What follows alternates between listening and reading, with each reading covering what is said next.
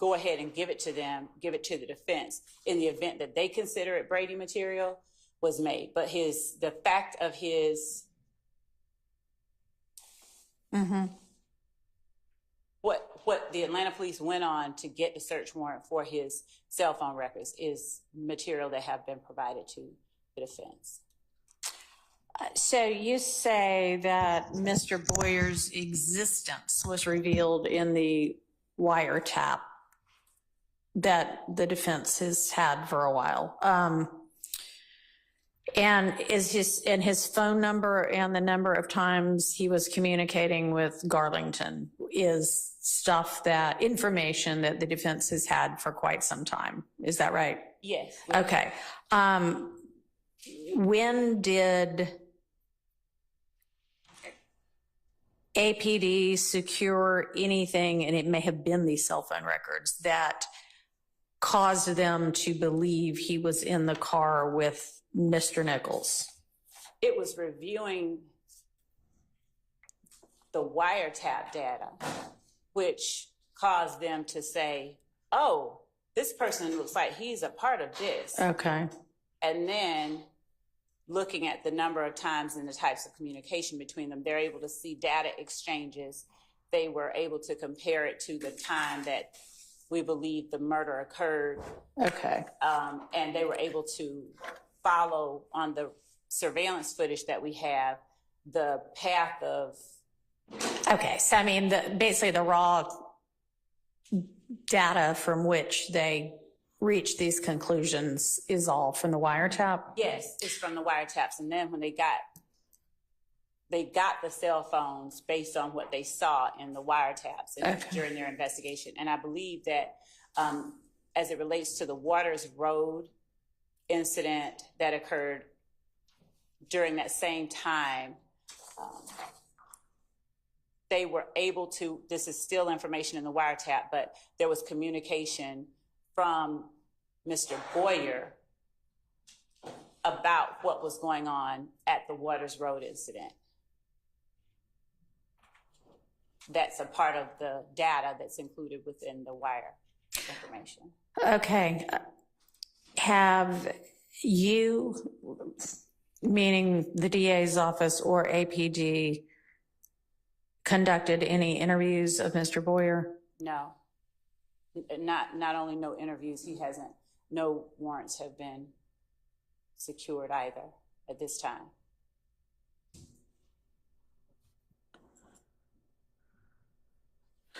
All right. I'd like to review the affidavits in support of seeking I assume you got cell site info, and then you separately got contents of cell phone, or did you not need that because you had the wiretap stuff already? Because no one had any contact with the person himself, we never had access to contents of his cell phone, just his cell phone. Okay, so when we're saying cell records, it's essentially like location information. Yes. Okay. All right.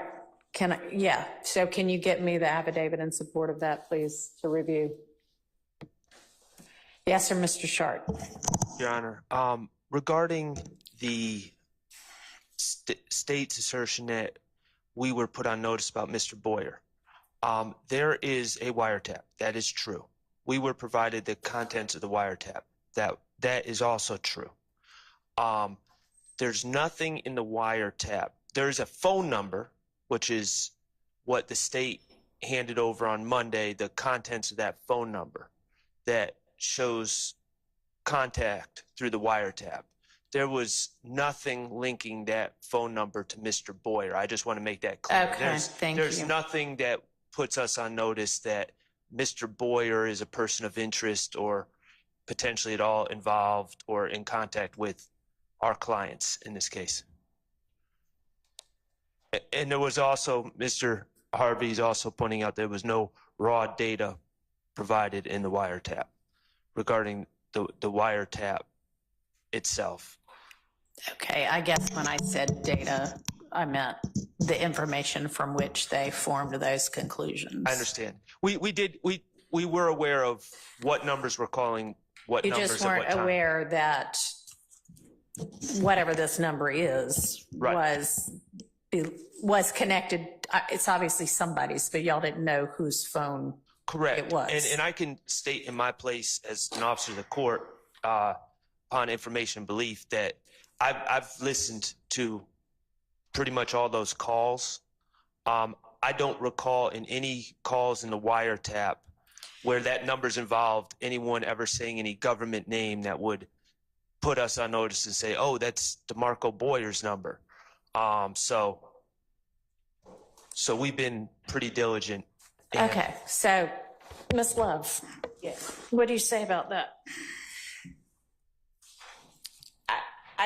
I'm not refuting the person's name. I'm talking about the phone number whose records we turned over being present and the content of his conversations and communication. Okay, so do you have the affidavit available? That's what I'm getting. Potentially by the time of the affidavit, but certainly by the time the cell records were secured in the fall of 2023, you knew that phone number was connected to DeMarco Boyer, true? That is true. Okay, so is there a way that the defense was supposed to have also known that that phone number was connected to DeMarco Boyer? If the court will permit me 1 second. Go ahead.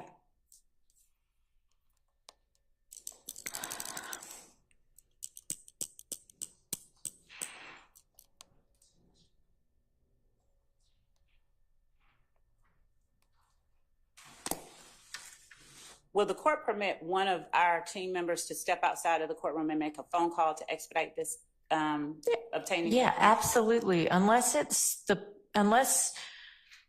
you are the one who needs to step out and you're the one in the midst of the argument, the rest of your team can do whatever they want to do.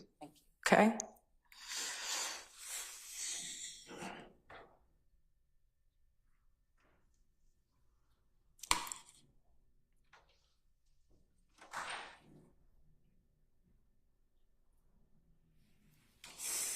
And Your Honor, just from memory, Yeah. I do know and believe that there's a reference to not his given name, not his formal name, but to a nickname. I'm getting that information. In the wiretap? Yes.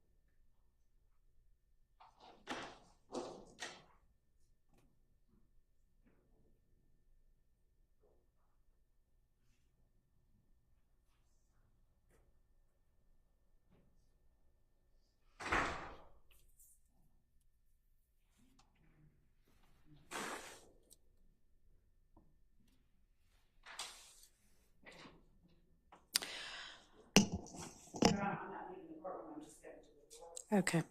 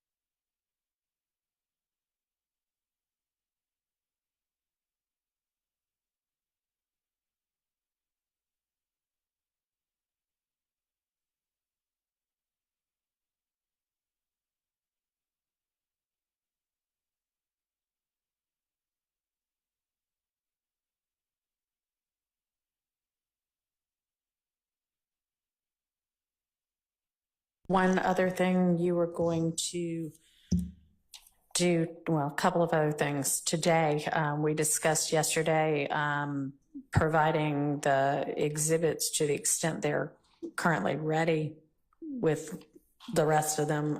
Has that been done? Can I give that to you at lunch? She's still working on it. Okay. Okay. And co-conspirator statements the same. Okay.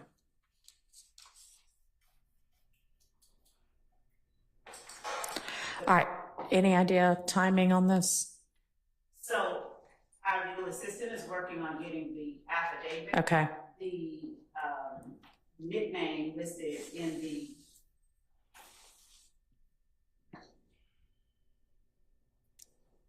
so the wiretap affidavit was served in discovery 2 on 8/22/2022. Yeah. So we're just.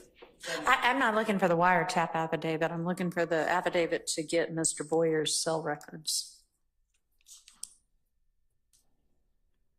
I don't assume that was served in discovery, was it? Should not. I'll check. It should not have been, because the reason that the phone records weren't served was that they were considering arresting him. So the answer is no on that one. Correct. Two things, Your Honor. First, yesterday we were told that it was, to my understanding, an inadvertent oversight by the state to hand over these records. Now we're being told it was a conscious decision not to hand over the records. Secondly, regarding the affidavit for the search warrant for Mr. Boyer's, presumably Mr. Boyer's phone records, I specifically requested that yesterday via email, and I haven't received it either.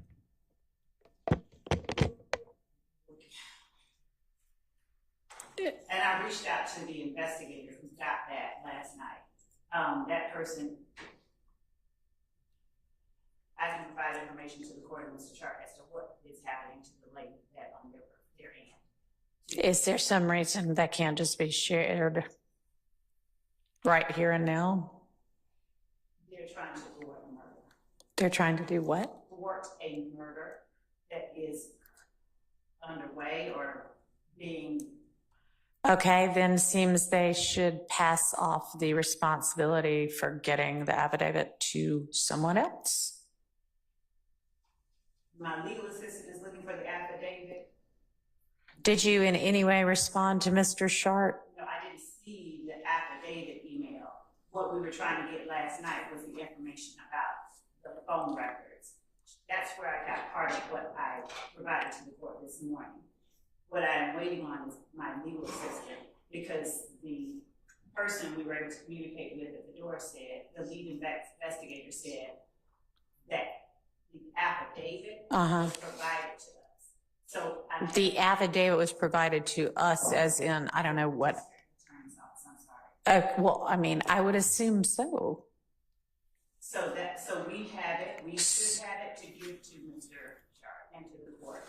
I'm awaiting that to provide it to the court, to Mr. Sharp. Okay, and so you didn't see the emailed request from Mr. Sharp last night that said, could we please have the affidavit in support of the cell record?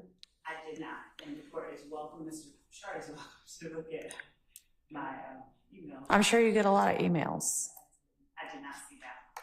I don't even know what time he sent it, but I did not see it. And I want to be very candid with the court. I sent this to Mr. Atkins because he was the one that sent the information. Well, that's why you didn't see it, Ms. Love, because it wasn't sent to you. It was sent to someone else. Because he was the one that sent us the phone records. And I want to be clear, and I think it's clear what I wanted, but my email said that I wanted to see the search warrant, which we haven't received either.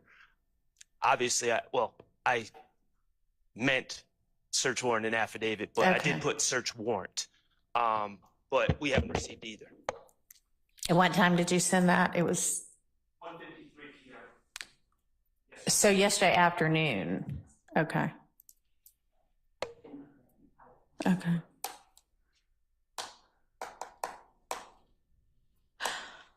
Okay, so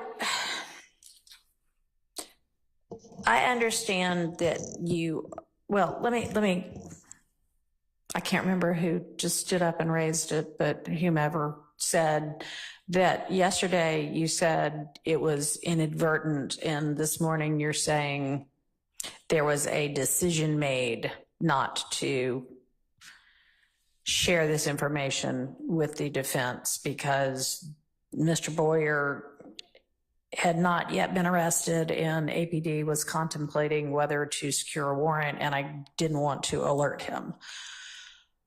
So which is it? Thank you. They are both. I asked the court yesterday to allow me time to speak with team members. Right. And the information internally that I know is that when the phone records were initially secured. In the fall of 2023. Yes, Okay. When they were initially secured, the thought process was we're going to get this person arrested and indicted. Okay. As time went on,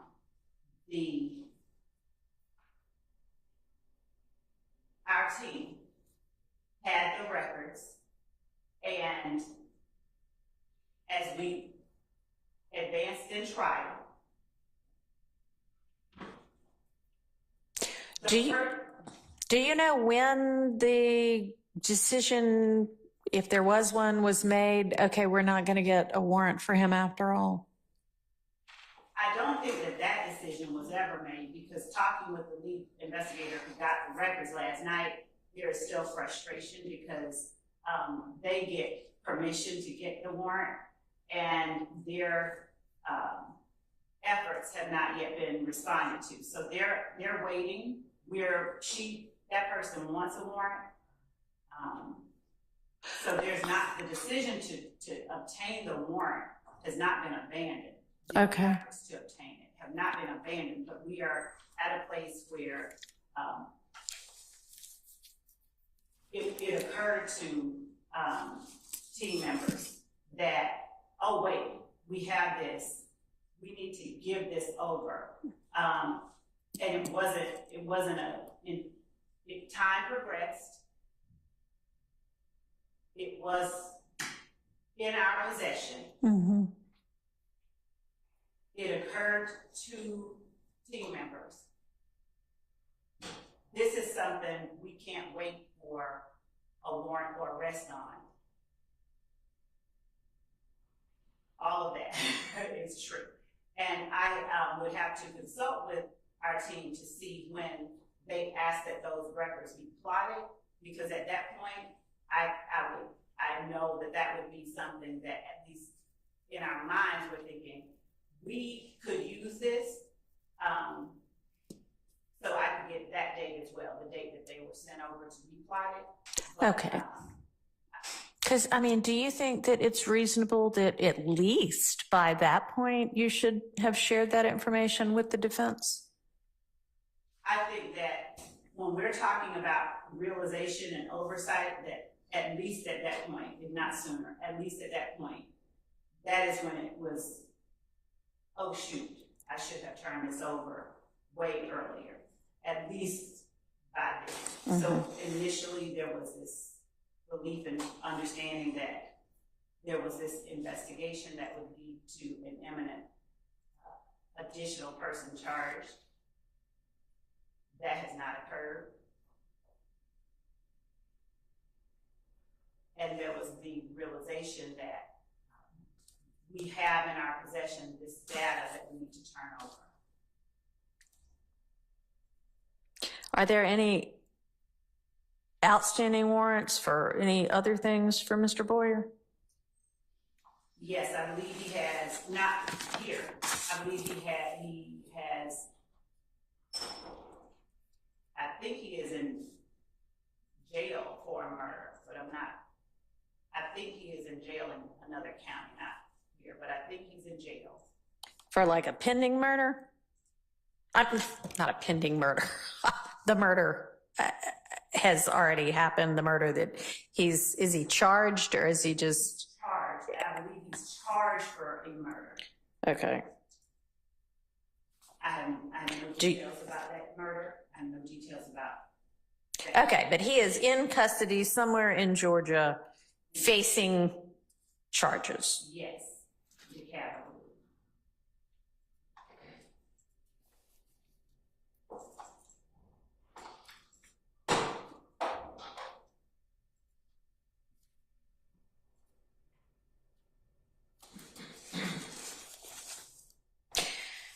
So, does the state intend to try to talk to him? We were not going to talk to him. Okay. Does the state intend to use this plotted out, whatever y'all got about his cell phone location at different times? No, unless, so no, not in the case.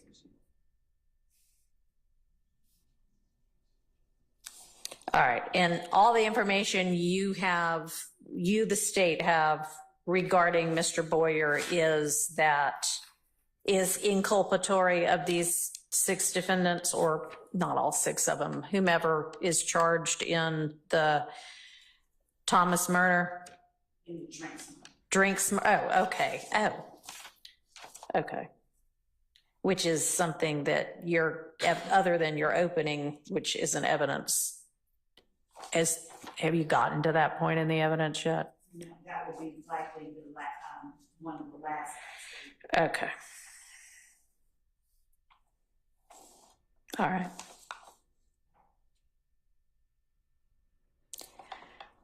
I feel like there was another question the court asked me that I did not answer. I don't know what it was at this point.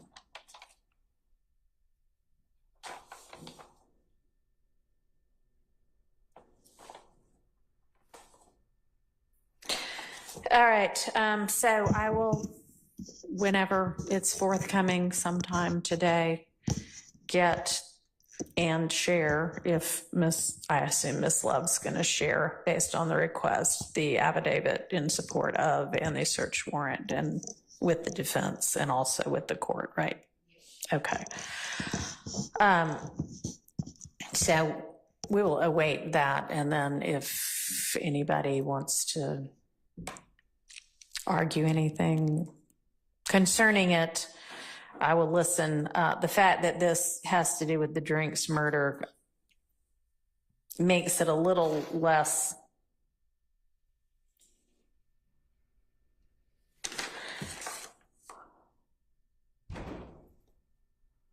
well, strike that. If y'all want to say anything else after we get those, then I will entertain it. Okay.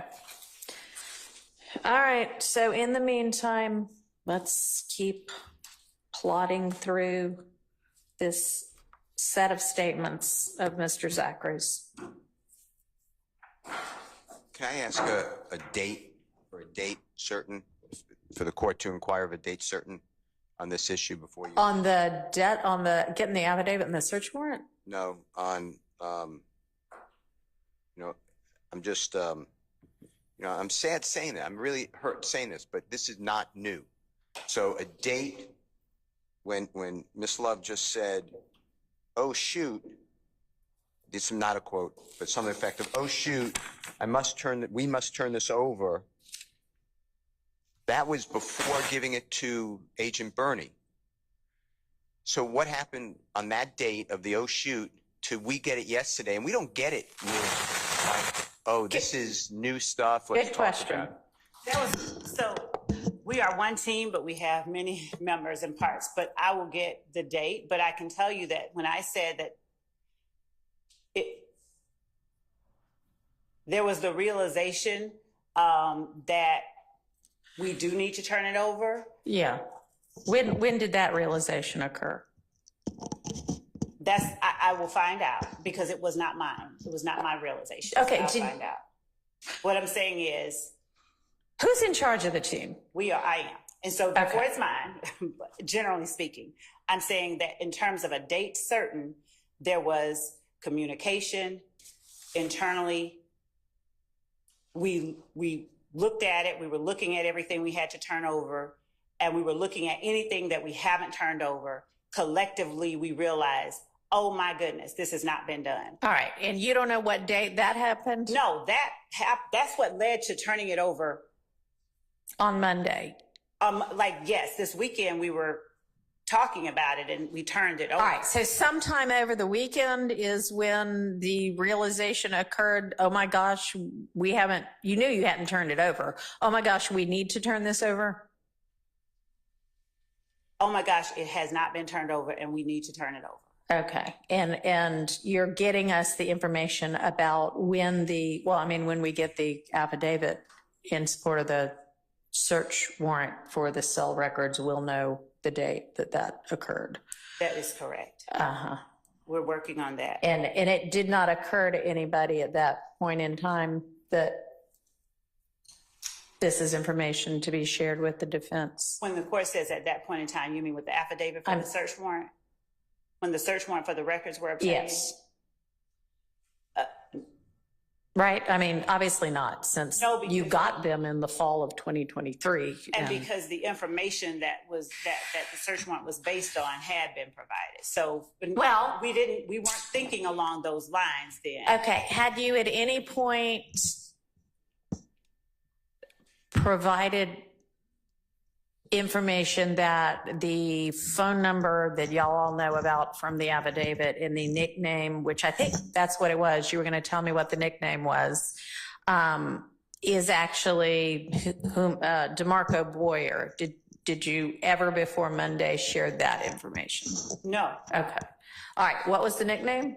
Unc is Unc. the name that's listed on, I think, in the wiretap. I think it's Okay. Unc. That's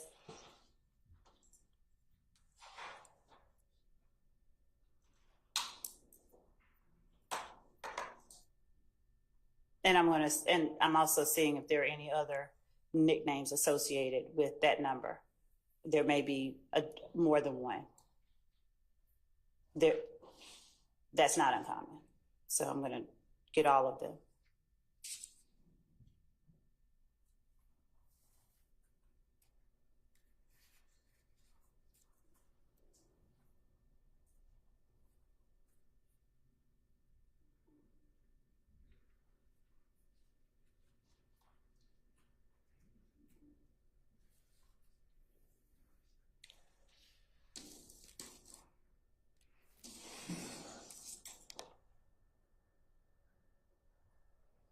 May I step to the door once more? Yeah, and let me, before you step to the door, is there at this stage, which is mid-trial, anything else, whether Brady or not, that you think might be relevant to either the state or the defense in trying this case that you, the state, know of that the defense still does not know of?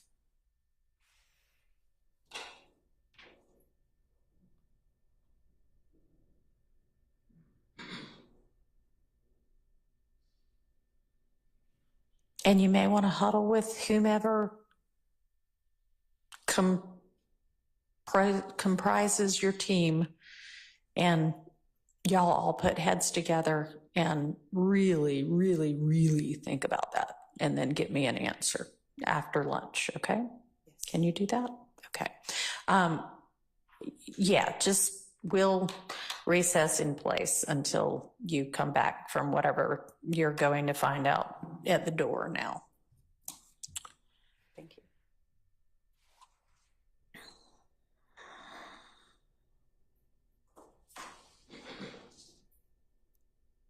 And since we're recessed in place, I'll just sit here.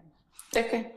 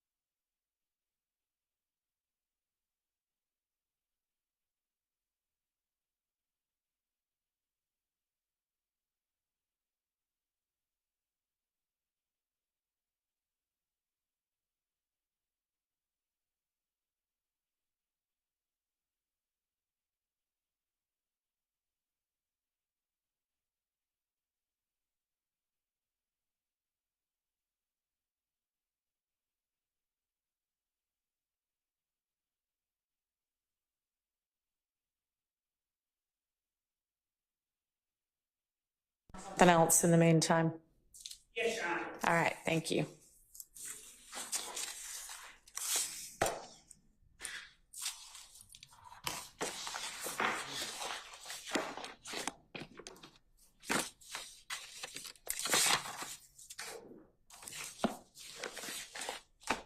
Your Honor, Yes, sir. can I just add one thing to the previous discussion? Sure. A lot of the state's theory is that Mr. Williams is in charge of a gang and the gang does crime on his behalf. He asks for it and they do it. We deny that. I heard the court say, and I heard the prosecutor say that this is inculpatory, no exculpatory. Everything could be inculpatory or exculpatory. Okay, can I just, Of course. I didn't say it's inculpatory. I don't know. I said the state, I mean, if I said that, I'm repeating the state's maintaining that it's only inculpatory. Understood. But, okay, go and ahead. appreciated. And all I want to make the court aware as you go through decisions is if we knew about Mr. Boyer, then what I would have done is found out if he has a lawyer, because he's in custody, it sounds like, contact his lawyer, ask if I could go with the lawyer and Miss Adams, when I say me, and Miss Adams, and an investigator, and interview him. And he may give information that's very hurtful to me. He may give information that is very beneficial to Mr. Williams. I don't know. My point is, though, that the state has no ability to know what's helpful or hurtful to Mr. Williams, and we have a right to investigate. So I just wanted that on the record as well, in case this goes up. Thank you. I don't disagree. Thank you. I don't disagree. All right, Ms. Lev, if you're at a stage where you can shed any further light on anything, great. If not, we'll take it up after lunch. I'd like to take it up after lunch if the court will Okay. allow me. And I wanted to make clear I'm not refuting anything regarding the need to provide it to the defense and whether it's inculpatory or exculpatory. I just wanted to make clear and make sure that I told the court and the defense that we're not asking to use it. We just wanted to, out of an abundance of caution, in the event that it is in some way, in any way exculpatory, give it to the defense. We're not trying to use it. Okay. All right, thank you. All right, let's turn back to Mr. Zachary's statement that we were going through yesterday. And Ms. Love, you are going to take the overnight recess to try to determine if there are parts of the proposed redactions that you agree to.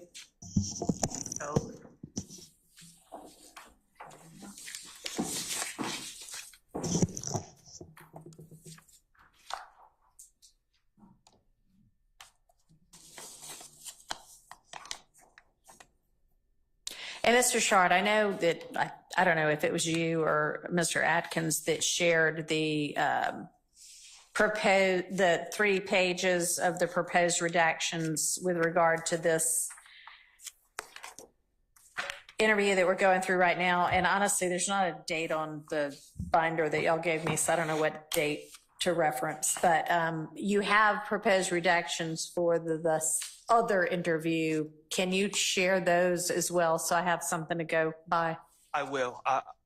I'll send them over right now. All right, thank you. And Your Honor, just for the record, number 38, which is the next one, according to my records, I'm withdrawing my request on that one. Okay, So we don't need to- thank you. And what is the date of this interview? This one is April 27, 2017. April 27th, 2017. All right, No, thank you. April 13, 2017. 13th, 2017. All right, thank you. Okay.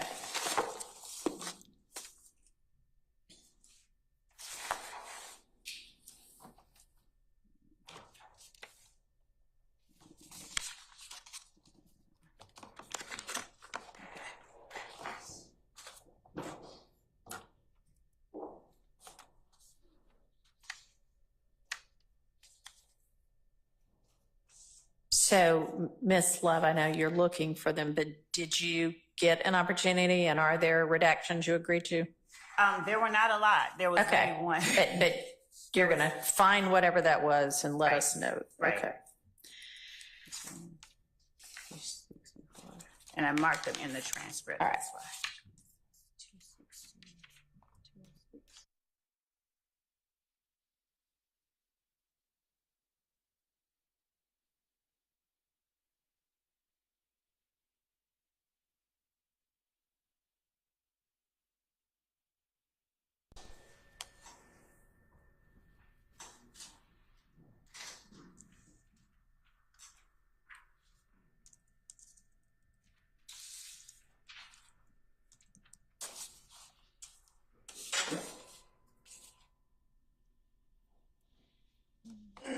Actually, the one that I thought that I did agree to, oh, okay, here it is.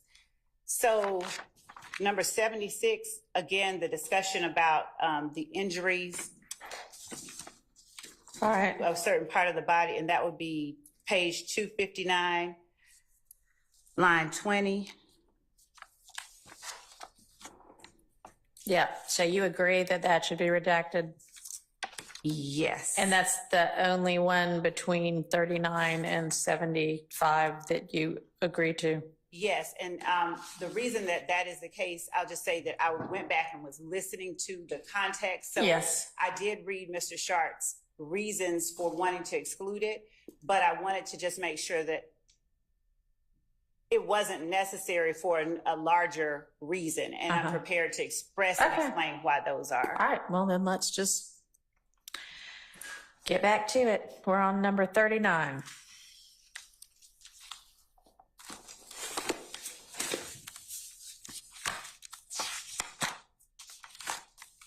So, Your Honor, number 39, I was shorthanding this. When I wrote yak, Sure. when I wrote yak, that's Mr. Kendricks. Okay. So, my understanding from my recollection is that Investigator Dennis has never spoken to Mr. Kendricks about the murder of Donovan Thomas. Okay, that's my understanding. But either way, whether he's spoken to him or not, I believe he's just using a technique to try to suggest that Mr. Kendricks has said things. Right. Excuse me. But to the extent, either way, he's putting words in Mr. Kendrick's mouth.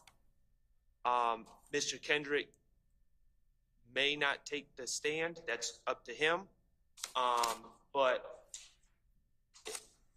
I don't think it's appropriate for Investigator Dennis to state on a out-of-court statement for the jury to hear what Mr. Kendrick supposedly told him about the events of January 10, 2000.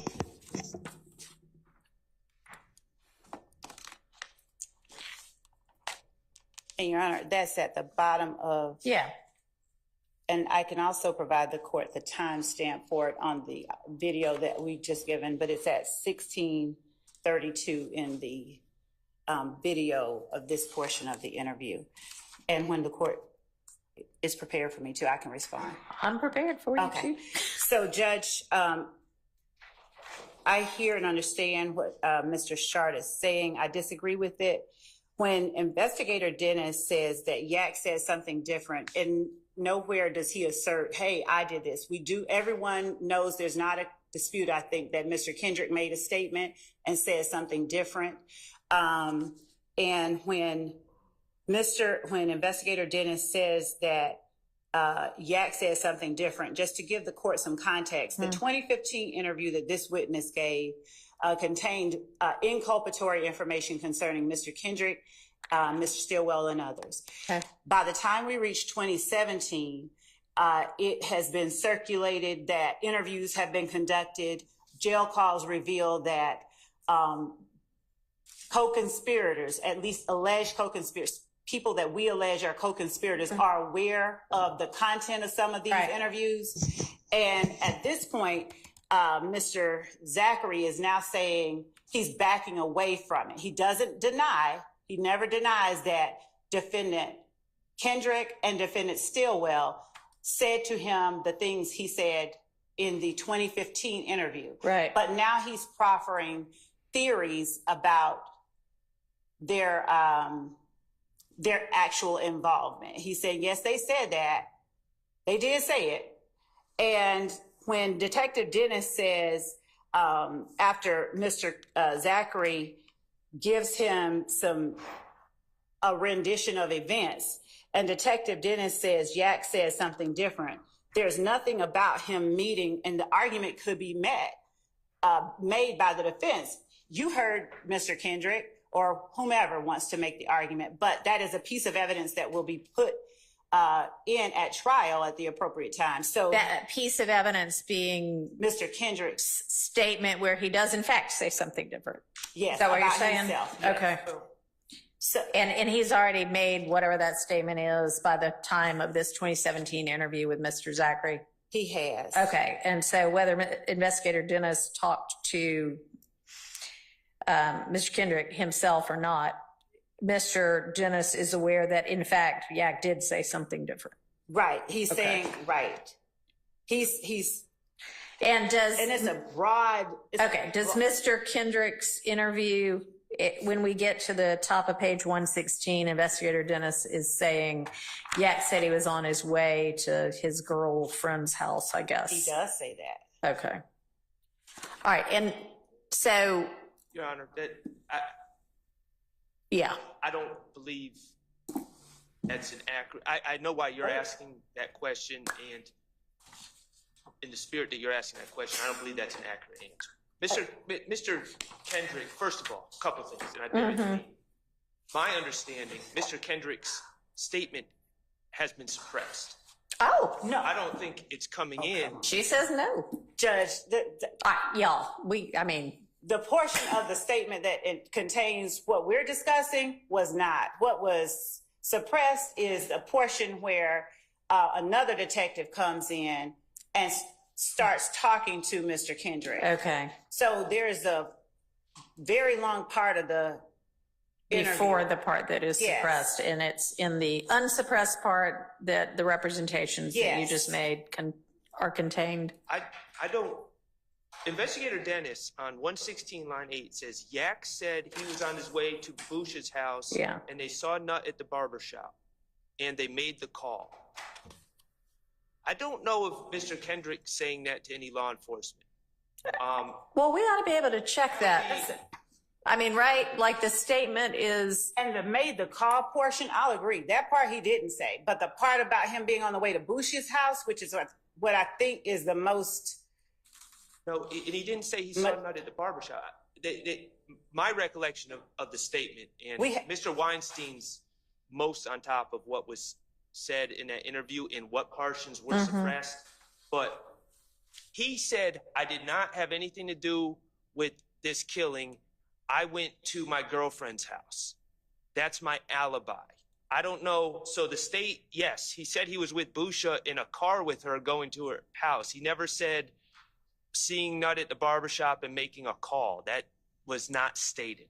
So that's a misrepresentation of Mr. Kendrick's statement, first of all. And secondly, I mean, it's just completely confusing to the jurors. okay. So, Your Honor, the state's response to that is when I stated there's information that Mr. Zachary and Detective Dennis exchanged before we reached the point where he says, that's not what Yak says. Yeah. And the reason that is important is that there is a compound sort of statement at the top of 116, and Mr. Sharp is correct regarding Mr. Kendrick not saying we made the call, but the part where he says he was on his way to Bush's house. Right. That's not the part at issue. It's Right. and they saw Nut at the barbershop. Does Mr. Kendrick in his statement say anything about seeing Nut at the barbershop? My memory is that he doesn't say they saw Nut at the barbershop. Okay. My memory is that he doesn't say that they saw Nut at the barbershop. Okay. And But that he was on his way to, so I'm not disputing that part. Okay, so then that part needs, I would think, to be redacted out because it is confusing. I have no problem with that. I just wanted the court to be aware of of the argument that we were making. Okay. If the statement is going to be introduced as evidence, the reason that we were not conceding that part is that Detective Dennis's that part's fine. I understand everybody's arguments, so let's get to what we are redacting out. Yes, Your Honor. So page 116, line 9, and they saw Nut at the barbershop. Frankly, why don't you just also skip line 10 and line 11? Okay. Okay. Okay. Does that satisfy your objection, Mr. Short? Okay. Oh, yeah.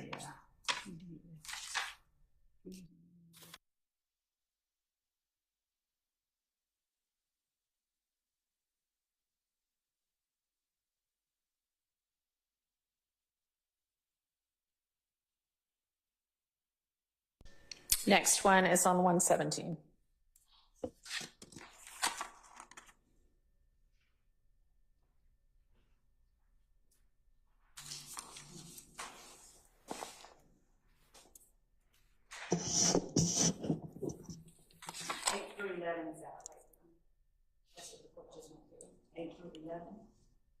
No, what I'm looking at is number 40, which is what, oh, yes, on the other one, no, 9,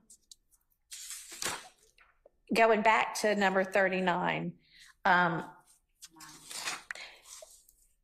The Yak said he was on the way to Busha House is fine. So the part that says, and they saw Nut at the barbershop, that part of 9, and then all of 10 and 11.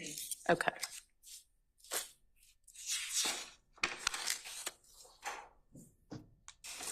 And just to clarify, Detective Dennis was one of the 3 in that interview. Okay. Thank you.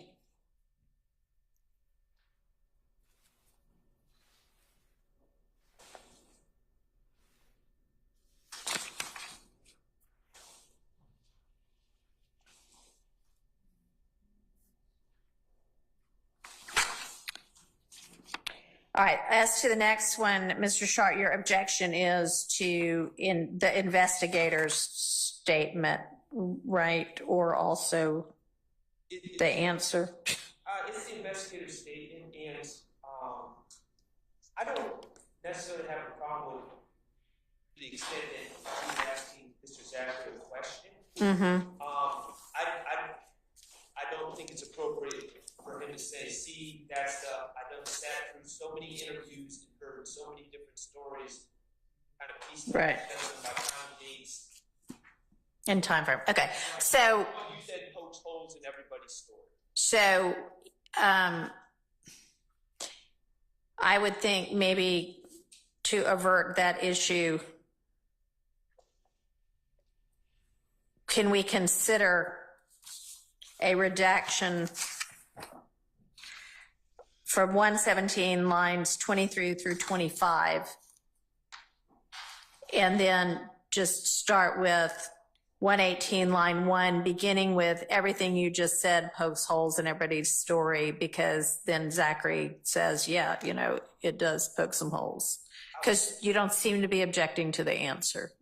I would suggest starting on 118 line 2. Okay, that's fine. Well, 3 or 4 in the morning. Oh, like 3 or 4 or 5 is the answer. Yeah, okay, I thought he was saying this is the number of holes it might poke. Okay, yeah, no, that makes more sense. Okay, so 118.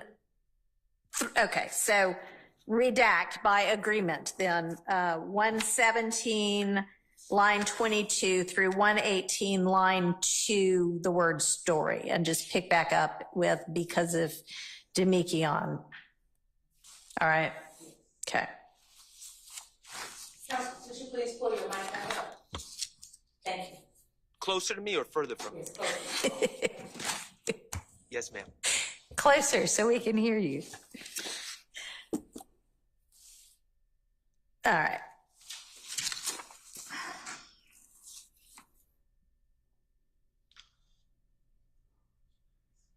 Are we on 118?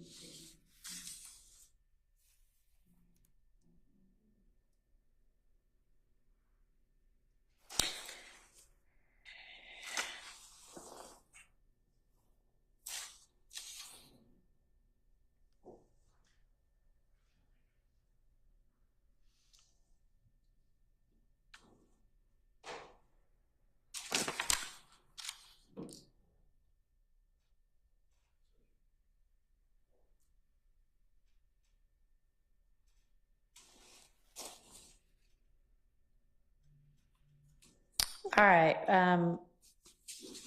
Why do you?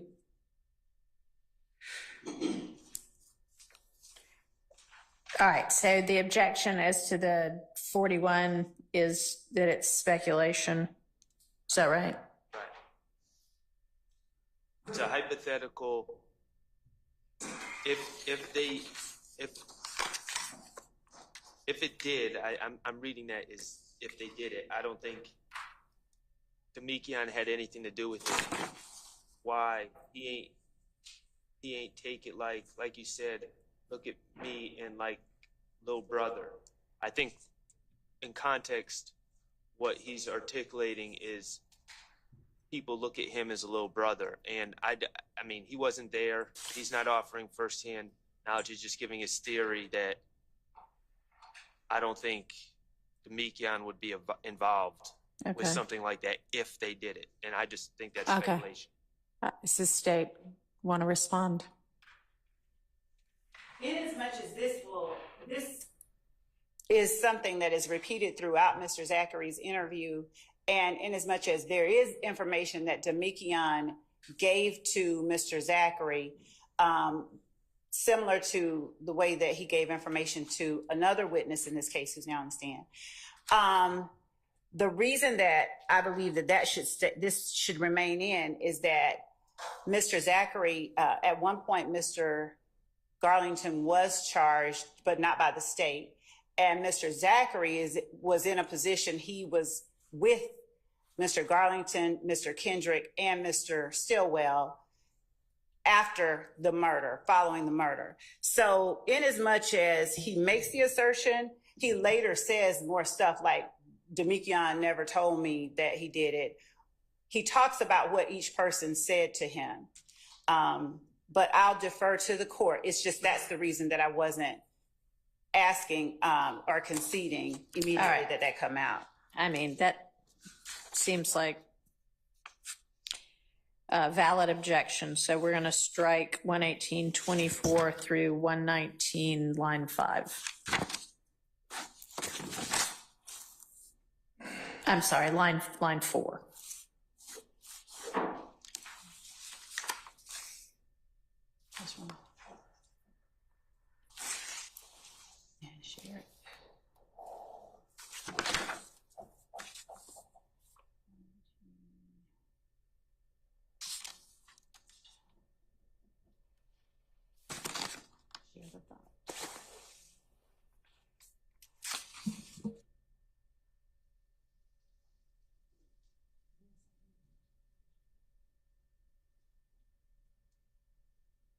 All right, and this is the witness, Zachary, relating what Demekian has told him, and the objection is hearsay. What's the state's response?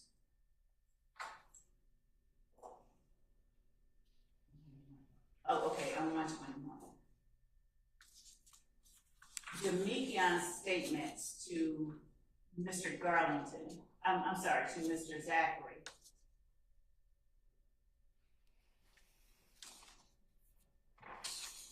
Much like the statements that Mr.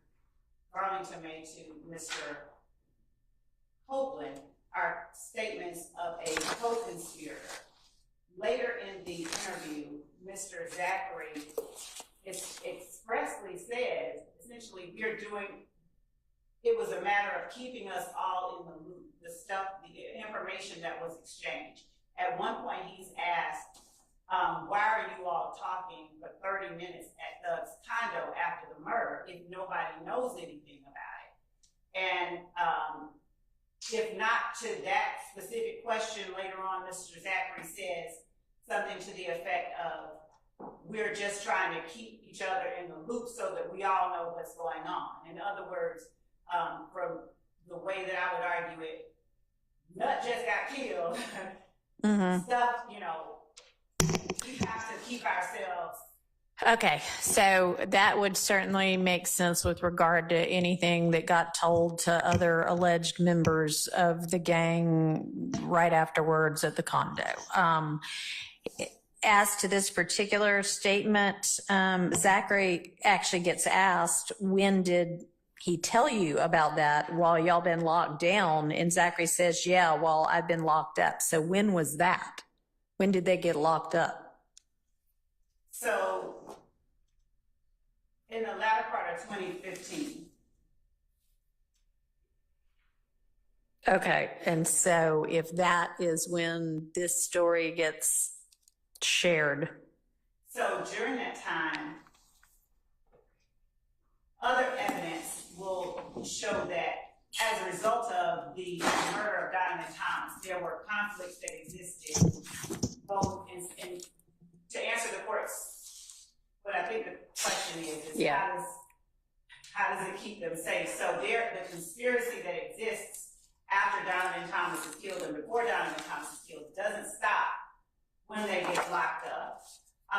Inside the jail, there are conflicts as a result of the Donovan Thomas murder, and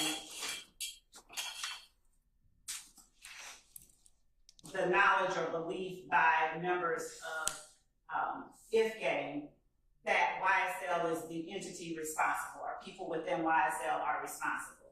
So the fact that Mr.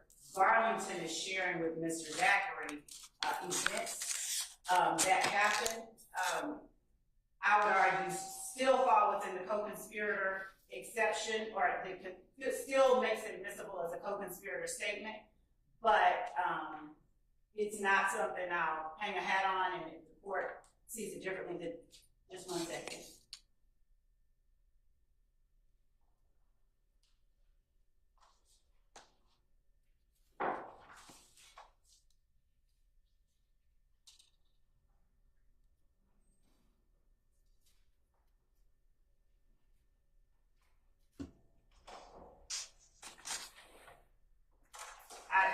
It's not one that I'm going to strongly object to.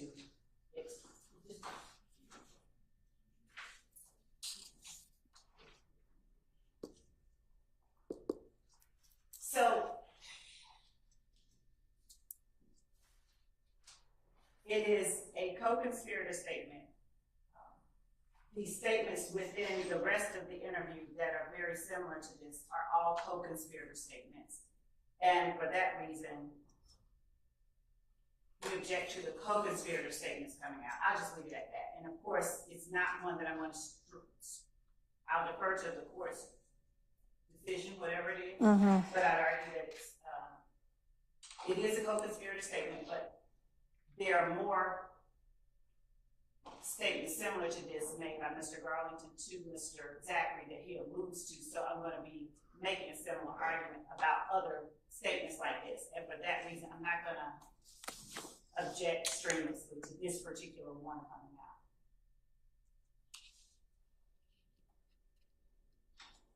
I object strenuously. All right, so late 2015, are there... Can I give Your Honor a little context? Yeah. So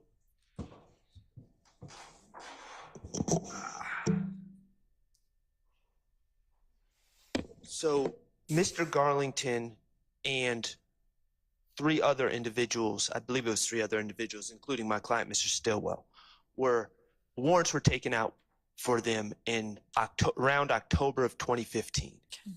Based on the testimony or the word of a gentleman named Nicholas Robinson, or Spencer Wright, depending on when you ask him. But he gave these statements to police. They went and Investigator Thorpe went and got warrants for these gentlemen. On subsequent review of the footage from the scene, Nicholas Robinson was not present where he claimed to be on the scene. So at the time of giving these statements, Mr. Garlington, and there's jail calls that I believe reflect this, Mr. Garlington is in extreme prove my innocence, shift blame mode. He's not in any sort of co-conspirator, we're in this together mode. And he is asserting to anyone and everyone that will listen is, I didn't have anything to do with this. I'm wrongfully arrested. He's asking people to get video from the McDonald's on Cleveland Avenue, video that we still don't have, that will show he's innocent.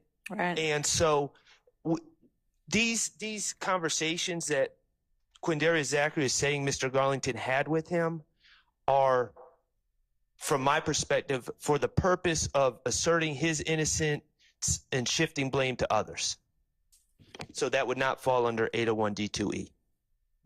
All right, and that's sort of what I'm trying to sort out is this a time that is, when this is shared in furtherance of the conspiracy, or is it not? And if there are, in fact, still beefs going on inside of the jail or outside, I mean, do they get released after late 2015? No, it dies down a lot. No, sorry. I just asked a compound question. So I am wondering about what is the state of the beef back and forth. And then I'm also wondering, do Zachary and Garlington get released after they're locked up in late 2015? No. So Okay. they get released at some point later, much later. For instance, Zachary gets prison time, Garlington also. Right. Okay. But not at a point in time when, like, they might be out in a week and so they need to know what's going on the streets. So they all need to. Well, not on the streets. Okay. So tell me, is there in the jails beefs back and forth where they all need to be on the same page about something? Tell me, how is this in furtherance of the conspiracy? So while they are in the jail, and this is broadly speaking and not to this, at this point in time, while they are in the jail, inclusive of this point in time, there are continued, there are statements made and conversations that are had about different YSL members getting beaten up by IF gang members. So there is evidence that we have to show of a continuing conflict within the jail and within.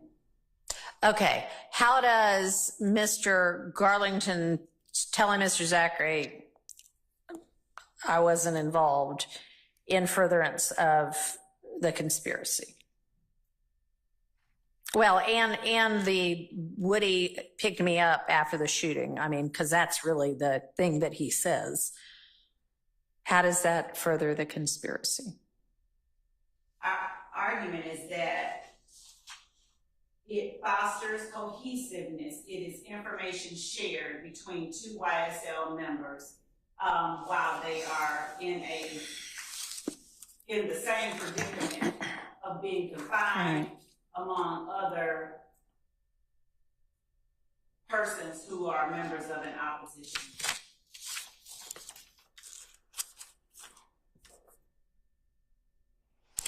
All right. So, I mean, I think the fact that at 122, page 122, lines 1 through 3, the answer being that Garlington said, no, he does not. He says that Woody picked him up after the shooting. That's not, hey, Betty, I've got absolutely zero to do with this. It is still something that could in some way be against his penal interest. So I am going to find that to meet that co-conspirator exception. So I'm going to overrule the objection on that one. So it just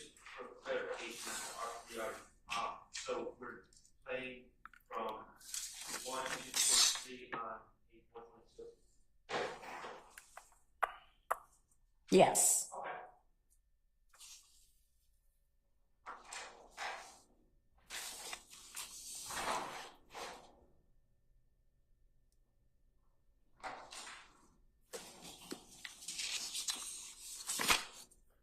Okay, meaning I understand the court rule. Yeah, no, I understand. I understand. But yes, that's probably a good idea to clarify that for the record. All right, so moving to number 43, which starts at the beginning of page 124 and is most of that page.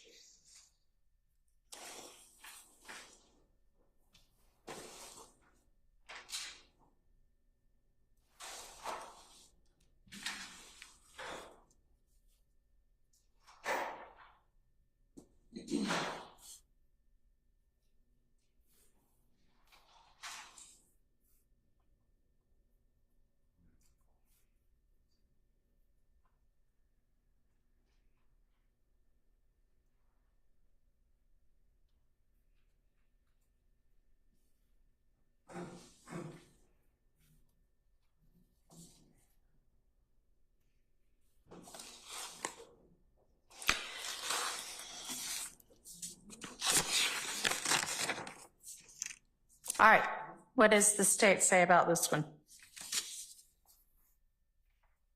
So, Your Honor, in order for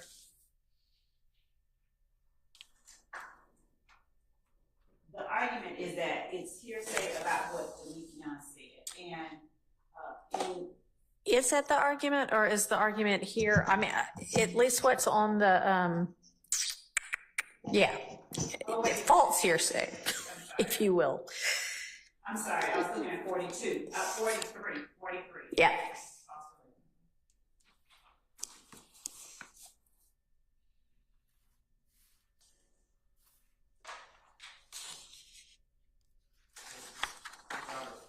Yeah.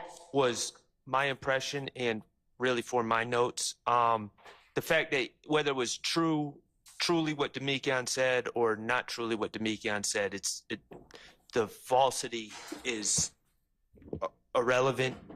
I take exception to Investigator Dennis relaying in a statement that would be heard by the jury what Demekion Garlington supposedly said to him. Demekion Garlington is not going to take the stand, to my understanding, in this case. All right. Is Demekion Garlington's statement going to come in? No, his statement to law enforcement will not come in. And Okay. And for that reason, I don't object to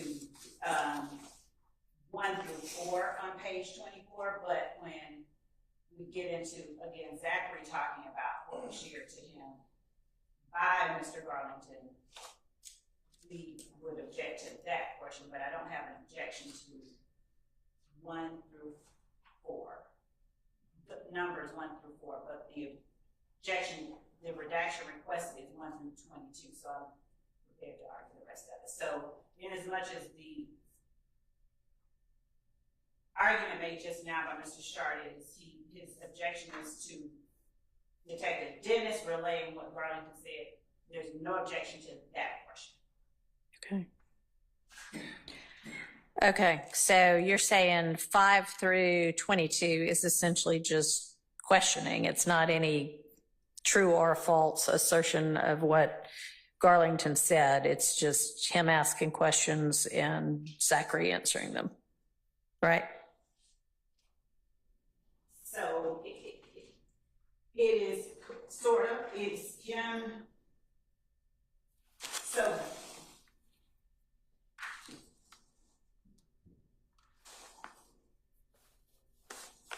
there was one thing, and I'm sorry, I apologize for doing this. It is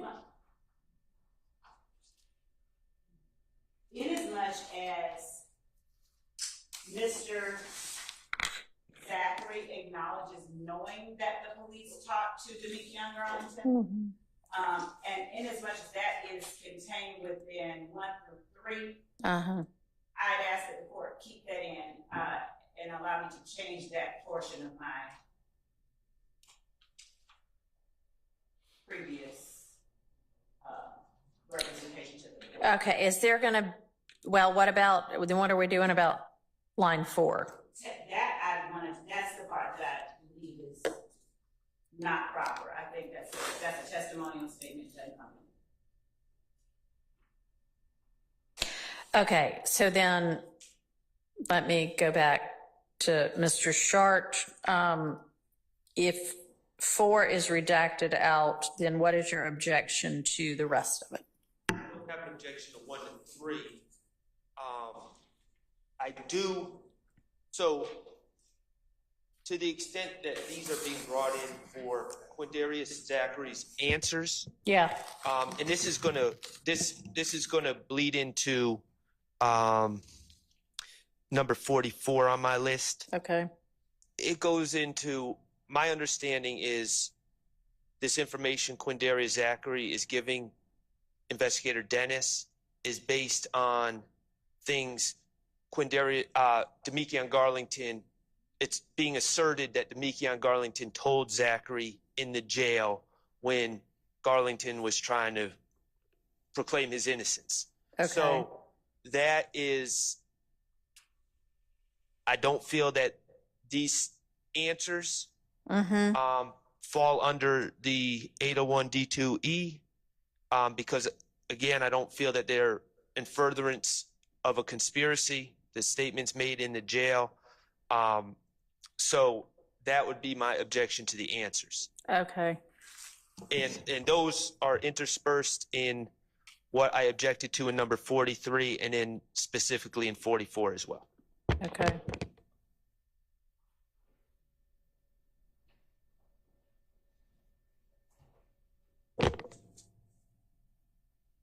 And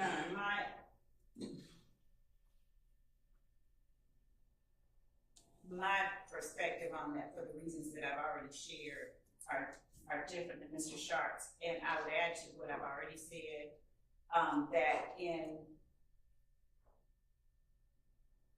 considering, if it even comes to playing it, in considering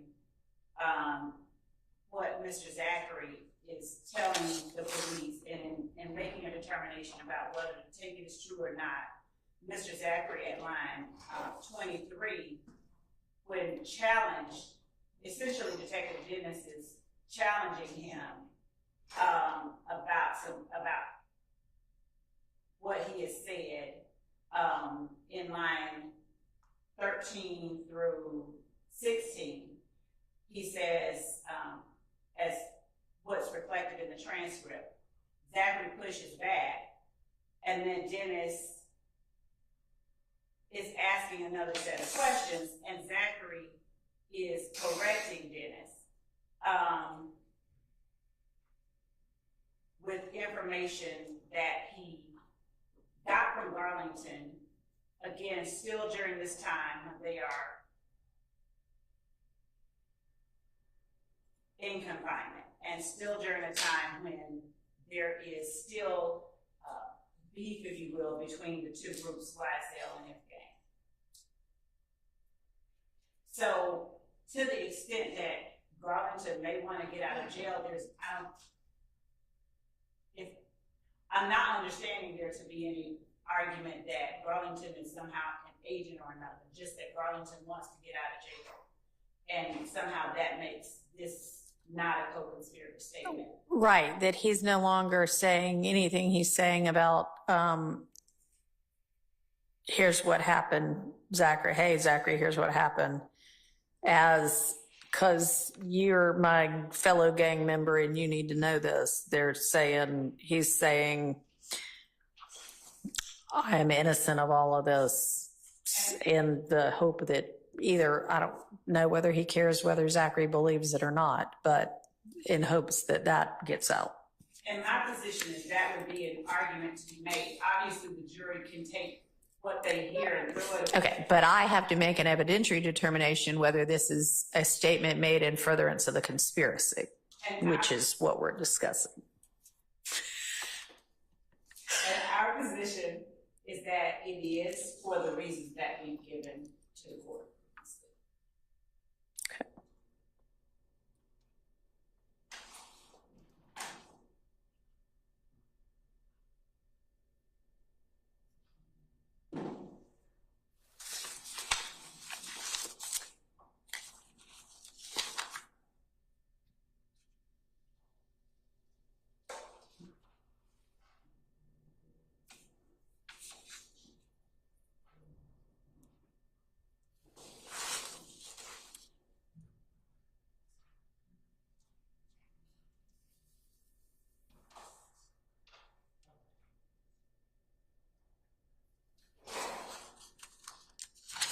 All right, I'm going to allow it.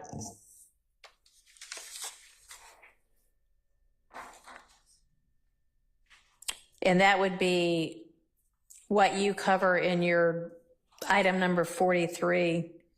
And then what I've looked at right now is the first part of your 44, which is through page 125, line 15. It looks like then there's a second set of facts. So I hadn't looked at that or made a ruling about that yet. So. I understand. Okay. And we can get to that if Your Honor would like to, because number 45 I'm going to withdraw. Okay. So that puts us back at the second part of 44. Okay. All right. So the second part of 44 is on page 126, well, all of 126, and then half of 127. So let me take a look at that real fast, and then is it the same argument as to this also? Yes, Your Honor. Okay, let me just take a look at it.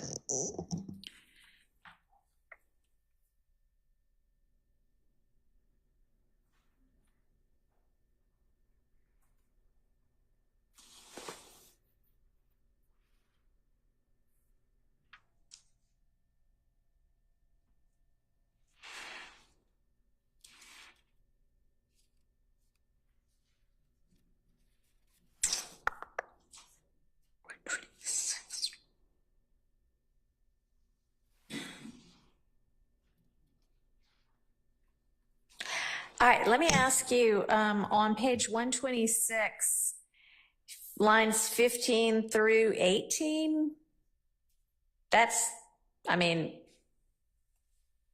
seems like there might be a separate objection to that little part. Or you had withdrawn the gun part anyway? I understand, Your Honor. He says that. I mean, if you don't care, I don't care Well, he either. says that's what I assume, and then he says that's what I heard. The source, I wasn't going. So, I mean, yeah, if it we doesn't. assume that the source of that's what I heard is Demekion Garlington, it would fall under the same. Okay. All right. I just wanted to make sure.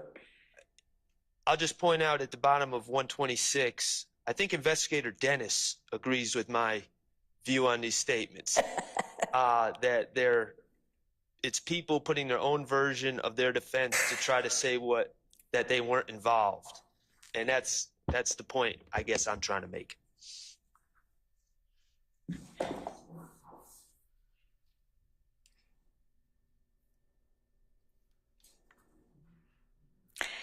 So I suspect we'll see that on a slide during your closing argument.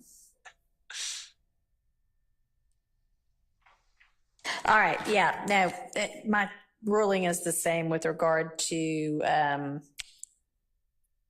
item 46. So that is in. All right. That takes us to 47. Which is on 129.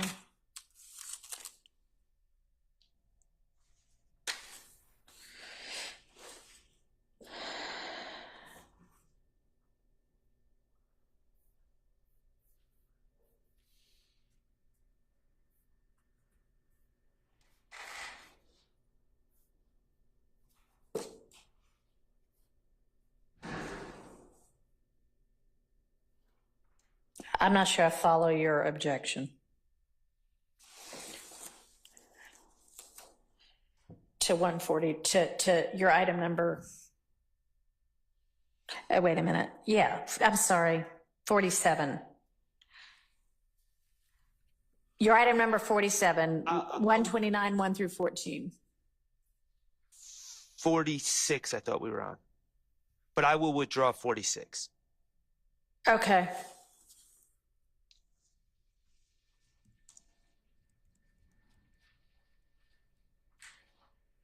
Okay, so now to 47.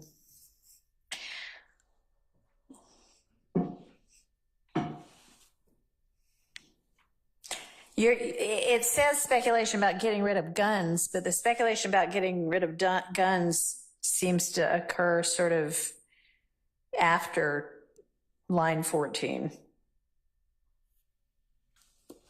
And your objection was to lines 1 through 14.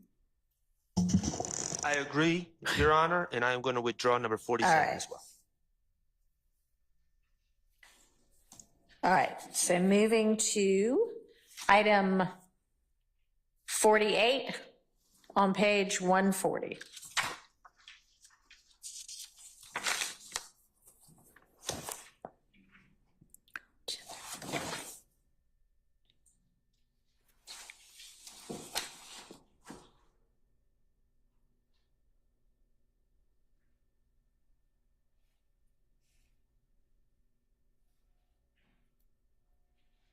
I'll withdraw that one. All right, seems to help you.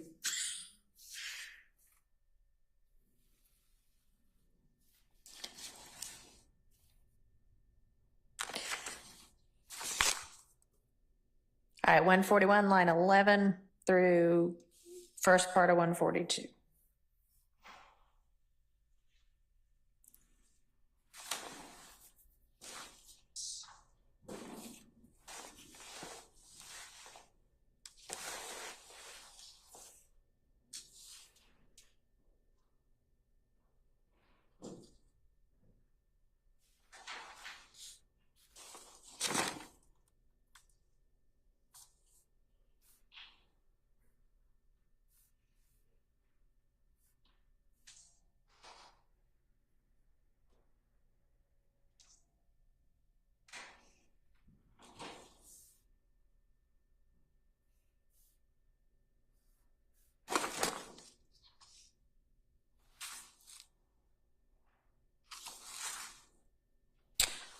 And is there your objection that the questions by the investigator are based on hearsay?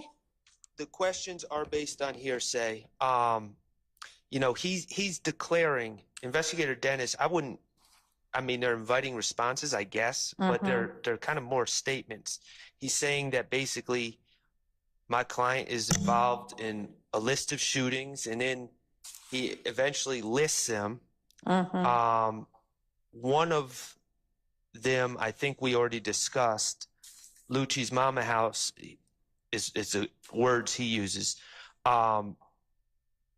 already discussed that I believe we already discussed that was based on what Mr. Zachary told him, which was based on hearsay. He wasn't there, so it's just based on rumors. He's just recapping what Zachary said, and what Zachary said has already been ruled coming out, is my recollection. So Lucci's Mama House, he said he did the bus. We've already established that Mr. Zachary wasn't present at the shooting of the bus, so Mr. Zachary wasn't allowed to talk about, or we're not going to play what Mr. Zachary said regarding who did the shooting. But so I don't know why we would allow Investigator Dennis to repeat it. And in the murder, I mean, that's a question for the jury here. And I understand that there's certain things that are helpful. Mr. Zachary says, I don't think he did the murder.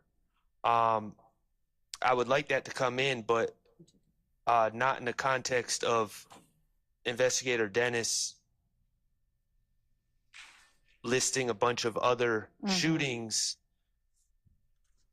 that are on this indictment that he's concluded my client has done.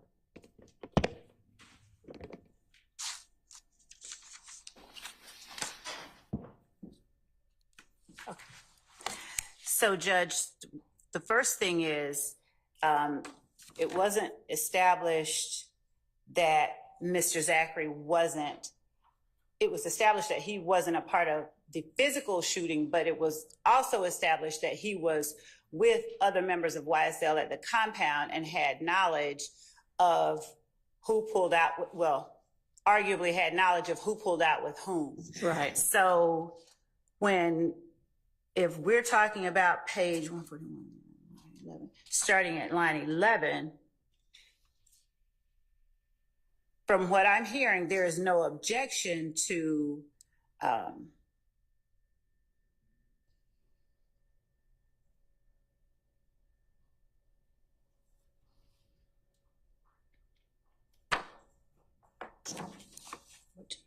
no, he does object to it. Okay, I see what he said.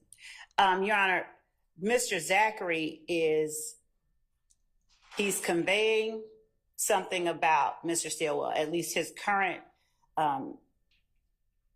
iteration of events about Mr. Stillwell. He's saying he wasn't in a lot of shootings and stuff. Right. Dennis is saying essentially, what, really? And Zachary is reiterating the point. And then Dennis is asking for clarification.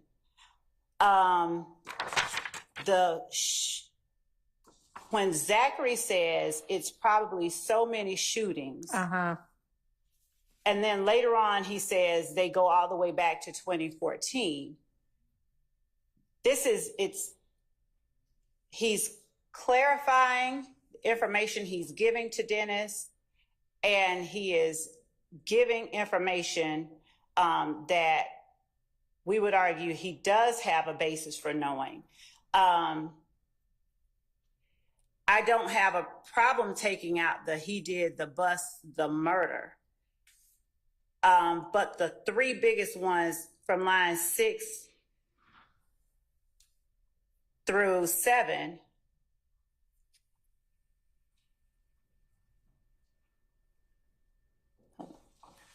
we would argue that those are events or incidents which Mr. Garlington does have information about. Okay, so I think that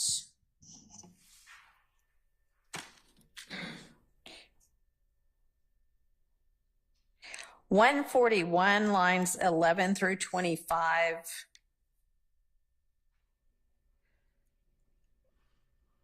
are okay. Can I state my specific objection to that? Yeah. Okay, so my specific, on 11 to 25 on page 141, what I'm specifically objecting to is when Investigator Dennis says, Can you pick up your mic? I'm sorry. I know that's right, kind of annoying, but no, it's fine. He says, right, and he just basically was, from what I've gathered in basically interviewing people and him, again, I don't know when Investigator Dennis, to my information and belief, only spoke to Mr. Stillwell as a victim in a case where a young woman was killed back in 2015. So I don't know where "in him" comes from.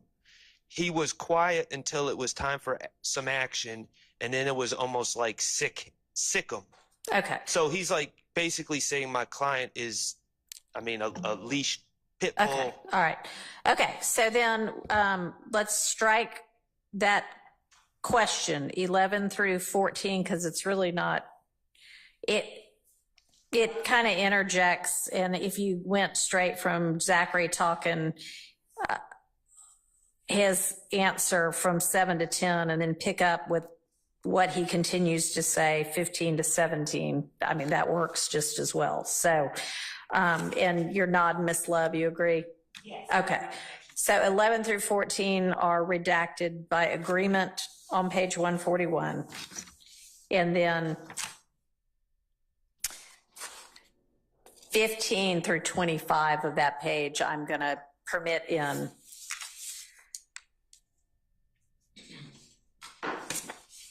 And then, So yeah. my issue with 142 is Investigator Dennis says, Yeah, no, I'm getting to that. Okay, I'm sorry. And maybe you'll be satisfied. all right, I don't know, but whether you are or not, this is my thought at this point is 15 through 25 are in, and then redact on page 142, 1 through 8, and pick up with line 9. And that avoids all of the Dennis saying something about a shooting that okay, does that work for you, Ms. Love? Yeah. So Ms. Love agrees to that. So Mr. Shart, I That want to works. make sure that, so that, do you have any further commentary with regard after that ruling? No, Your Honor. Okay.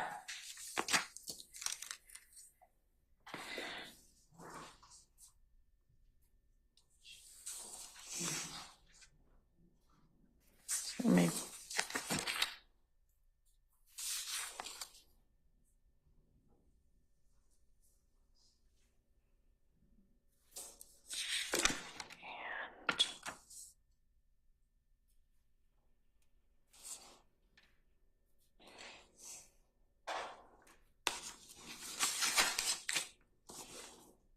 All right, moving us to page 146.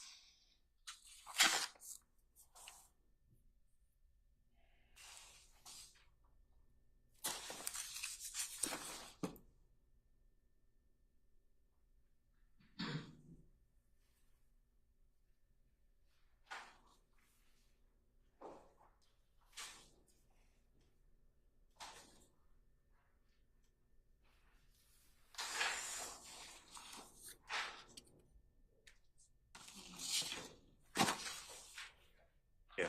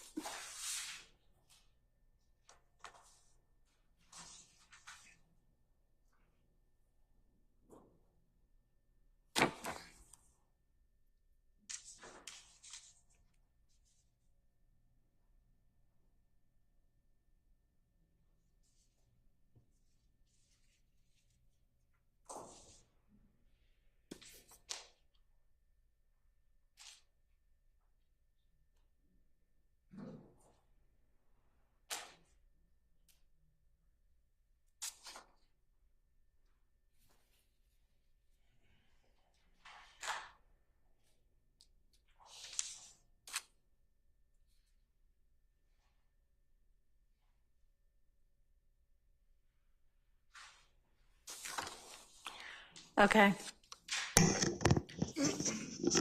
Judge, good morning. Keith Adams on Good behalf morning. of Mr. Williams.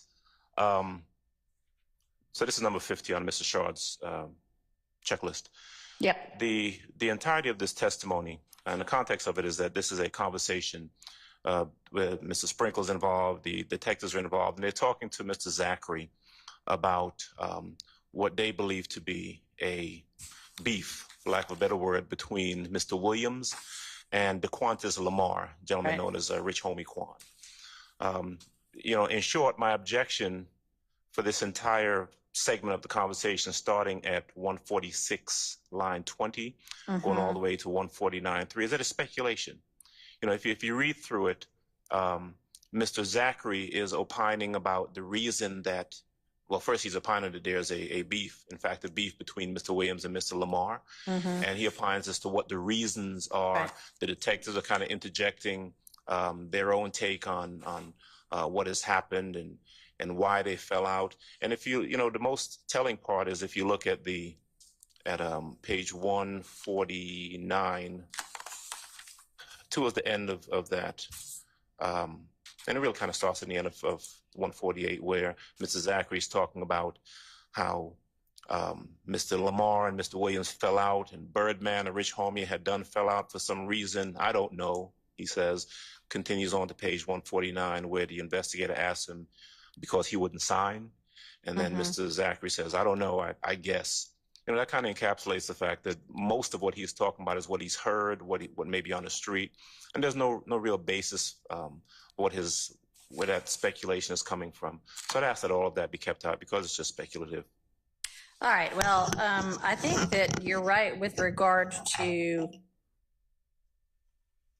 the very end of 148, top of 149, about Birdman and Rich Homie having fallen out, and the reason that might have happened being speculation on the part of Zachary. But that's kind of a separate topic from everything that they're talking about before.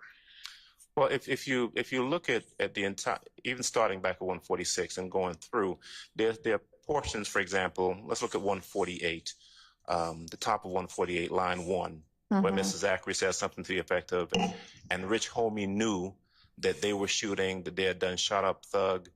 You know, there's no way that he would know what's in Mr. Lamar's mind, what he knew. There's nothing to indicate the basis of that knowledge. And I will say that Mr. Lamar is a state's witness. He's on the witness list. We've been noticed that he's potentially going to be called. Birdman is on the state's witness list. Mr. Brian Williams. Right. We've been noticed that he may potentially be called.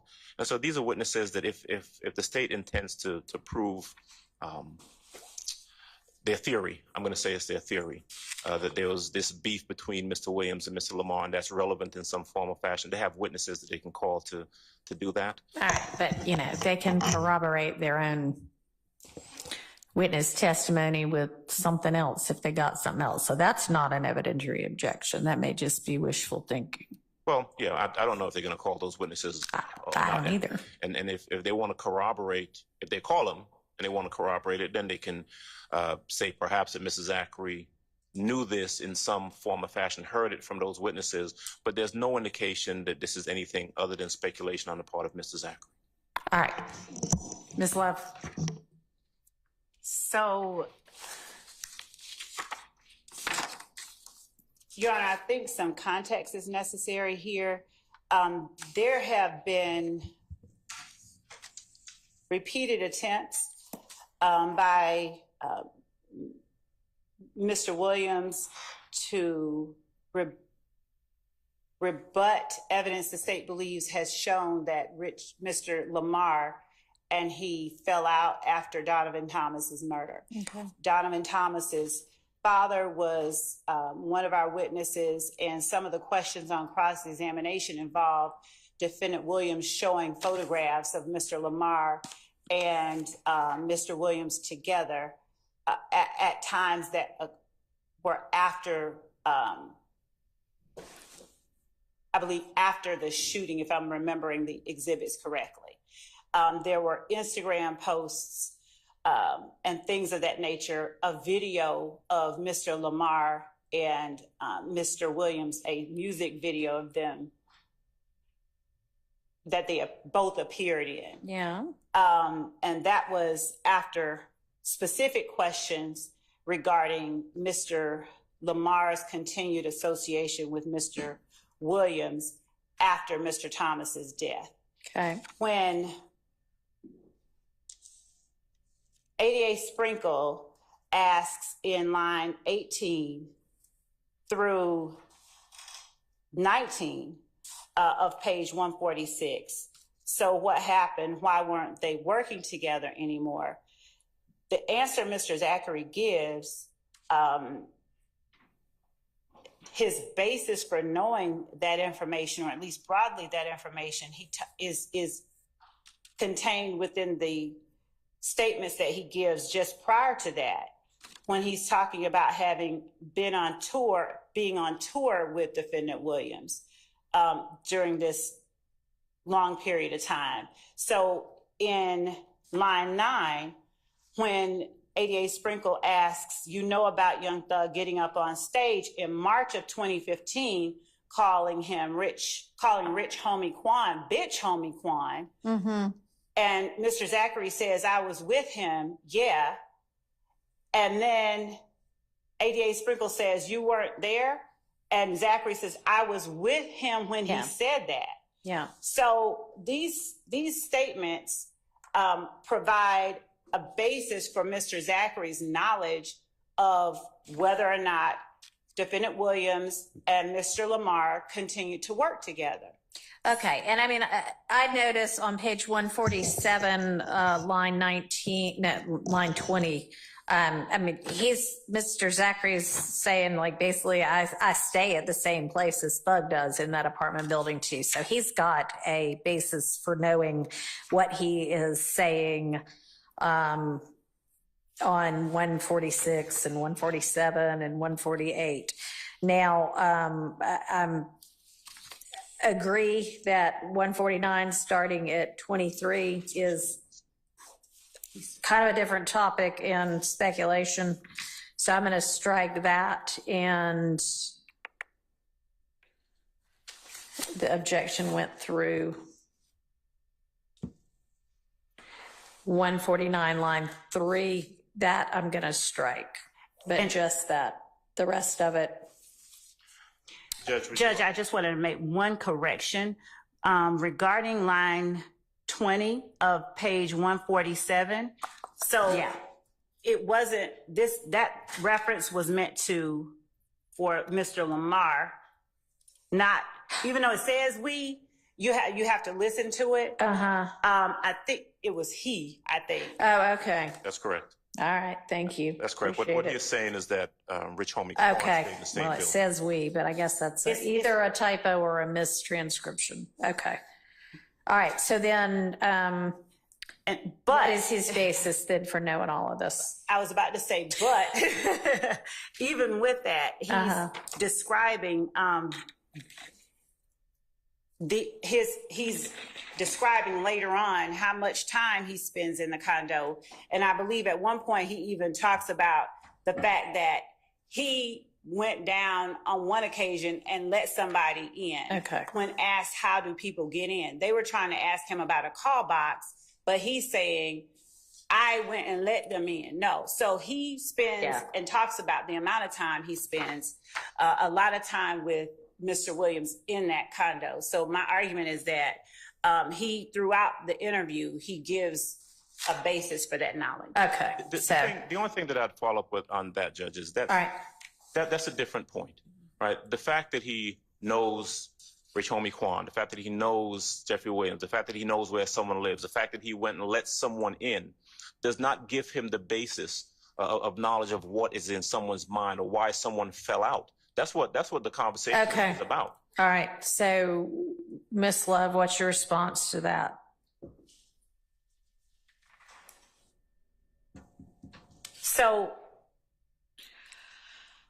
I would argue that his proximity with Mr. Williams and his association and relationship with Mr. Williams, as reflected in the fact that he's always at the condo, even on occasions when Mr. Williams is not there, is the basis for a knowledge of why they don't work together and a basis for his knowledge of what happened. Okay. And you have evidence that establishes their close relationship at this period in time? Yes, his words, Mr. Zachary's words throughout the interview are reflective of there. Okay. Then I will stand on my prior ruling. So just to be clear, Judge, what is the court saying will be kept out? 148 line 23 through 149 line 3.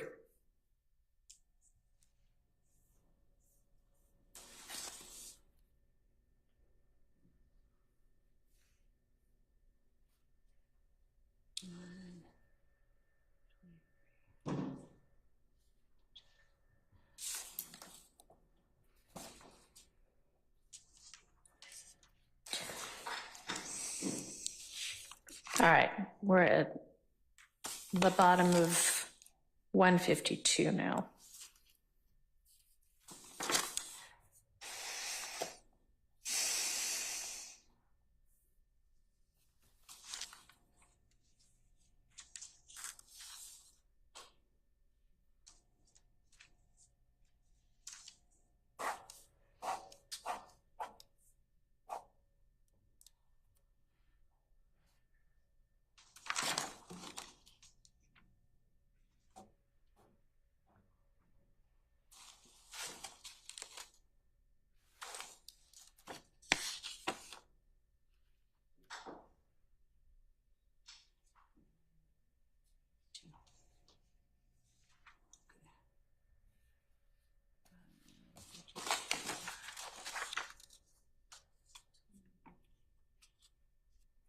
All right, Miss Love, why would this be in? So we have already introduced the evidence of the Dexter Montgomery shooting. That's what this information is, starting at page 152, line 24. we have already introduced evidence that DK or Walter Murphy and Nard or Demise McMullen were the persons who committed the shooting that led to to the victim's head being blown off, half of it. Mr. Zachary's assertions about who did that, I would argue, come from his relationship with members of YSL, with Walter Murphy and Demise McMullen, or other members of YSL.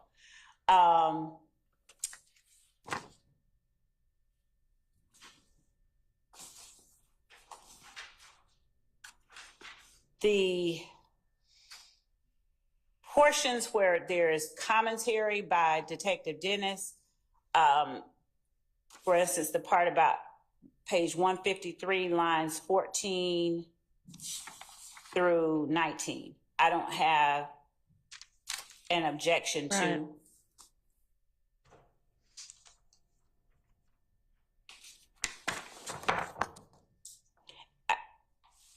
As well as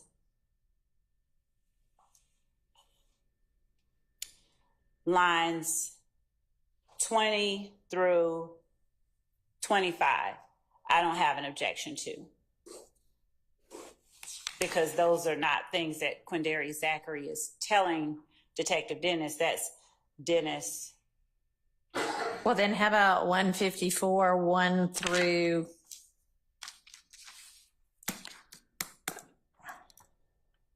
at least 14, but that's all just the investigators talking At least 14. about basically their own investigation. I don't have any. Frank? Yeah. So there's a portion where Mr. Zachary is, you see it on the video, he's looking at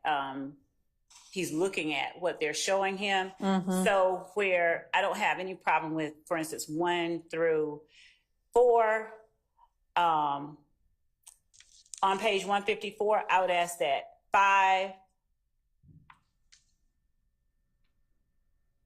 through 17 be kept in, because that's the portion where he's looking at pictures.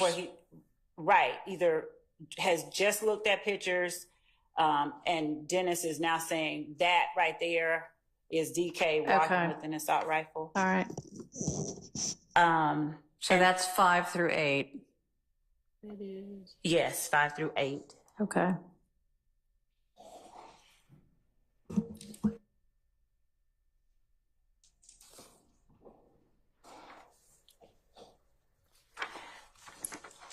And as I think I just said it, but if I didn't, 9 through 14 is, I don't have any objection to that coming out.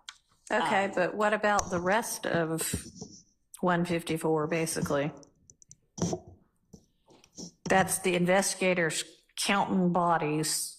And all Zachary says is basically like, who are you talking about? So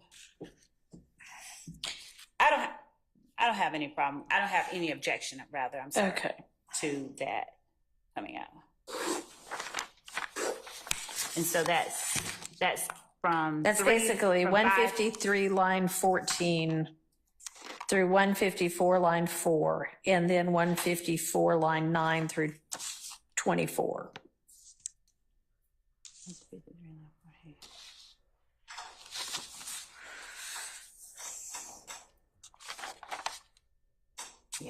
Yes, no objection. All right, so let's circle back to 152 line 20.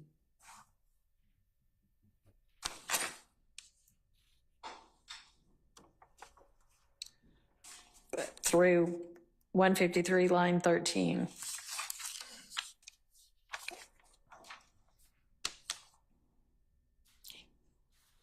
I don't have any objection to 153 lines 1 through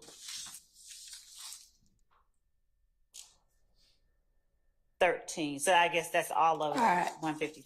All right, so what about 152, 17 to the bottom? or 20, I'm sorry, 20 to the bottom. Although I think it's 17 to the bottom because I think that's the lead into. It is. He's asking about the Dexter Montgomery shooting. I don't remember the exact words at 18, but it is. Yeah. I would argue that as to that,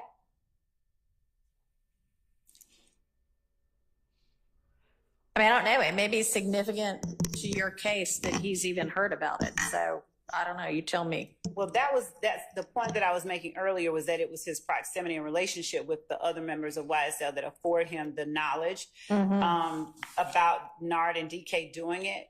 And we have shown evidence that Nard and DK did it. So we would object to that part coming. All right. So 20 through 22, essentially then, or 17 through 22, you're saying that shows, although it doesn't show the basis, who he heard it from, but.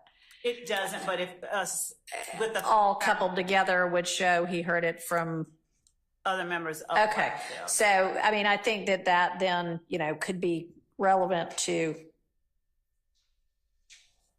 the state's case, and you're offering it there to show he heard about it and that they kept each other connected. So that I will leave in. But what'd you hear about it? 23 and 24 out.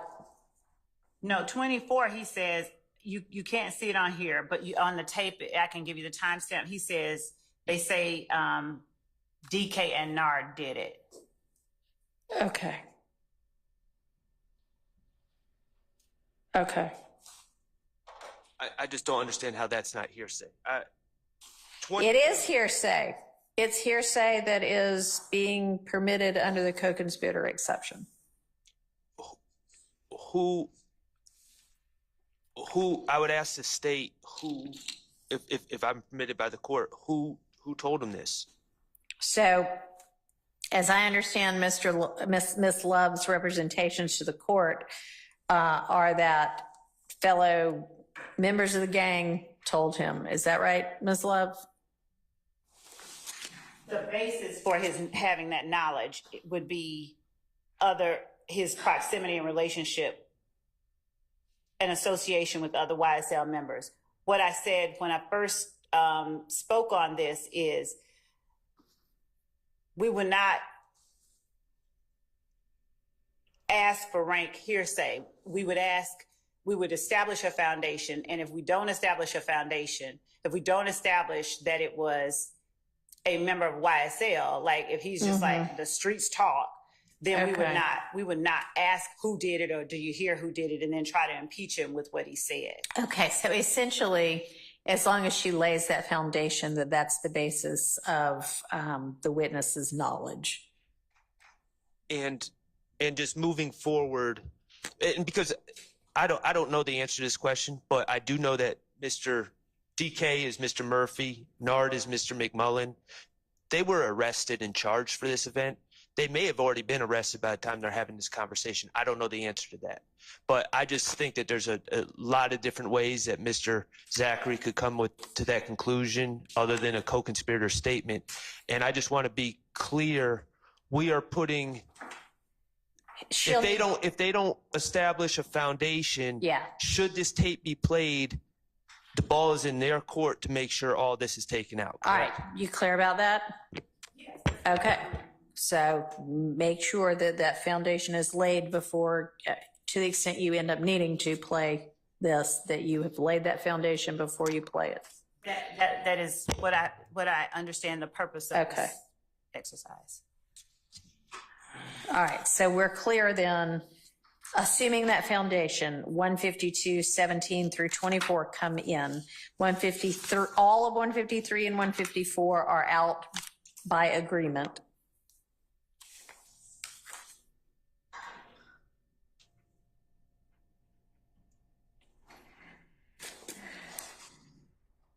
And we hadn't kind of picked apart 155 and the top of 156 yet. Did you say all of 154 or? Yeah, that seems to be what you ultimately agreed to. 5 through 8. Oh, right. I'm sorry. With The exception of 5 through 8. Thank you. Sorry. You're right.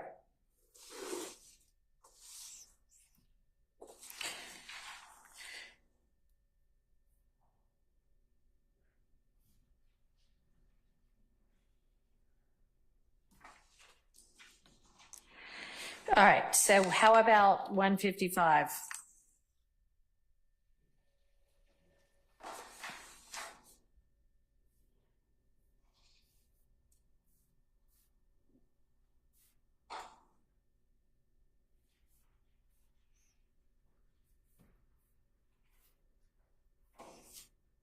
I don't have any objection to them. All right. 155 is redacted by agreement. And then the top of 156, 1 through 6.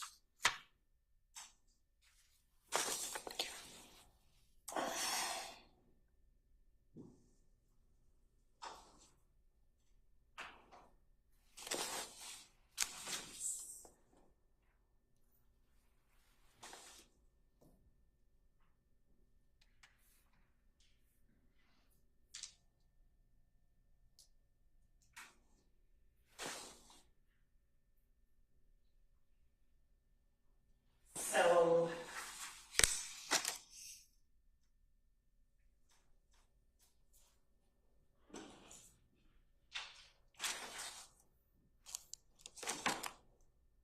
I don't have an objection to 1 through 6 coming out Okay. of page 156. All right.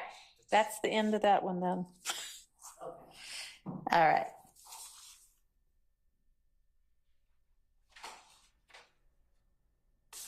All right. So our next item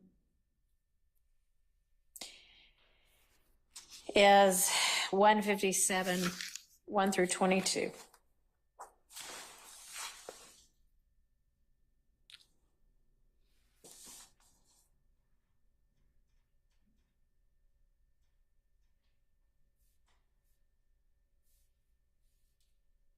So our argument is that it's co-conspirators statements.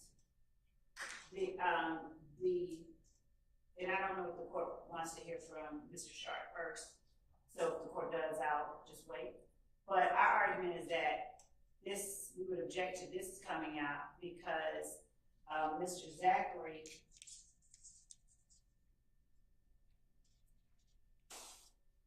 is asked on the previous page, page 156 at line 7, about his prior statement. Right. And as I said earlier, what he's doing within this statement is he's acknowledging that he said it. He's maintaining what he told them in the 2015 interview regarding what 2 of the defendants on trial now said to him. But he is qualifying it and asserting, maybe they didn't. Acknowledging they said that they did, but offering as well his opinion.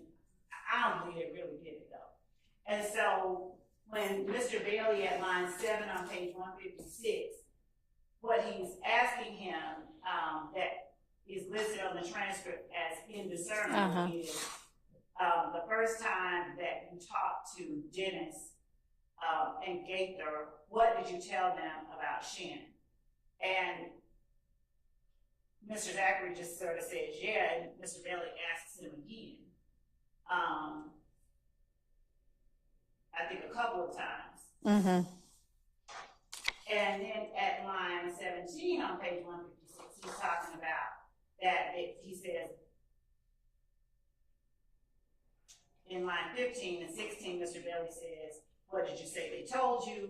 And in response, it's listed as indiscernible, but that's what he's asking. What did you tell investigators that they told you? And in 17 and 18, Mr. Zachary is saying that they shot at Nutt, but later on, he told me he didn't do it though.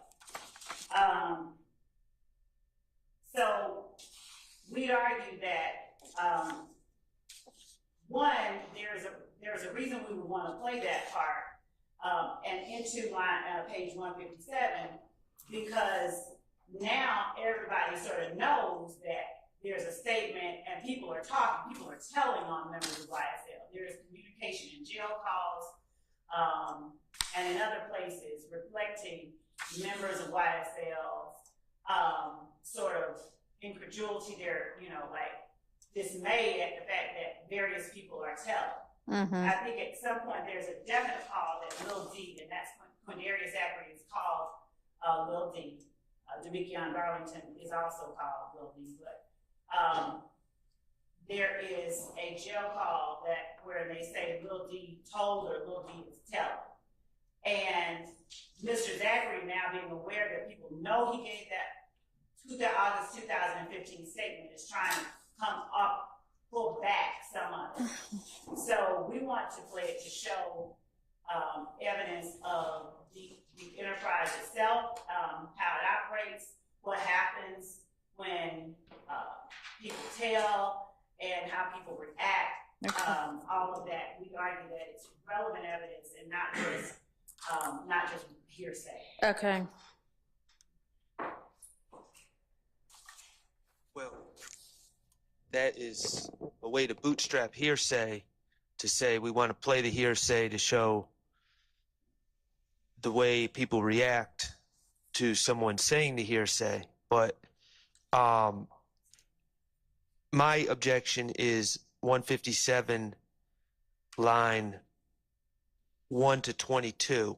And I'll just say, Ms. Love just keeps saying, Quindarius Zachary is saying what they say, or they said. On 157 line 7, in my notes, Quindarius Zachary says no, and then indiscernible. What indiscernible is Demekion says. Demekion says that they were all in the car. They were all in the car. In what car? In they rental car is what it says on the tape. So he's repeating what Demekion Garlington told him in the jail while he's trying to assert his innocence. And Demekion is putting himself out as being dropped off outside the car and putting and then eventually putting Shannon, Mr. Kendricks, Mr. McMullen, and Mr. Cobb in the car. So it goes back to the same argument that I'm making, and I know Your Honor hasn't necessarily agreed with me in the past, but I still have to make the argument that these were statements that Demekion Garlington is strategically giving to Mr. Zachary, not to further any conspiracy, but to get out of jail. And he's trying to put his narrative out there, and that falls under, we've provided the cases to the court previously, Stafford, Wilkins, and there's two others, but it's spilling the beans, and there's one of those cases that I've given specifically that had to do with shifting blame. And he's shifting blame, and that's just does not fall, and my argument is that does not fall under 801D to E. Your Honor, my interpretation of page 157, at least lines 1.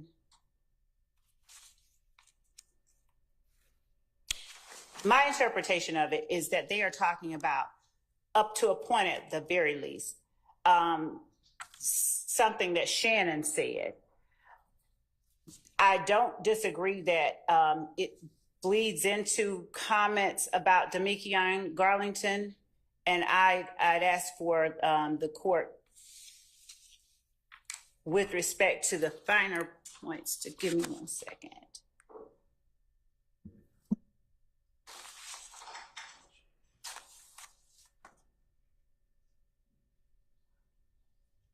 So in the 2015 interview,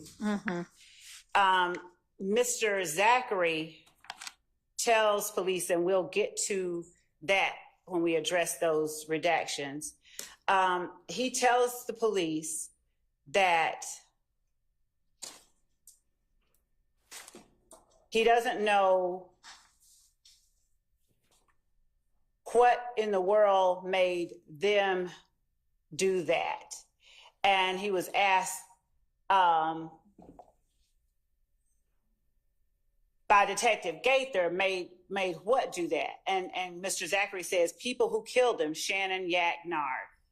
And then Detective Gaither says, Nard in jail for kidnapping.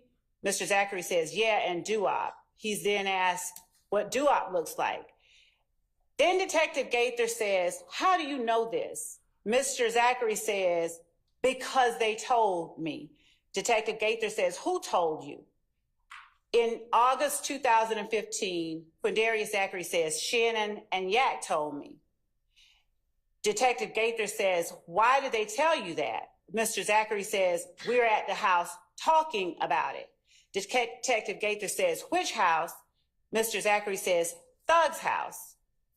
Question, new or old? Mr. Zachary says, the old one, his condo down there. Detective Gaither says, exactly what did they say? And then from there, a recitation of events that he says he got from Shannon and Yak. So the argument that this information came from Demekion Garlington, who was just trying to clear his own name, is belied, I think, by the information that the court will hear Mr. Zachary give in 2015. Okay. In your honor, I don't dispute that Mr. Zachary has said that Mr. Stillwell, that he's claimed that Mr. Stillwell and Mr. Kendricks made statements to him. That's not the point. And when we deal with those statements, we can address, we'll address those statements in the arguments. But in this particular statement, and we can listen to the tape, my notes say on line 7, Demekion says that they were all in the car. They were all in the car. This information that we're dealing with right now, the source out of Mr. Zachary's own mouth, is the source is Demekion. And that's what's on the table before us right now. All right, so if we go back to 156 line 7, which is where this objection, I think, begins. No, it doesn't. But no, it doesn't. But if we go back there, at that point, they're talking about what Zachary told them way back in 2015, the source of which was the conversations amongst people at Mr. Williams' old Midtown condo. So close in time to the murder.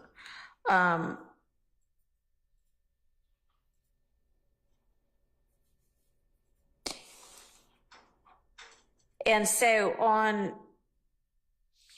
y'all seem to know what a lot of the indiscernibles say. So on 156 at around line 16, I mean, they're talking about what did you tell them about Shannon?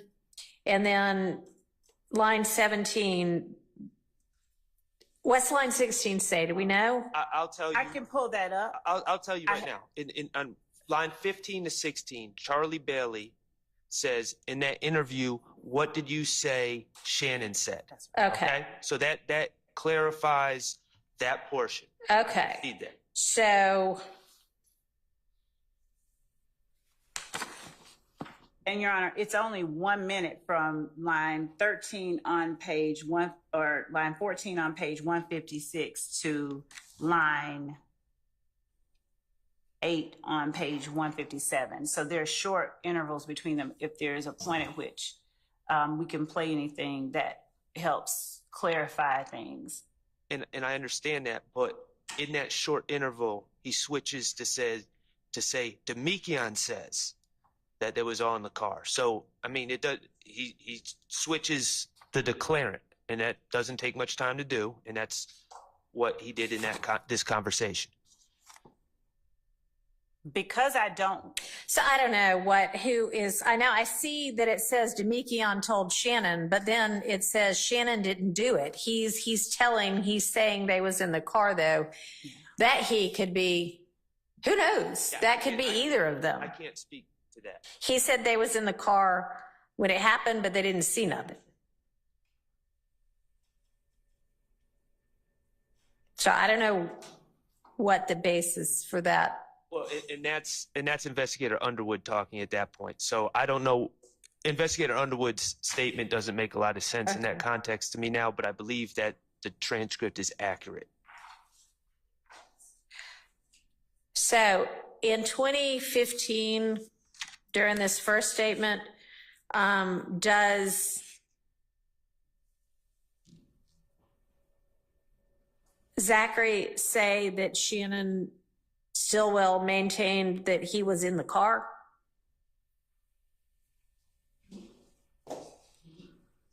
He says, he says that, but in a more, even a more assertive. Okay.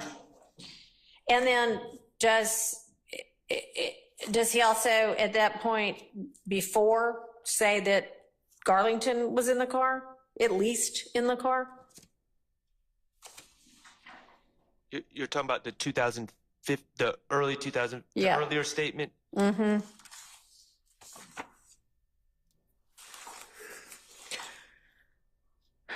He says, go ahead. I'm sorry. Not in the car that. In either of the two cars. So in a car, but not the car that is doing the Right. shooting. Okay. But this, whether it was Garlington or Shannon saying that they were in the car, but not that car. In 2015, when Zachary talked to law enforcement, did he at that point as well say that both Shannon and Garlington were in the car, a car, one of the two cars? Yes. Okay. So then I don't think it really matters who the he is there, because he's already said that. So that can't be based only on now Garlington saying some other story to get out of it. So I think 156 lines, well, y'all don't have an issue with that, but 157, 1 through 3 seems fine because he has a basis for knowing that is from before.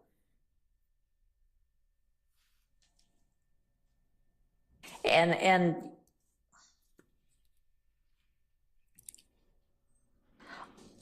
when we get down to 7, are you saying that now that answer that I think Demekian said that they was all in the car? Correct. He said, no, the quote that I have in my notes from this statement is, no, Demekian says that they was all in the car. They was all in the car. And then Investigator Underwood says, in what car? When Darius Zachary says, in they car, they rental car. Right. And then Underwood says, when it happened, well, then the rest is as described in the transcript. Okay. I mean, none of that is Demekian saying anything that really is like, I was in no way involved in this. Well, my understanding of what Demekian's saying, and just to add context, I was involved with all of it up until the point when conveniently I got dropped off. Right. Right. My understanding of what the story is Demekian's in the car. They're riding down the street. He gets dropped off. People switch cars. Mm-hmm. And then he says who was in the car ultimately when it pulled off. And he wasn't in the car at that point. And Your Honor, the information that Mr. Zachary shares in 2015, he says that he got that night or the next day. So he got before Mr. Garlington was ever arrested. So to the extent that the argument is, well, at least partially what I understand it to be regarding Mr. Garlington, the information that's being shared is information that Mr.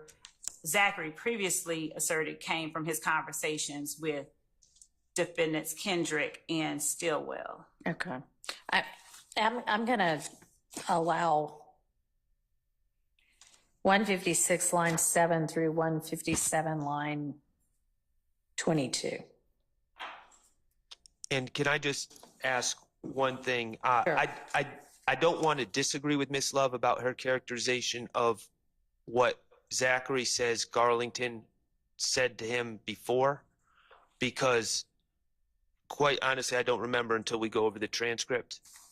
But if in fact that transcript from 2015, earlier 2015, does not reveal that Garlington gave him information at that time, could we revisit? Sure. And I was saying, and if I said I said Kendrick and Stillwell. Yeah. Well, right, we know, but Kendrick and Stillwell, we know that, but it seems to me that Miss Love is asserting that in 2015, Zachary is claiming that Garlington had already given him information prior to Garlington being arrested, and I don't know that to be true. I don't know that that's what she was saying. Because what I had asked her was did he already have a basis for knowing all of that back? He didn't. Mr. Stillwell and Mr. Kendricks allegedly gave Mr. Zachary information. Mm-hmm. I'm not going to agree that all of this information is included in that information.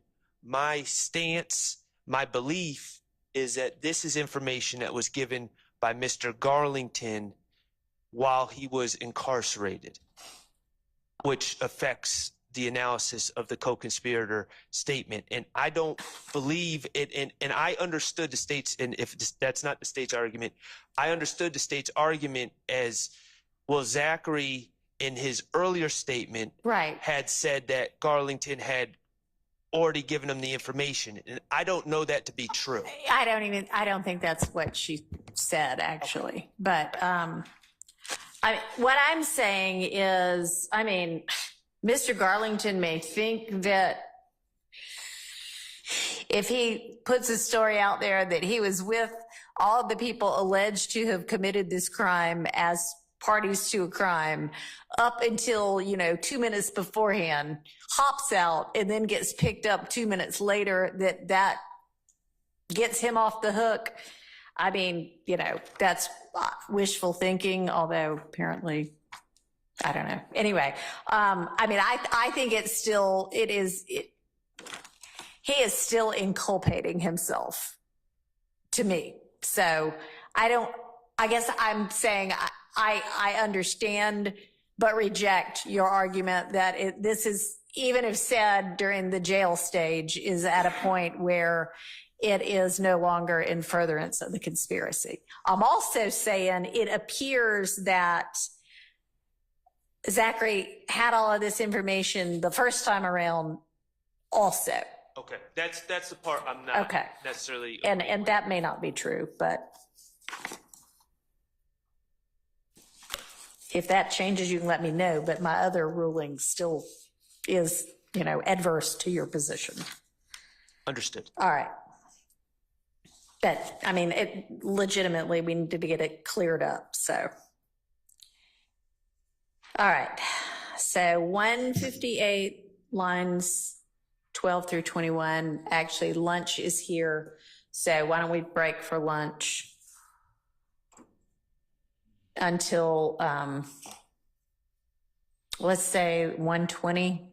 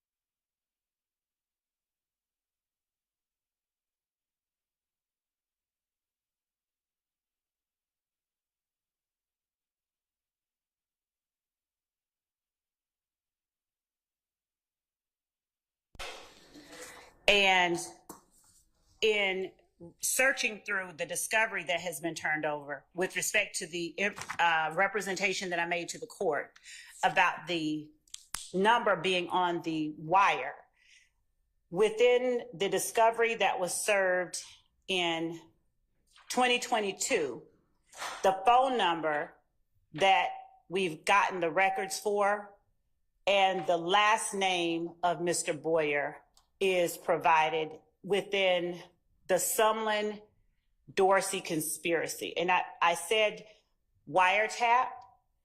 There are 2 wiretaps that were gotten. This name and this number appears in both, and the name for the number appears in the Sumlin wiretap. All right, and you produced that to the defense as a part of the Sumlin-Dorsey conspiracy package of discovery in 2022. Is that what you're saying? Yes. You distilled that much Okay. better than I said it. And do you have anything more specific than that to point out to show like exactly when that discovery got served? I do. Hold on. Okay. Just need to know the date.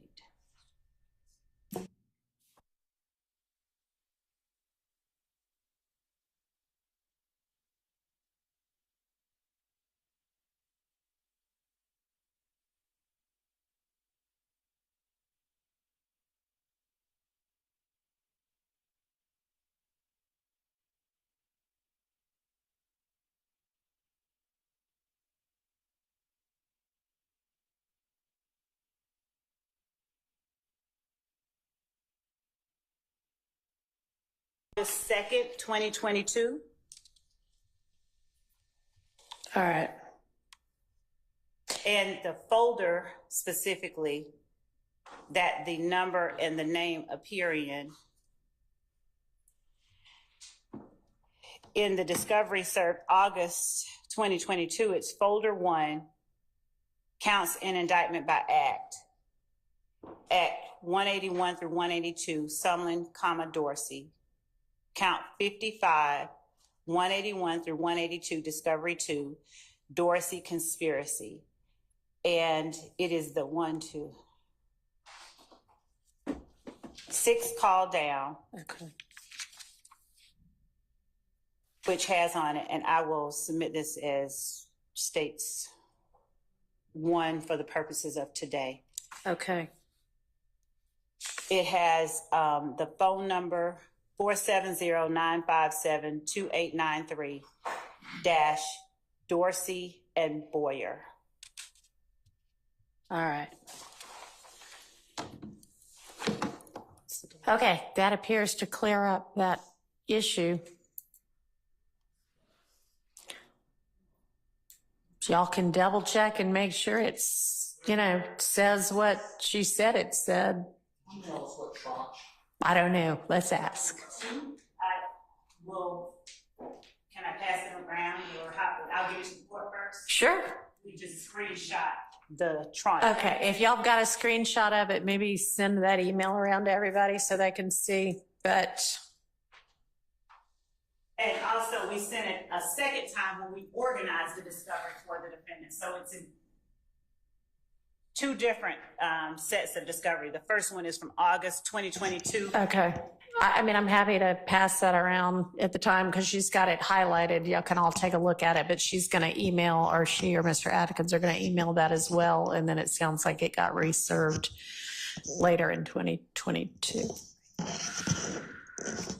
Thank you, Ms. Love, for digging through to figure that out.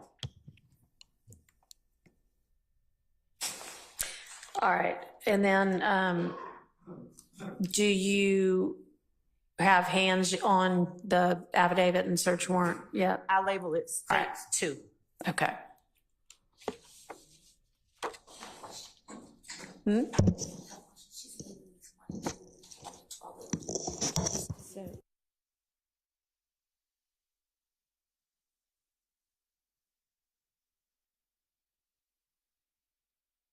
I mean, I guess the court reporter is asking about the labeling. So yesterday we had a states 1 and 2, and we sort of had a motion, I guess, with regard to, I guess that was, We labeled it differently. We labeled it States 1 Melnick Proffer.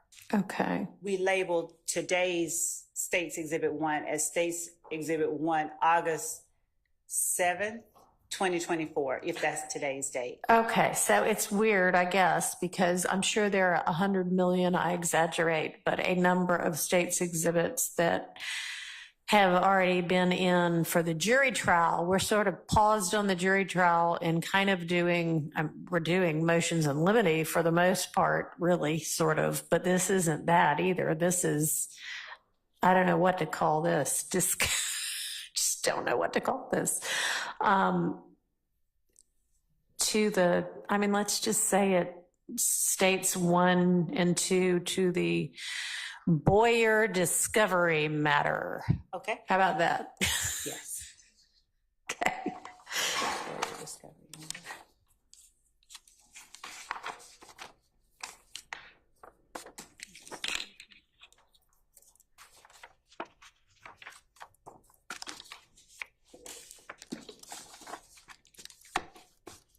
Can we get a stapler? I've got some paper clips. I think we know where it's secretly kept.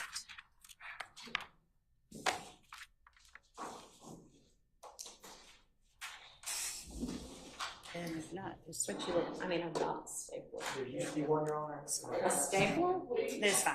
That would be perfect, Your Honor. Thank you. Thank you, ma'am. Gotta give it back to me. Thank you. Can I respond to what we're talking about? Yeah, come on up to the, I'm not sure if anything's being cured or. well, I don't know. So let me first start off by saying that the discovery in this case, including, I call them dumps, whatever okay, 1 and 2 came together. And all the different editions, 3, 4, all the way up to, I think there was 13 or 12, they're divided by counts. Okay. Okay, so count 55, I believe. Is the conspiracy that is connected to the Drinks murder, right? No, it's not. No? Oh. No. That's one thing. It's a conspiracy. It's count 55 in this indictment, which involves. The murder of Harold Clements, Well, he's not dead. right? It involves, well, that's not in this indictment. It involves. What is in this I'm sorry. indictment? It's not a The count overact. against anybody. The count 55 is not a count against any of the 6 co-defendants on Correct. trial currently, yes. Correct. So it involves something completely and wholly unrelated from the Okay. Drinks Right, murder. true. Okay, I want to play for you. So I can show Your Honor the screen, but basically, if you click on that jail call, which I guess is Mr. Dorsey talking, it comes up on your screen. It says 0428-2022. I guess that's the date, 4/28/2022. And it says 2218. And then it says a phone number, 470-957-2893. And it says Dorsey and Boyer. Okay, it doesn't give a first name. It just says Dorsey and Boyer. Okay, There's no context for us to know who Boyer is. And this is the call that the state is saying puts us on notice that Mr. Boyer is somehow suspected and involved in the Drinks murder. Okay. This is the call, and I just All right. want to play it. okay. Your Honor, Mr. Sharp, Your Honor, if I may just make one point of clarification. We did not represent and are not representing that the content of that call puts them on notice. What we are saying is that the wiretap, the content of the calls in the wiretap are the basis for our search at getting the records. That's Okay, what put us on and notice. the connection to the Drinks murder, but it is this service of discovery that says, hey, that phone number from the wiretap is connected to the name Boyer. Is that what you're saying? That's what we are Okay. saying. It says That's all I'm Boyer, saying. and it just says Boyer, and Okay. if you play this, I would like to be able to play Sure. this. This is a free call from You already know who this is. Shout it out. an incarcerated individual. That's Mr. at Dorsey. County Jail. This call Right. is not private. It will be recorded and may be monitored. If you believe this should be a private call, please hang up and follow facility instructions to register this number as a private number. To accept this free call, press 1. To refuse this free call, thank you for using Securus. You may start the conversation now. Oh, that's it. Oh, what the fuck going on? What the fuck, Blaze? I'm in traffic, so I gotta hit that. All right, I get back at you. Too good. That's it.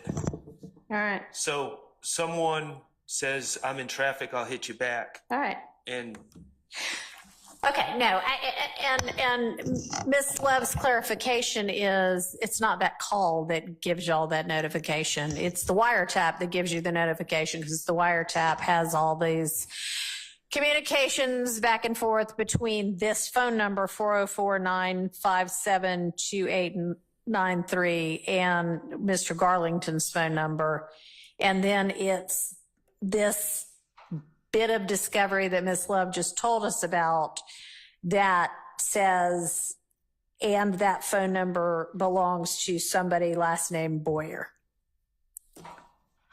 Okay, but they say they're not using it in the drinks murder evidence anyway.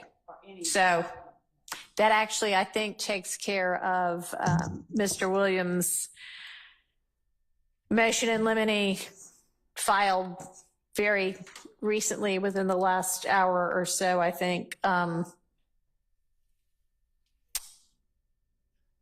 saying keep that out. Is that right? And I have to confess, I have not asked you that particular motion, looked at it myself yet. I'm just basing it on Ms. Pursfield's review of it. Is y'all are saying we want that kept out, and the state's already maintaining they will not introduce it. And so, Yes. granted, but also unnecessarily so. Thank you. Well, I added not only case in chief, but in rebuttal for that, Mr. Boyer. And then there's a second part to it. We received on Monday, for the first time, Agent Bernie's expert report as to a April 26, 2015 shooting of Mr. Carter's tour bus. Okay. It's been referred before this honorable court as the Lil Wayne bus shooting. Okay. And the state has already put up, they said they didn't need to qualify Agent Racy. He's with ATF now. He's former detective in Cobb County. Racy, which is, I'm going to tell you, R-A-C-C-I, but I may have misspelled that. They've already put up painfully. It took days tracking phones. They have 3 to 4 different exhibits to your honorable court's right of your bench. They're against the wall, or they should be. I believe that's what they are. Anyway, the point I'm trying to make is now, for the first time, we're getting another expert. Okay. Never gave us this information before.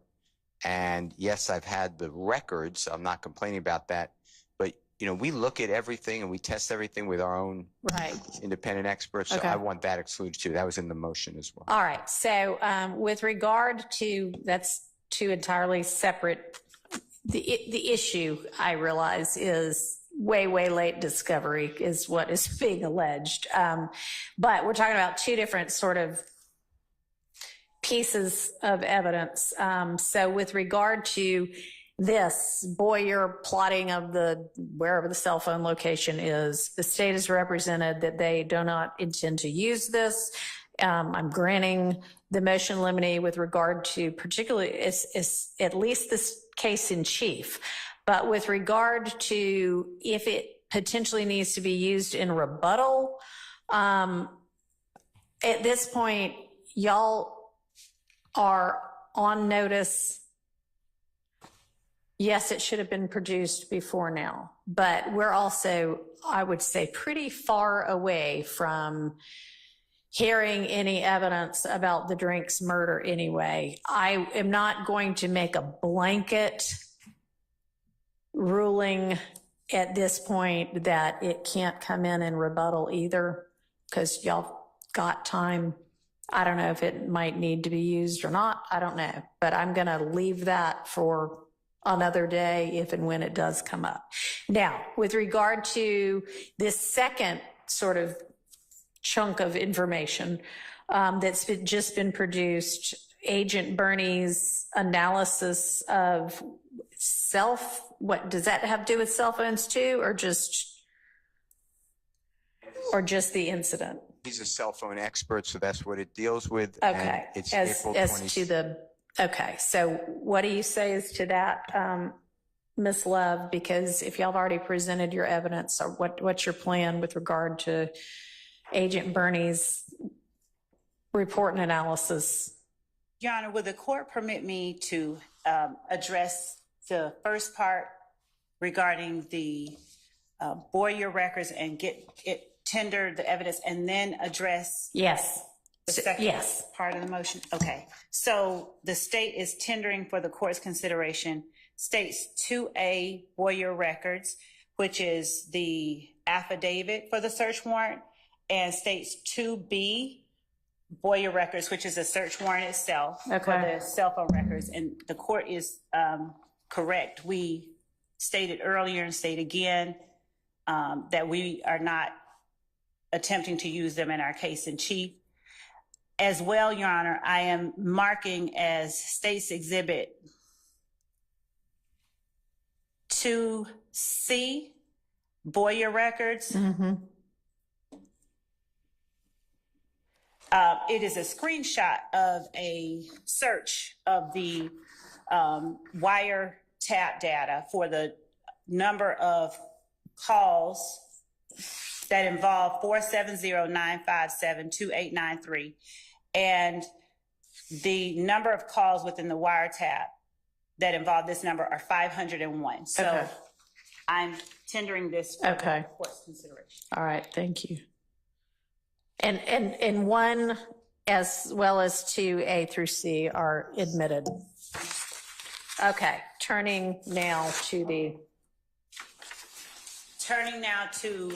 the Bernie set matter. of plots regarding the Little Wayne bus shooting, the data, the cell phone records, and their cell site location information was turned over, I believe, in July of 2022, if I am not mistaken. I'm almost certain that we turned it over in the first set of discovery that we served. Okay. So the data that the plots are derived from have been in defendant's possession since July of 2022. The plots that were made at the request of our office were requested after testimony and cross-examination, testimony elicited from through direct and cross-examination of our witnesses in the Little Wayne bus shooting. Okay. As a result of some of the questions and answers and the direction that we saw that questioning going, we asked for the plotting of the... And when did you ask for that?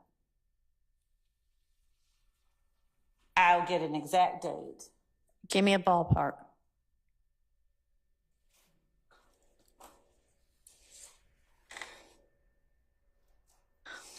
Hold on.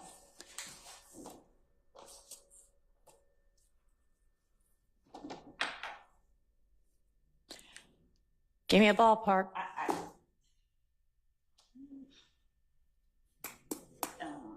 Well, when did these?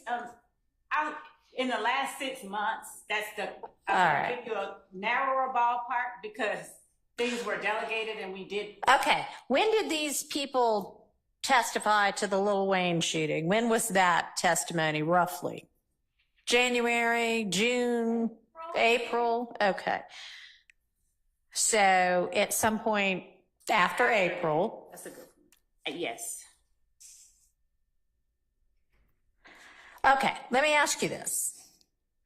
At the point in time when you think it might be relevant to have a plot of whatever cell phones might have been involved, we've already heard everybody's testimony. Man, we'd like to shore that up with some expert rolling back in here and taking the stand again. We're going to get him to plot this. Would it have been possible at that point in time to share with the defense, hey, y'all, we're going to have our expert that y'all already know about anyway. Go ahead and plot this too. Yes, that would be. Yes. Okay.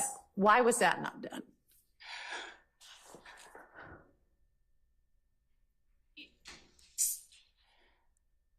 So Bernie did not testify about these. He has. I know. Okay.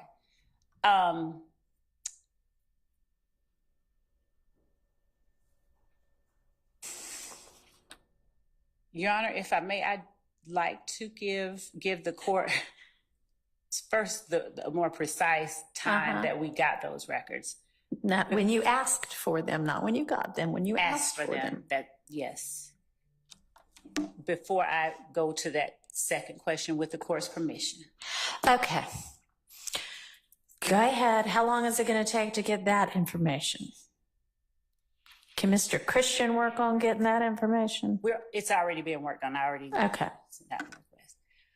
I mean, will the answer differ based on when you asked for the information as to why at the time you asked for the information, no matter when that was, you did not, even though you could have, say to the defense attorneys, I'm going to be getting this. I don't know if I'm going to use it or not, but I'm going to be getting it. That is the best practice. And we did not, but I don't have a good answer. I mean, and the answer could be because, man, there are only 24 hours in the day and this is chaos and, you know, we're doing the best we can. That could be your answer. I don't know. It's still not a good answer. Yeah, we know. But let's just maybe nip this in the bud, because I did ask you also to, at the lunch break, huddle with your team and see if there might potentially be anything else outstanding, whether Brady or not, because none of this sounds like Brady. It's just information that might come in trial that it would be, you know, just kind of like the way we're supposed to try cases is to sort of share each other's evidence to, you know, with the other side so they know what to expect. So were you able to sort out yet? Is there anything else out there in the universe that you think you're going to use? Judge, I used the lunch break to get that information I gave to you earlier. We were feverishly getting that. All right. So all right. Right now, what I have for the court is that Racy testified on between May 13th and May 16th. So I need to clarify that. Okay. And the defense challenging him and as I said earlier, the questions and answers and the follow-up cross-examination elicited during that time period, May 13th and May 16th, is what caused us to request them. Okay, that's fine. Okay, and essentially you acknowledge, yes, we could have gone ahead and let the defense know we were going to try to get this plotted. You just didn't. And I guess what I need to have happen going forward is that as this trial is going on, first, if there's anything outstanding like that, whether you've got results back or not, or if you're just like, after somebody testifies, you know what, this would be a good thing. Okay. Share it in a timely manner, which is like, not necessarily at the time it occurs to you, but at the time you decide to do it. Okay. Don't wait for the results to get back. Don't wait till you're going to call the person to the stand. At the time you say, we're going to do this, you give that information to the defense, okay? And then when you do get the results back, you can say, we're not going to use it after all. Or, we are going to use it, here's the result. And that is going to go be the rule, be the requirement moving forward for everything. So if there's anything out there right now that's kind of in progress, tell them about it. And moving forward, as things come up, when you decide I'm going to be doing something about this, tell them about it, okay? Yes, sure. So what amount of time do you need to get with your team and figure out, is there anything in process? Friday at 5 too late, or you want me to? How about Friday at lunch? Okay. Well, okay. I don't know what our Yes. Friday is going to look like, but yes, you can share it with them without it being in court. So yes, Friday by lunchtime. And you can just copy Miss Persefield on whatever it is you tell them. Okay. All right. And I expect that to be the rule that gets followed moving forward. Okay. Okay. All right. Any questions about it? No. Okay. All right. Anything from the defense on that topic and that rule? And I know it is not ideal, but this, it seems that up until recently, this trial was sort of everything was on a rolling basis. And I can't do a whole lot about that, but moving forward, that's what it's going to be. Yes, ma'am. So, Your Honor, that's everything was everything was not on a rolling basis. Well, And the rule that you just implemented was already the rule. okay. Chief Judge Glanville, at a certain point, because we were receiving late discovery disclosures All right. all the time. Okay. And at a certain point, he said he was fed up. He spoke to the state. He said he was drawing the line there. Okay. And that any late disclosures after that, and he did exactly what you did today. Maybe not in those exact words, but All he right. said, is there anything else? Okay. So he gave the state this opportunity already, and he told Ms. Love specifically that if any other late disclosure of discovery came after that date, that it would be met with remedies and sanctions. So we're Okay. here again, and I'm just asking that before you exercise patience, Don't exercise patience. Okay. That it was already supposed to have been in place and be aware of that. Okay. So, I mean, I think that's probably true. I wouldn't be the least bit surprised if Judge Glanville had already at some point said, all right, y'all, we got to Judge Glanville, sort all this out. in fact, he has and did in fact say, hey, turn over everything you have. Right. And I'd only say that as trial goes and as we see the direction that Okay. I manifests understand. itself. Yeah. I mean, trials are kind of living things. I get that. But if even if it took you 2 weeks to decide, so like by, Memorial Day weekend on May, whatever it was at the end of May, you were like, yeah, let's get this. It's now August. So you had all of June and all of July.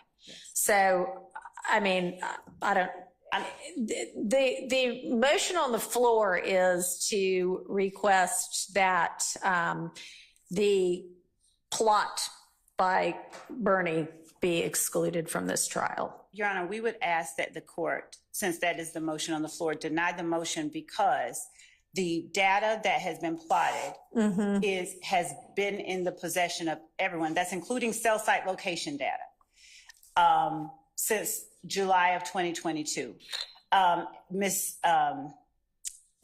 Counsel for the defendant is correct that Judge Glanville said turn over everything that you have. And you have a continuing discovery obligation. Right. So moving to exclude a summary of what has already been given, we would argue is an extreme remedy given that the information that is contained in that plot that was given to them has been in their possession since July of 2022. And this is something that we requested. I haven't yet even told, I don't yet even have the exact date that we received it back, but we did request it around May 23rd or shortly after that. All right. And the plotting that Mr. Burney did, is that with regard in the report that's come back? Is that in regard to the Donovan Thomas murder? No, the plotting that they're referring to has to do with the Little Wayne bus shooting. Oh, right. Y'all told me that. I'm sorry. That we put up the evidence of. All right. So have you had Burney testify yet? No. So when I see on your witness list that you've most recently provided to everybody, that Burney is listed as your expert or not. I don't know if he's expert with an expert report and phone records for count 2, That's which in is the next 30. the dominant. Okay. So is he then listed again for where? Yes, he's not in the. He's also in the last 30 set of witnesses for a different act. And is that the bus shooting? The Chamel drinks. No, the bus shooting we've already put up evidence of. So are you planning to call him to say, and here's the plot of everybody for the bus shooting? No, what we did was we introduced Detective Racy to do that, but the defense challenged Detective Racy's ability to do that. Okay. And so for that reason, we had Agent Burney to plot them. Okay. So Gracie you had attempted the plotting through that witness? Yes, we had introduced. Okay. We introduced and attempted to introduce plots of various numbers. There were challenges to Racy's ability to plot various numbers. Okay. There were. All right, but you at no point after you knew you couldn't get it in through Gracie said, all right, we may be trying to get this in through Burney. Did not. No, Okay. we never did that. And I want to be clear that it had to do with the line of questions that were put upon Agent Racy. Okay, so I mean, sure, it only came up that this was a possibility after Gracie testified. We only decided to do that after that. We were intended to be done with that. But it's still been 2 months since that time. Yes. And so why is an appropriate sanction not at this point saying you cannot use that information through, period. You can't use that information. I can't let Burney testify to that. Because 2 reasons. The remedy of exclusion, as the court is aware, is one that is extreme, and generally it would be appropriate when there has been some kind of harm and there has been some kind of bad faith. I'm not saying that that's the only time the court makes the decisions. Our argument would be that it should only be employed if there's something the prejudice. Yeah, I understand. So how is it not bad faith? And I don't mean this personally, but how is it not bad faith when you've been ordered by a court, probably orally and in writing, that you need to produce things as they come into being and as you know about them, and then you don't do that? Bad faith would be holding it back for some kind of advantage, tactical advantage. And if we're saying we don't have to put that up until the last 5 witnesses, and we are at witness 80 in a list of 175, giving them the records or the plots now, literally when we have people, when we okay, so that sounds more like an argument that they aren't really prejudiced because they still have plenty of time to handle it, right? It's actually for both, because what I was saying is, to say it's bad faith would mean that we held it back for. I mean, that's still not the only definition of bad faith, but we did not hold it back for any We did not intentionally keep it from them. Okay. It's So how is it that it came out on Monday or occurred to y'all over the weekend and you produced it on Monday? Is it because because y'all finally got together and said, all right, y'all, what else is there that we ought to be giving them? Why 2 months later?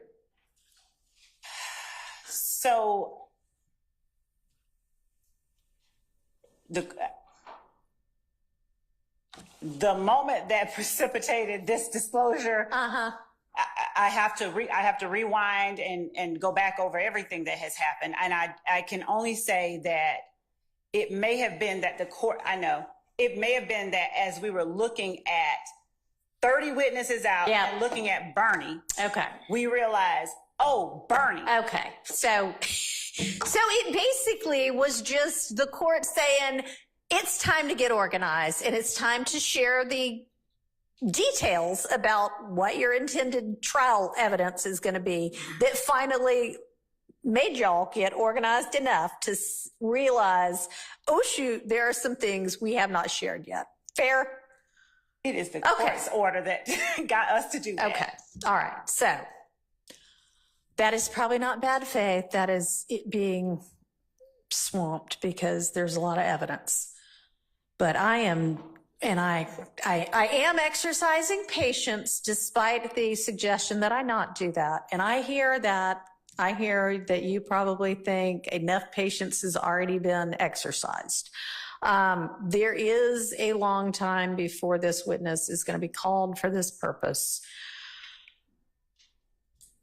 It is more difficult to prep for evidence as the trial is ongoing than it would have been before. It's more difficult to do it with 2 fewer months' time than it would have been with 2 extra months' time.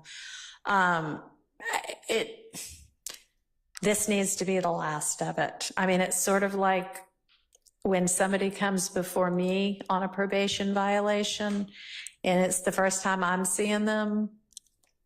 I don't know what they thought about getting away with anything before that. But once I talk to them, I expect them to abide by it. I expect you to abide by it. So between now and noon on Friday, you better make sure you have got all your ducks in a row and you have shared those ducks and ducklings with the defense. Yes. Okay. I'm about ready to move on from this, but yes, ma'am. Okay, Your Honor, I'll be brief. Speak into your mic. I'll try to be brief. All right. Your Honor, in all candor to the court, I believe that the state is arguing as if it's a first argument to you because they know you haven't been here for 19 months. These arguments, I've heard them so many times, it's countless. I understand. Right. And for the state to argue it's not bad faith, I'll give you an example of things that we've been through before we had the opportunity for you to be presiding. Can I ask you a question before you do that? Sure. Is this something that is not already included in one of the numerous motions for mistrial or to disqualify these prosecutors? I don't think so, actually. You don't know? I said I don't think so. Okay. But I'm not sure. Go ahead, but this share is it. specific about discovery, disclosure, All right. and timely disclosure. The state's been caught before. Specifically, I remember a late discovery disclosure that once it was disclosed, it actually had a comment on there that was supposed to be internal that said, do not serve yet. They did it on purpose. And how many times can you say, oops? How many times can you repeatedly, systematically make the same mistake as an experienced litigator and say, it's not bad faith? Okay. Your Honor, I'm just asking that the rules be enforced. Because if they're not really rules. They're just aspirational. All right, I understand. And we are instructed ad nauseum by our appellate courts, they probably won't like my use of that term, that exclusion of evidence is an extreme sanction, and that prior to a trial court instituting that as a sanction, the solutions that need to be thought about include a continuance, which is not going to happen here because we've been on a continuance for a while here anyway. A continuance here, it's, no, they cannot bring it up next week. It needs to be way far down the road, which they are representing that it's going to be anyway. So it'll give y'all time to look into whatever it is. And I understand what you're saying, and I hear you. And the answer to how many times can it happen? Maybe 0 more times. Okay. Not trying to keep us from moving on, but related to this, Yes. my understanding, I'm sitting way back here. My understanding is the state admitted some court exhibits to include the affidavit and the search warrant Right. for Mr. Boyer's Yeah. phone records. Is that correct? Yes. Could the state, we still don't have those. Okay. So could the state send those to us? Can y'all share those by email, or should I have copies made of these? And additionally, my colleagues are correct. We would also like all reports.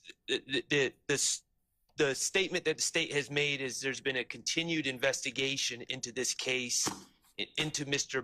Boyer, and we would like all associated reports, investigative reports, summaries, supplements involving the continued investigation since our client's arrest. Reasonable. Ms. Lab, you understand?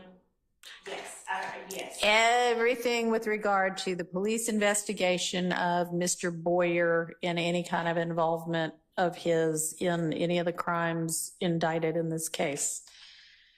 And let's ask for it before the end of the day and make sure you have it before, it should be by like sometime mid next week. And if it is going to be any longer than that, you let us all know why.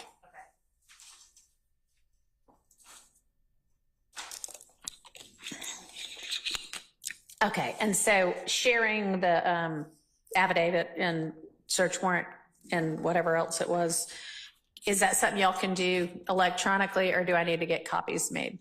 I'm actually checking to see if we brought over physical copies Okay. of both the warrant and the affidavit.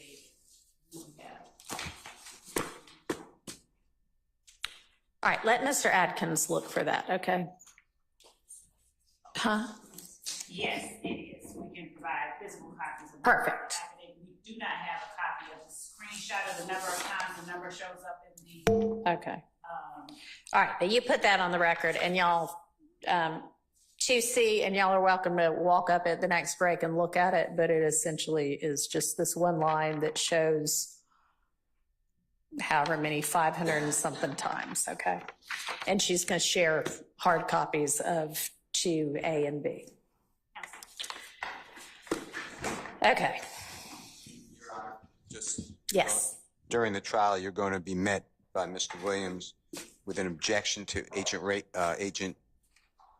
I'm sorry, Bernie's. say that again. I'm going to raise an objection to Agent Bernie Okay, about the going backwards, what's testified to, and I heard okay, what the prosecutor said about, oh, this came up because of cross-examination.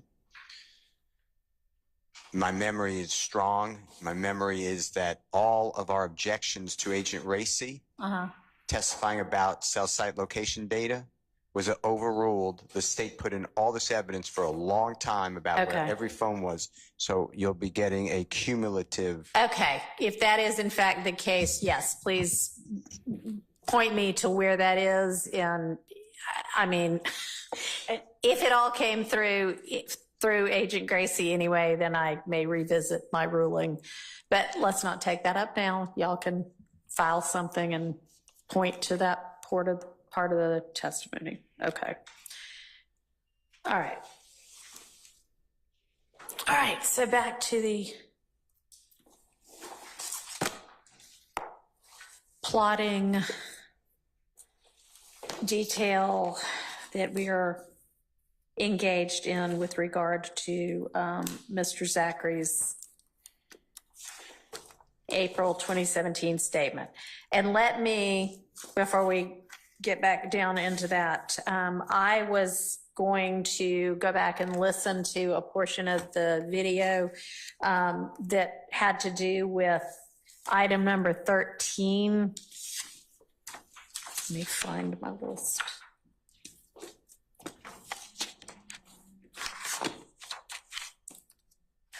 Gotta find my list.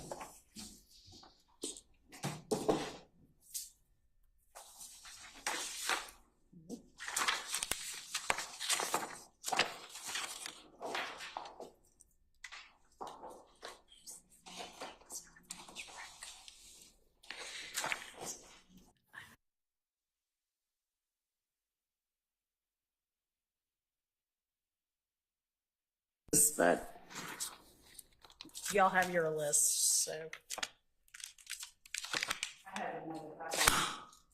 No, that's fine. I'll just need to have somebody from my staff walk into my chambers and find the 3-page list with my scribbly handwriting all over it and bring it up here. But I've got an electronic copy of it anyway. I don't know where it is. Anyway, it had to do with, oh, here it is. Here it is, I found it. Page 54, lines 18 through 22. I was gonna go back and look because I was trying to figure out who they was. So, having listened back a ways and listened forward a ways, it's pretty clear to me that Mr. Zachary, at this point, when they say, when the investigator asks who they say killed him, and he responds, shoot, they say Woody and them. I don't know that for a fact. That the they there is who do the people that you were with at the condo later that evening say. So I am gonna actually go ahead, and I think I had tentatively ruled that out before, but I'm gonna permit that after all. Because that's, to me, pretty clear that he's saying that very evening, this is what the group was saying. All right? Okay.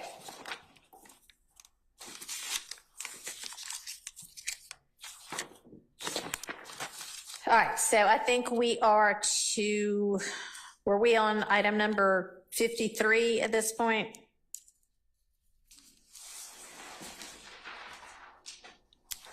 Anybody? We had gone at least to 150, page 157, the last address line. Okay, right. Great. So then item 53 is on 158. Okay. So 158 lines 12 through 21. Okay. Okay.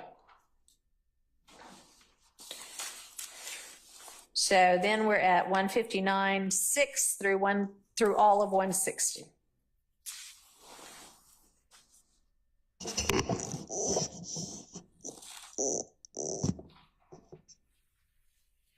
And I guess the objection is this is incidents entirely unrelated to anything that is a part of this indictment and that it's hearsay? Okay. And what's the state's response?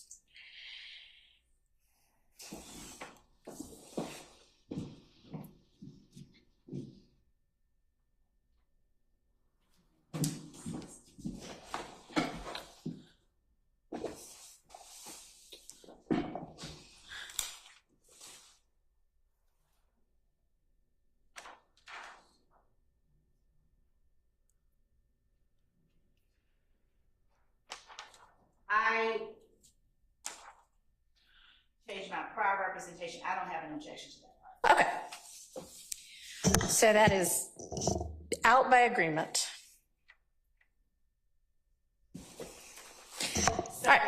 So just, I'm sorry. Go ahead. Starting at line 6 on page 159. Right. Yes. Yeah. Okay, so the next is 170, lines 10 through 17.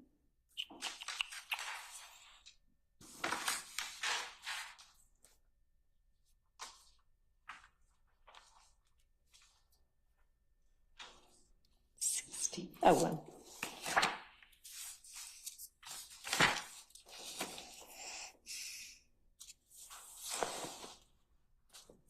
I've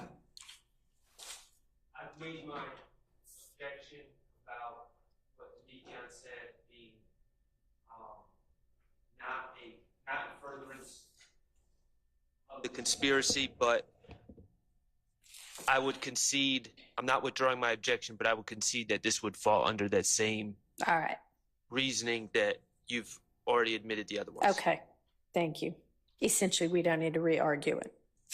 Got you, thank you. All right, so my ruling as to this will be the same for the same reasons.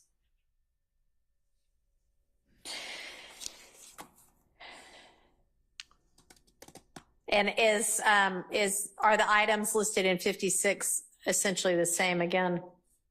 Same I argument? believe so. I'm just reviewing it to make Okay. sure there's nothing additional. All right.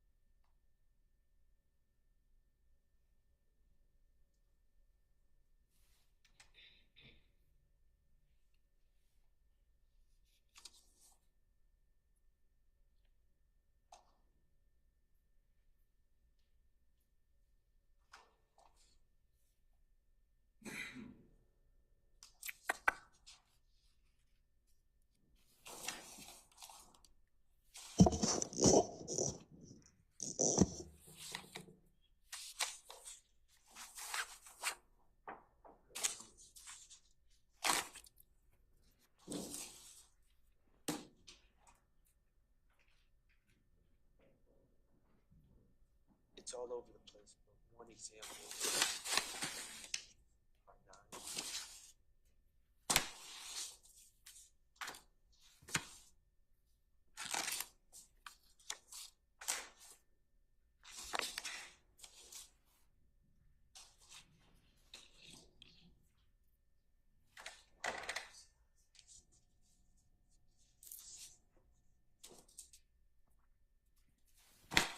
All right, looks like the first chunk, 174 through 177, is all this kind of same thing we've considered argument about. Do you agree with that? I do. All I right, also agree that the second chunk okay, as well. all right, I'm looking at the third right now. all right.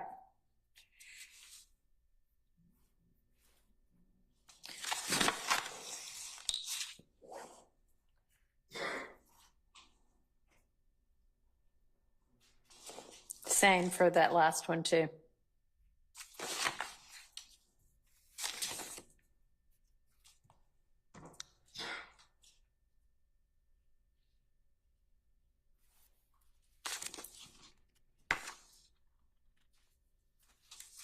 Do you agree that the last one's the same as well? I'm almost done, Your Honor. Okay. I'm sorry, I don't mean to be rushing you. I just don't want to be thinking that you're done and you're waiting on me or anything.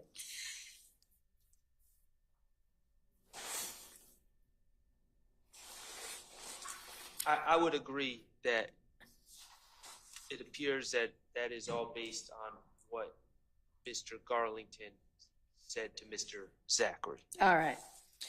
Okay, and so for the reasons stated before, I am going to admit those three portions of the transcript over objection, is obviously assuming they end up needing to come in and foundation is otherwise laid. I do have a motion, and I believe that, or not a motion, but an issue that is in this section, and It's interspersed throughout both. Okay. And when Mr. Zachary Okay. testifies, presumably.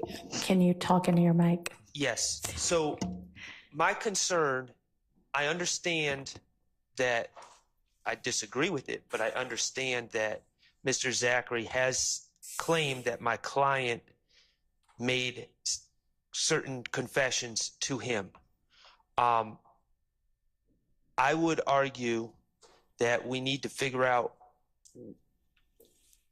on my client's behalf what we're doing with the confessions that were made allegedly by Mr. Kendricks to Mr. Zachary, because that is, as I understand the law, I don't see that. Seems like it's spilling the beans. It does not seem like it, and I understand that statements made by Mr. Kendricks, if the jury believes that he made them, can be used against Mr. Kendricks. Mm-hmm. They should not be considered against my client, Mr. Stillwell. And I would assume that all the other attorneys who are representing neither Mr. Stillwell nor Mr. Kendricks would have an argument that those statements should not be considered against their clients if they're being admitted as statements by a party opponent. And for what it's worth, Judge, if I can just join on behalf of Mr. Williams, I was getting ready to kind of jump in and say the same thing, that I understand the court's pronouncement previously. I understand the state's position as to what they contend those statements are.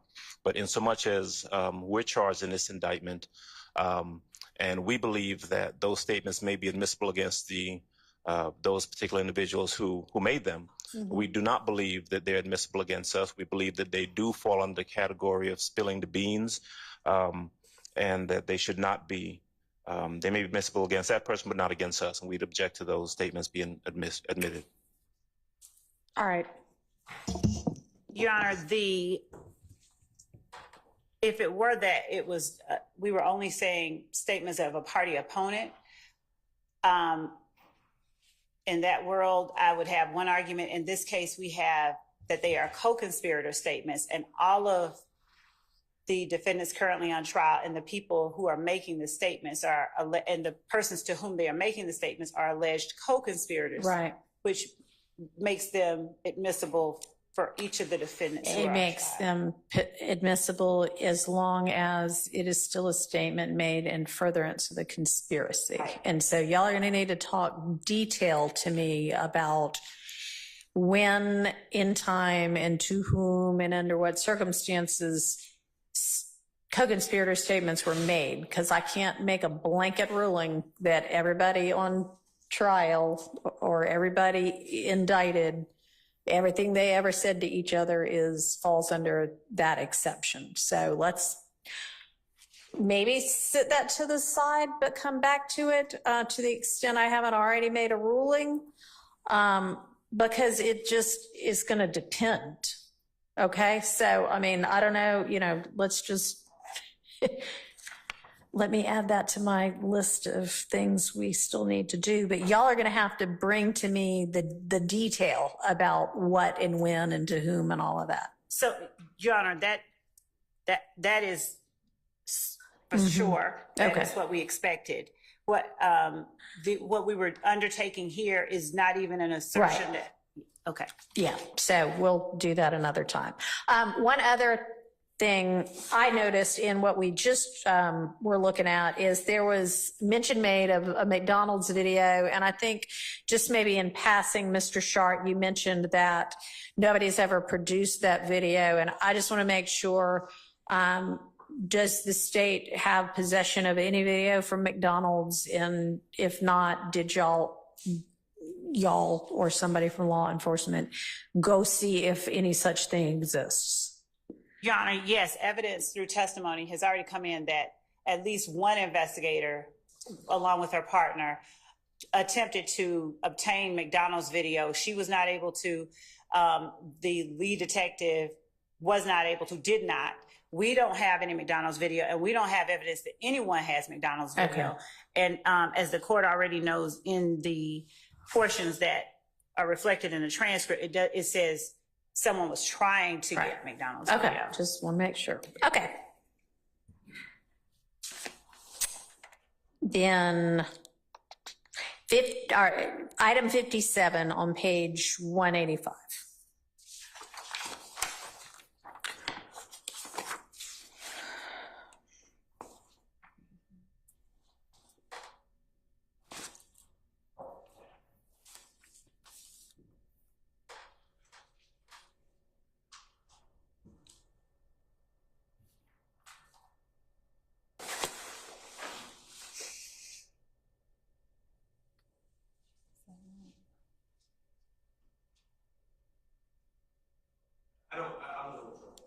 You're going to withdraw it? Okay.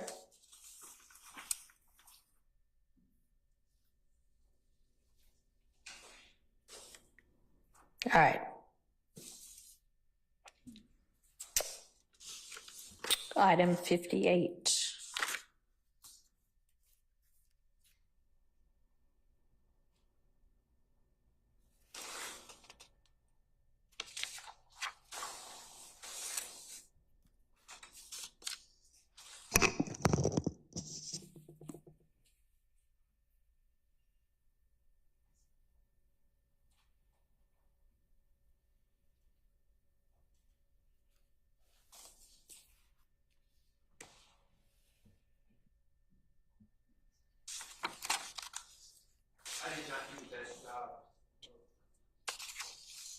Well, I'm sure it started out as kind of notes to yourself. Yeah, yes. So I don't did worry not about do it, the but- best job of laying out exactly what my objection is, but it starts out with speculation, it seems to me, about on behalf of Mr. Zachary about why people are not hanging out with Woody, who's Mr. Copeland, anymore. And then they get into a discussion about a word that I don't even use, quote unquote, snitching.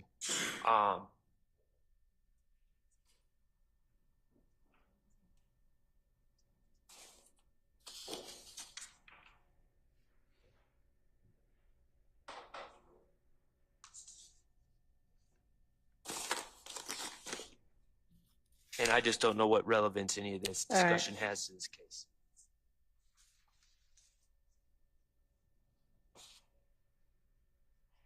So to respond to Mr. Sharp's relevance objection, what the court has, just to give some background, in 186, on page 186, starting at line 1, Dennis flat out asks, after Woody came down here and talked to the police, it was almost like everybody was distant from him. And Mr. Zachary says, yeah, we have, and I anticipate we will here, we'll see through Mr. Copeland. But there are multiple statements that Mr. Copeland gives regarding his distancing from other members of YSL after he went down and talked to the police. That's one thing. Later on, as in line 8, so in line 6, Detective Dennis says that did they distance himself from them because they thought he was snitching? Mm-hmm. And Mr. Zachary clarifies it's not about that, but he snitched on the person who shot at him. I mean, it essentially ends up being a conversation like, no, it's that he got the police involved at all. These kind of things ought to be handled amongst the people that have issues with each other. Yes, and so for 2 reasons, it sort of tells how they operate, and also to the extent if Mr. Copeland says, no, I didn't say that. Yeah. It would serve to impeach that and to further show that this is how we operate. Okay. I mean, I think it's certainly relevant to showing how they operate. Now, if there is something more in particular about, a certain phrase or a certain question that you think could be excised, let me know that. But I think the overall concept is a relevant one in this trial. Judge, let me interpose this if I can. Okay. I hear what the court's saying. I hear what prosecutor's saying as well. But for it to be a relevant issue in this trial, it's got to be relevant to, for example, someone's testimony. And the discourse that we're looking at here isn't them saying that, for example, Mr. Copeland isn't saying something or is saying something, or people are getting upset at him for snitching. They're having this and I'm going to use Mr. Shaw's word, kind of this philosophical discussion about, whether people should be talking to the police or not. Right. And you can have that discussion. They can have that discussion without it and have that opinion, because quite frankly, the detectives are also interjecting their thoughts on why people do what they do. That doesn't make it relevant. They're having this discussion about whether it's appropriate to talk to the police or not. But there's nothing about that discussion in and of itself that really tells us anything germane about the facts of this case. You can say that, for example, the state can say, for example, well, this goes to show how they operate. Well, a person can have an opinion without it going to show that they operated in this particular manner in regards to this case. All right. I agree, and you can make that argument to the jury.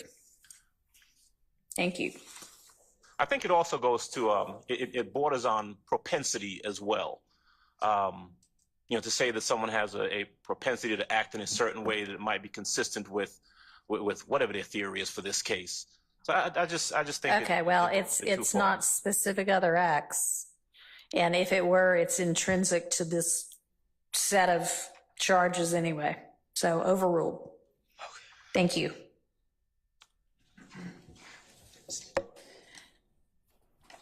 All right, moving to 191, item number 59.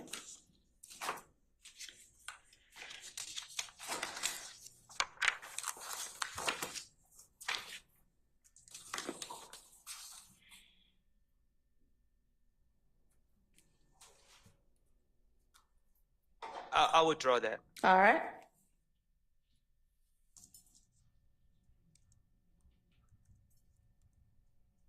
Then 192 is our next one.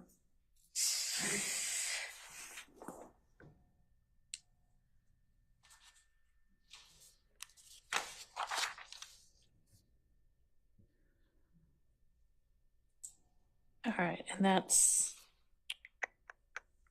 lines 16 through 21, Ms. Love. We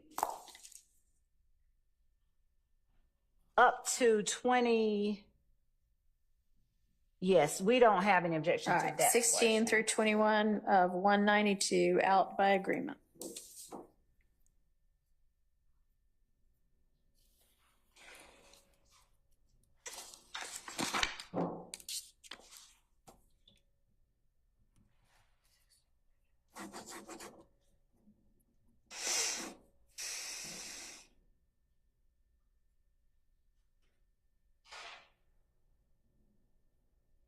I withdraw 193. Okay.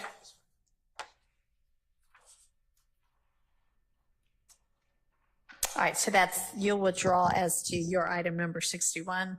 Yes. Okay.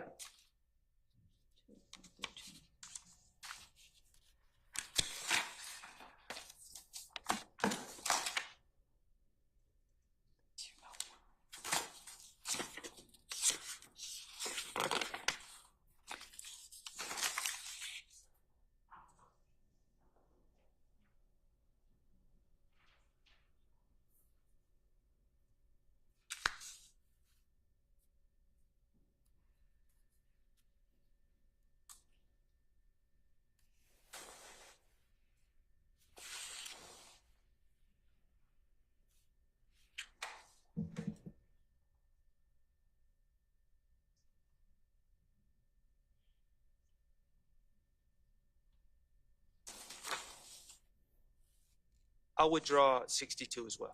Okay.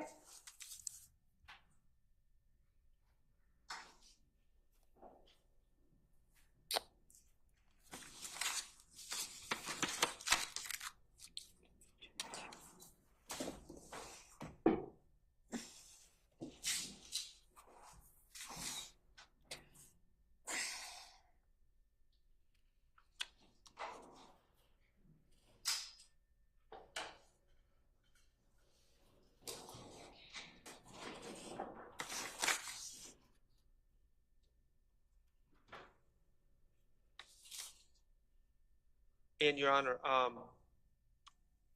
for 63, if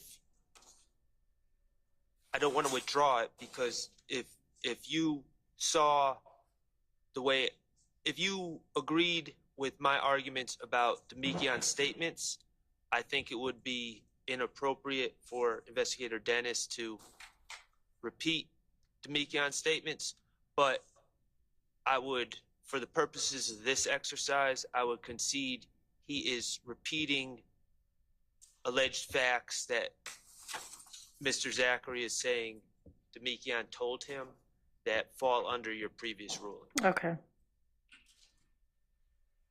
All right.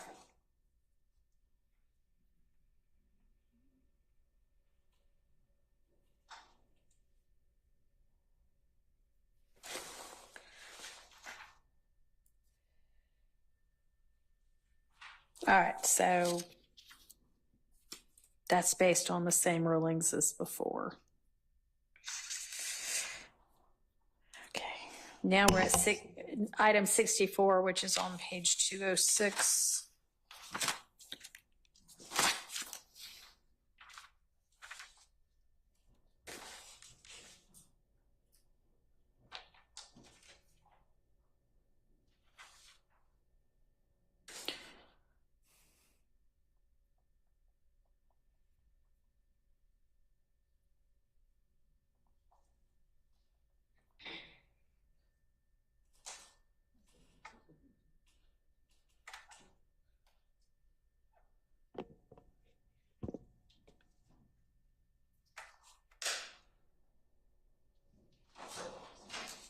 And Your Honor, I know you have no context for this at all. So in discovery, there is I would term it as completely innocuous social media post of my client that may have been posted on January 10th. I believe it was taken at New Year's. Okay. January in 2014 turned into 2015 with my client just kind of standing there, and it said something to the effect of looking at the city with a lot on my mind, Right. or something like that. Okay. Somehow that's being posited as some sort of confession, or Right. which I don't really understand. It has not been admitted into evidence yet. I'm going to argue that it should not be admitted into evidence because it has no relevance. So there's reference to this picture, and Okay. I guess pending. Sorry, go ahead. No, you're tracking. I understand. So do we even have any idea what time it got posted in relation to Mr. Thomas's murder? Your Honor, the time, I believe, is on the post, so it's after, make sure. The time is on the post. And I Okay.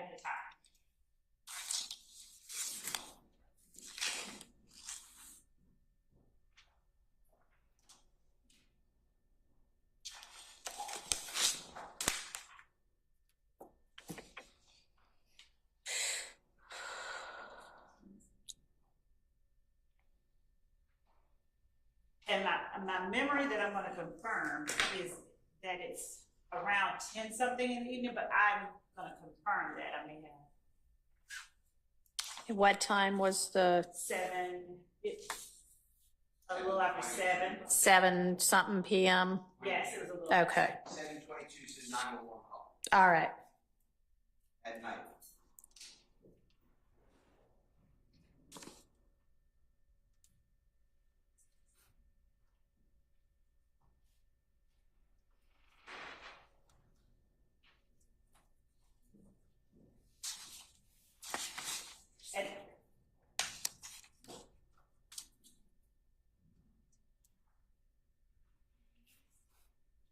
So it was posted by Mr. Stillwell on January 10th at 9:58 p.m.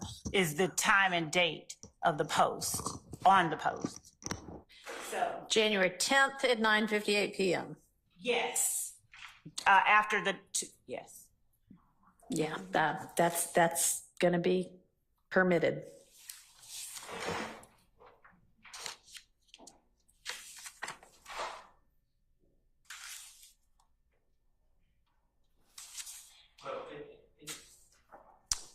In that case, Your Honor, there's nothing there's nothing about this discussion of it Right. that is by itself objectionable. It's just, I object to the evidence itself. So that's why I Okay, was, yeah. And I mean, I don't know why on earth this part of this would end up being something that gets submitted as a prior inconsistent statement. Who knows? But to the extent it does, it can come in, because I think that the evidence itself would be admissible, considering it's the post and the commentary is 2 hours after the murder. Okay.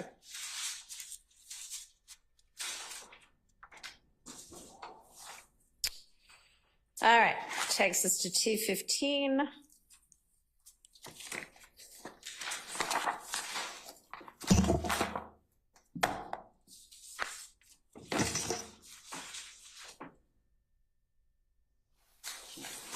this is more y'all's.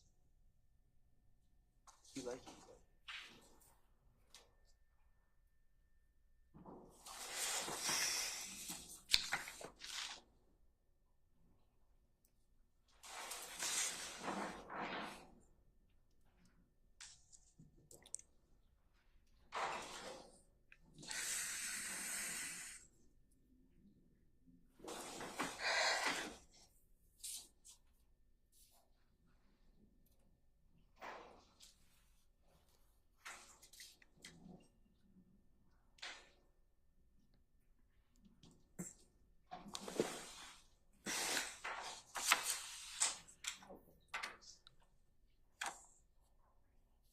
Go ahead, Keith. You answer it however you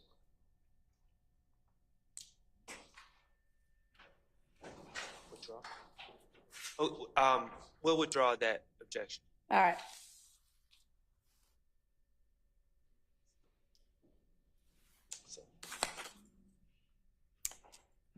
All right, now we're on to page 222.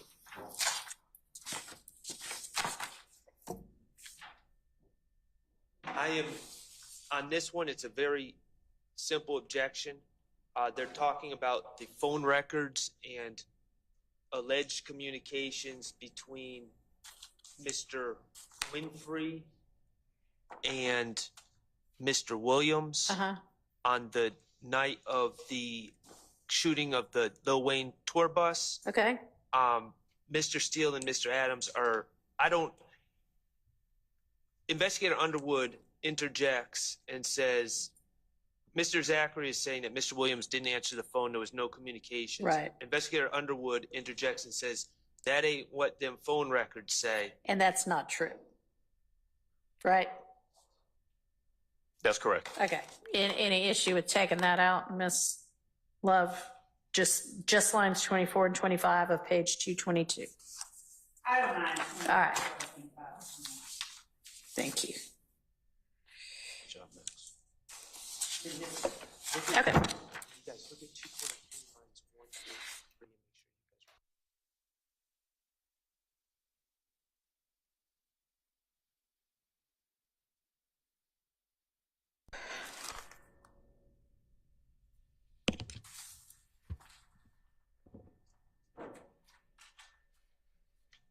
or really 1 through 12.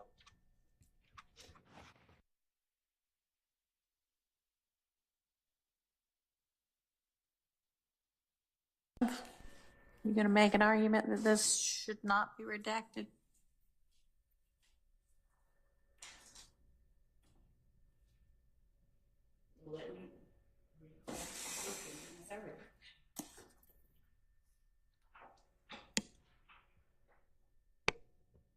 So yeah, I don't have, I'm sorry. All right. I don't object. Okay, so item 67 as listed is out by agreement.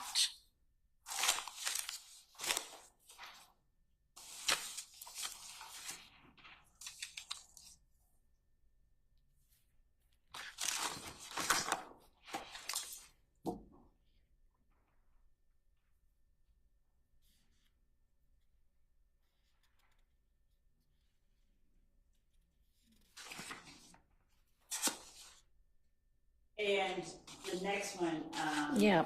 I don't have any objection. All right. Thank you. And so part of the reason that my initial response or reaction to it was to keep it in is only that Mr. Zachary, throughout this conversation, this portion of it, he's talking about his own observations as he was with them. Right. Not this particular part. So that's essentially, I mean, I don't know if the overlapping conversation actually, y'all can understand it adds anything, but at least what's on the transcript 20 through 25 is not additive to anything. So can we just strike the entirety of this page by agreement? Yes. Okay. Yes, John. All right.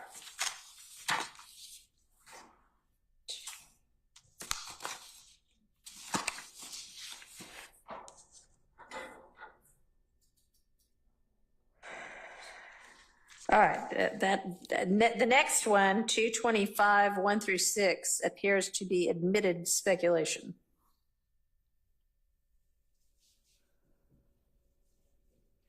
Unless I'm missing something.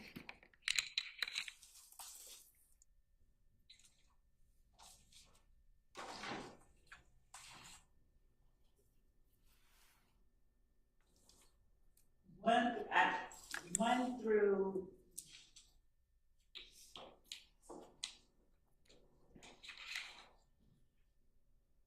I agree and don't object, and I was actually looking further down. Okay. I had no objection to 1 through 6. Okay.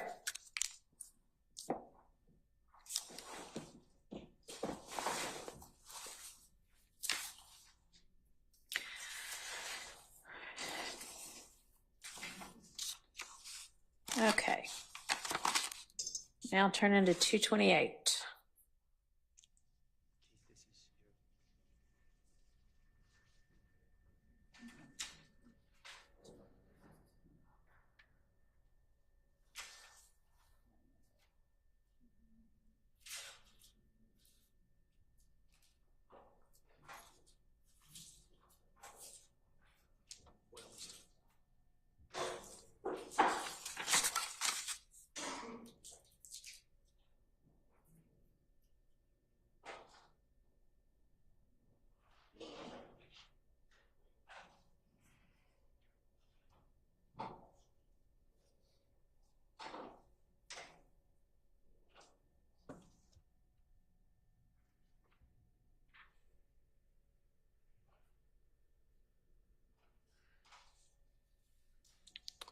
All right.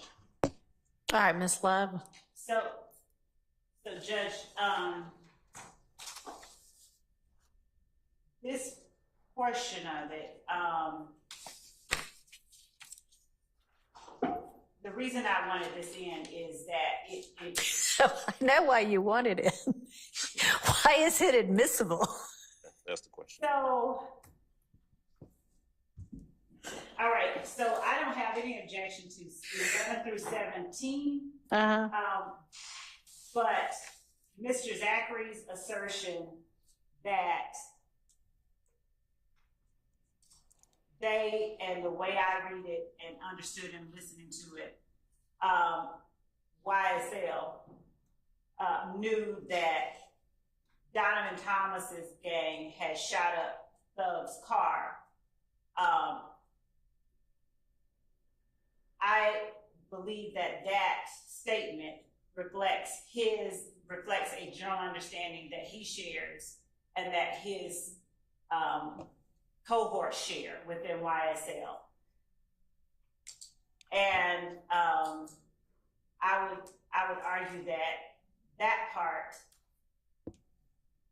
goes to prove count 1, and it provides not that we need a motive for murder, but the Woody get on Instagram flashing money and junk, and the Nut Gang had done shot up Woody, Thug's car. No, when he says, when you listen to some Nuts gang, If gang, shot up, and But I mean, is that the part that you want? Is that like basically lines 17 through 19? Yes. But Judge, you don't look at it in a vacuum, right? If we're talking about looking at it from line 11. Yeah, no, I'm just trying to get a handle on what everybody's even arguing. So if she's saying, trying to figure out now, like she's saying, I don't have an issue with some of it. I'm not making a ruling right now. I'm just trying to get a handle on things. Yeah, I'm just trying to point out that the analysis is the same, whether we're going from 11 to 17 or 11 to 19, is still the same analysis. That what the speaker, what Mrs. Zachary is doing is he is giving his assumption as to why something has happened and what people are thinking, and it's clear. Right, where he's talking about, well, that's what everybody thinks, and it's because, you know, Woody got on Instagram flashing money, and you know, people think that the Nut Gang had done shot up Woody or Thug's car. You know, all of that is assumption and speculation on his part, and it's just not. It should not be admissible. Okay, I don't think it's an assumption on his part that Woody got on Instagram flashing money, is it? No, not that part. That's a fact. That's a fact. Okay. Woody got on Instagram. And it's also, I think, a fact, but I don't know, y'all can tell me differently, that people from IF shot up cars in the parking lot that night. They believe that if gang shot up.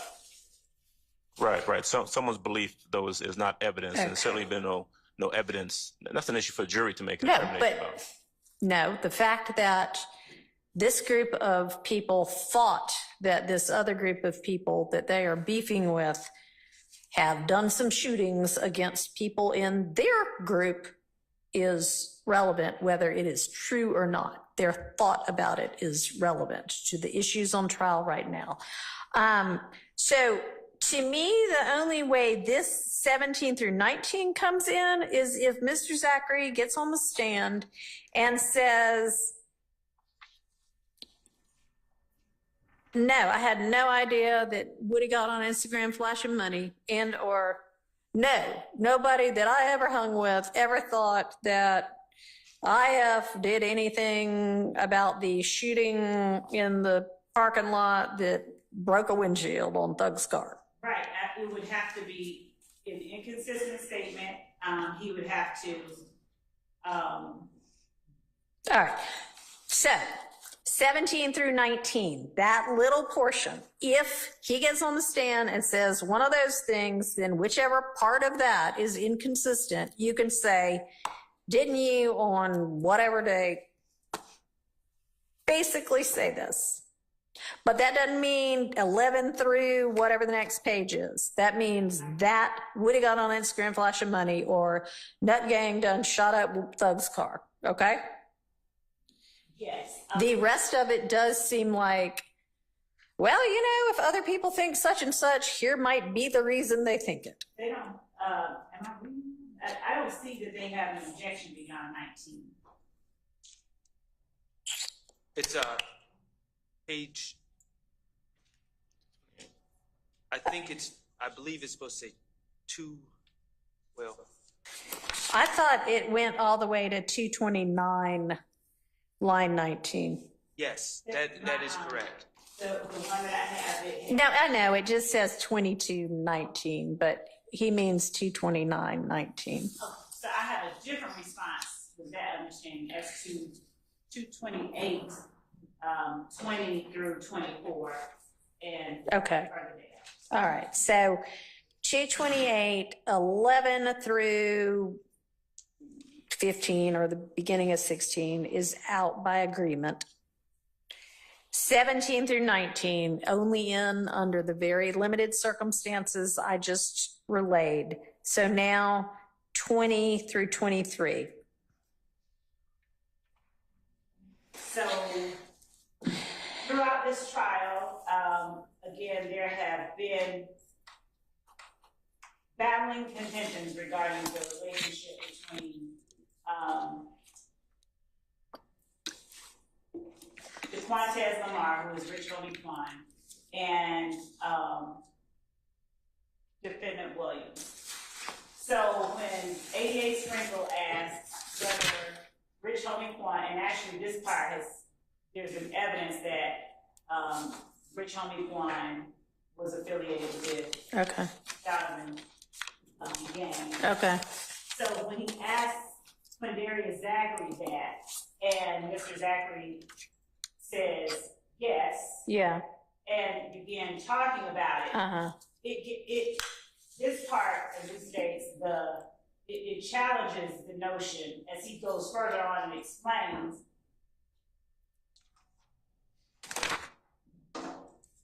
And I want to get to the part where he says,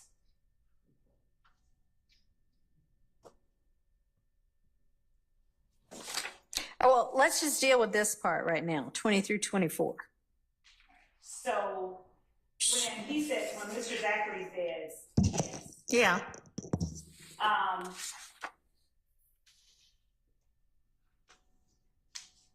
and then talks about the fact that Thug and Nut were hanging together Right. while Woody and Shell Kell were shooting each other. Right. It's just his observation. I mean, Okay. Yeah. I don't That have a part, problem with you don't have a problem with that part. All right, so that part is in. There's no objection to that part.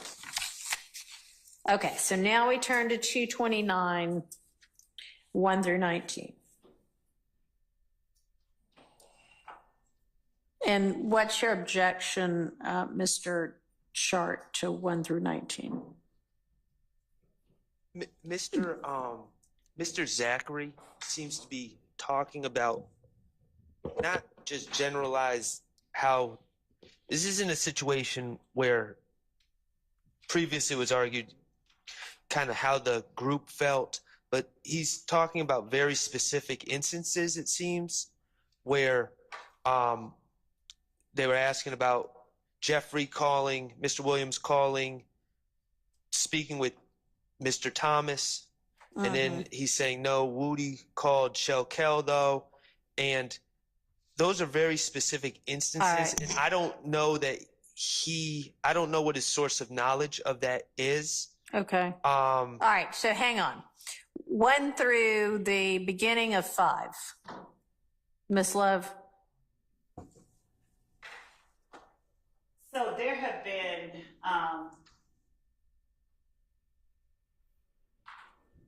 assertions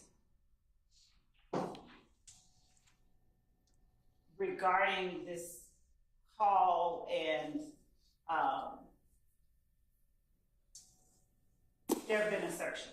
Okay, so is any of the assertions that there's evidence to back up the assertion suggested in Investigator Underwood's question on about what Thug did? I know that there were suggestions that Nut might have tried to quash something.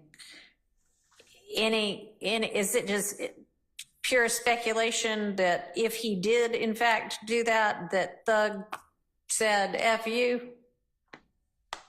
I don't object to that kind of. Okay.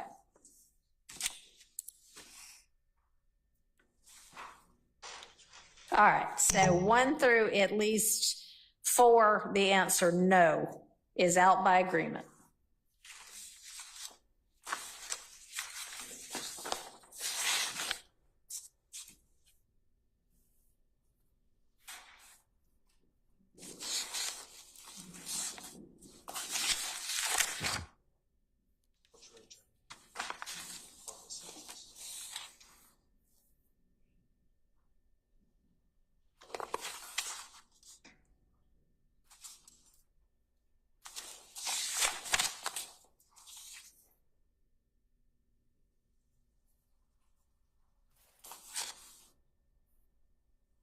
All right, what about the rest of it?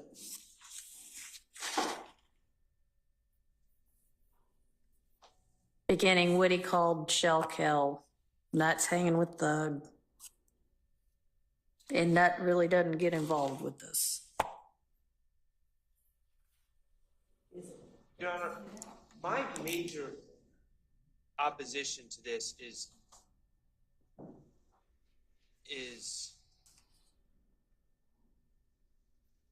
well, I'm going to defer to Mr. Adams on this if he has a problem with it. I don't really have that much of a problem with it. All right. Neither do I. Okay. Then the objection to 129 line 4, beginning with Woody call down through 19 is withdrawn.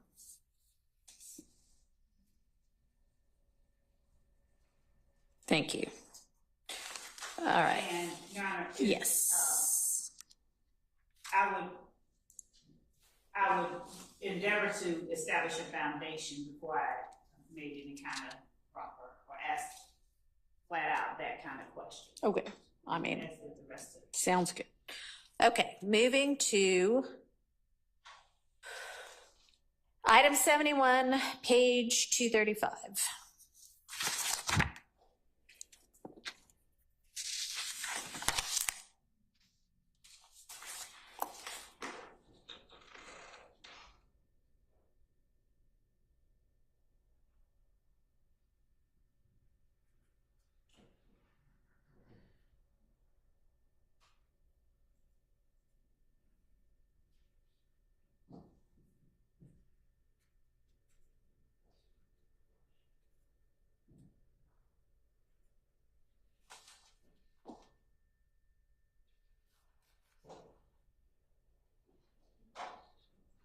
I know you are. Okay.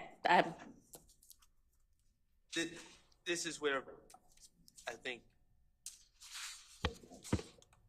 I have a problem, and I know that in some ways this answer is helpful to Mr. Williams. I don't, Mr. Zachary, I don't, he's saying he doesn't know. Yeah. And who killed Donovan Thomas when it comes back to it. He's saying what he heard from Demekion Garlington, but then in a conversational, the way we all have conversations, he puts out a hypothetical. If you're talking about Jeffery Williams, if your circle kills somebody, they're going to think you or that all of them together. So, Yeah. and the hypothetical, if your circle kills somebody,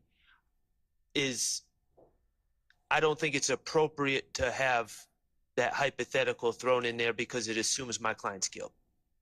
Ms. Love? Your Honor, this is two things. We're talking about a circle. We'd argue he's describing a group. He's acknowledging the existence of an association, and he's saying these words to the police after he is, according to him, told that two of his group have caught someone down bad. And he's essentially saying, if your clique, if my gang, calling it a circle, but they also at various points throughout and the earlier interview, they referred to it as a gang in 2015. If my gang kills somebody, they're going to think that all of them be together. So he's acknowledging the association, and in it, he's speaking on something that defendants Kendrick and Stilwell, according to him, have relayed to him. And that's the way that he tells the police that Mr. Kendrick and Mr. Stilwell told him, we caught that in down bad. And he talks about what we caught him down bad means in the 2015. And even in this one, he talks about, I think Mr. Bailey asks, what does caught him down bad mean? He's asked during this interview, and he clarifies, we shot him. Mm-hmm. He says that. So I would argue that this is relevant, and it goes to prove count one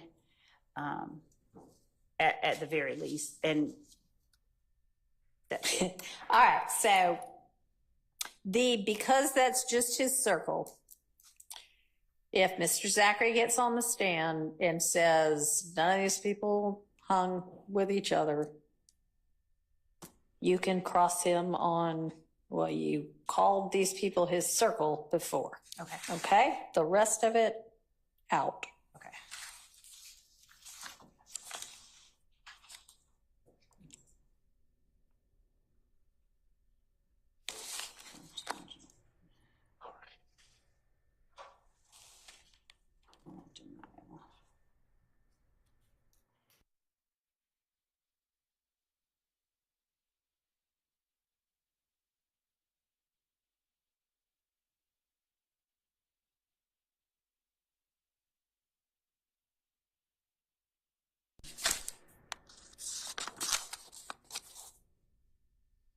And the judge, my number 72 is cut off.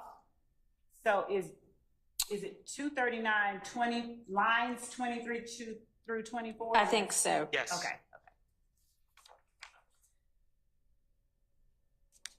I didn't have any objection to that. That was the one that Okay. that's like 70. All right. That is.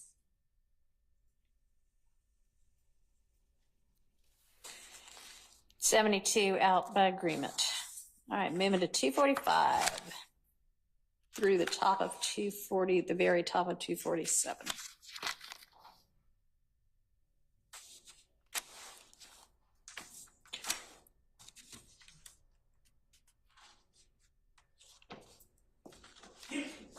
Bless you.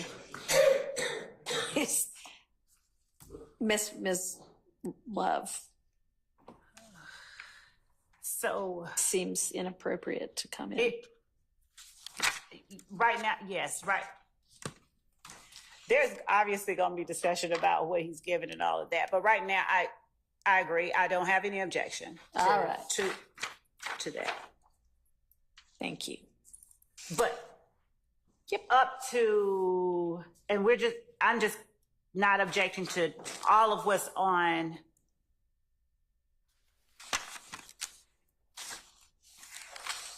actually lines 1 through 18, because when he's asked, Wait a minute. 1 through 18 of which page? 245, because that whole Okay. conversation up until that point is about who's going to jail, what time you should get, Okay. and all of that. But at line 19, when he's asked, do you realize how much you contributed to what's going on? Okay.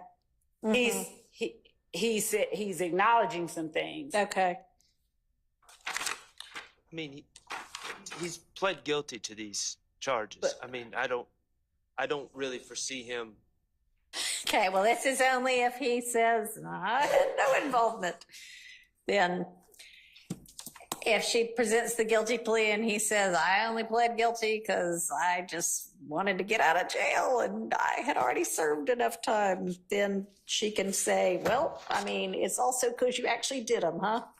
So under that circumstance, 19 through 245 line 19 through 246 line 1 would be okay.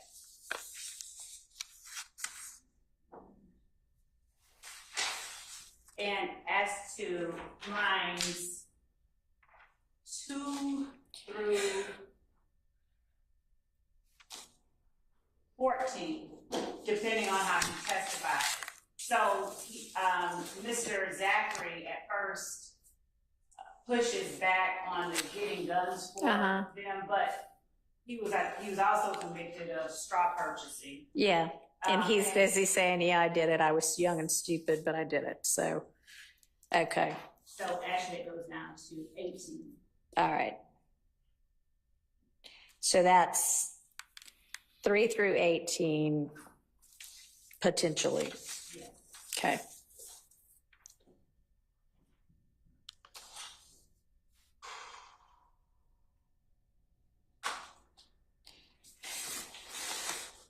And I don't have any objection to 19 to 25. Okay, so 19 through 25 out by agreement.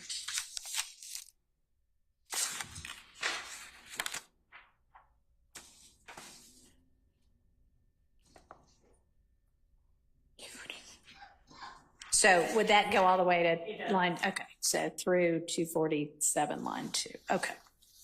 Thank you. 248.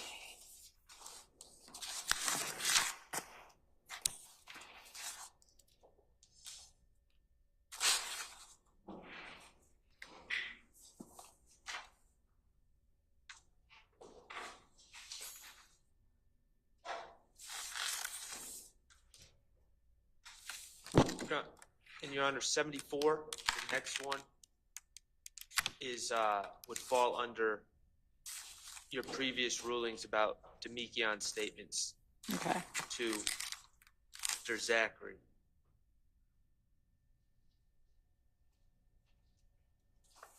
Okay. So on that same basis,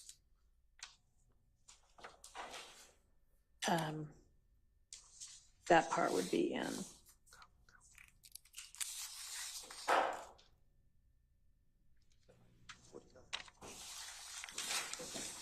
So now we're looking at 249, line 22 through 252.15.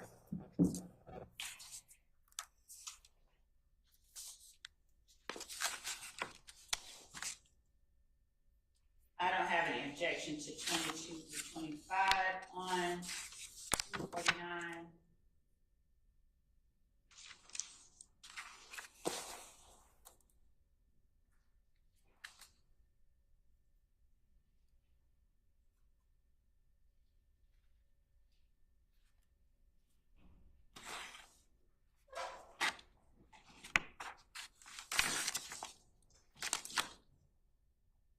And up through 15 on page 250. And actually, the rest of, because it's just a little clip that I want in, and it's just not gonna play well trying to get in that one. Demikion's your boy, yeah, it's not Yeah, working. okay. All that. All right, so it goes all the way through, at least the objection goes all the way through 252, line 15. So let me know about 251 and 252. Now, 251,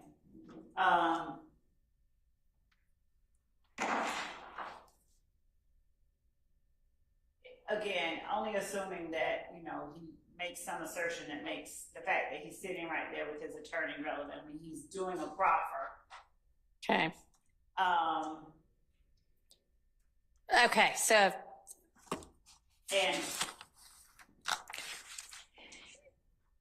if he gets on the stand and says, man, everything in that statement y'all coerced me into, then you can say your attorney was right there.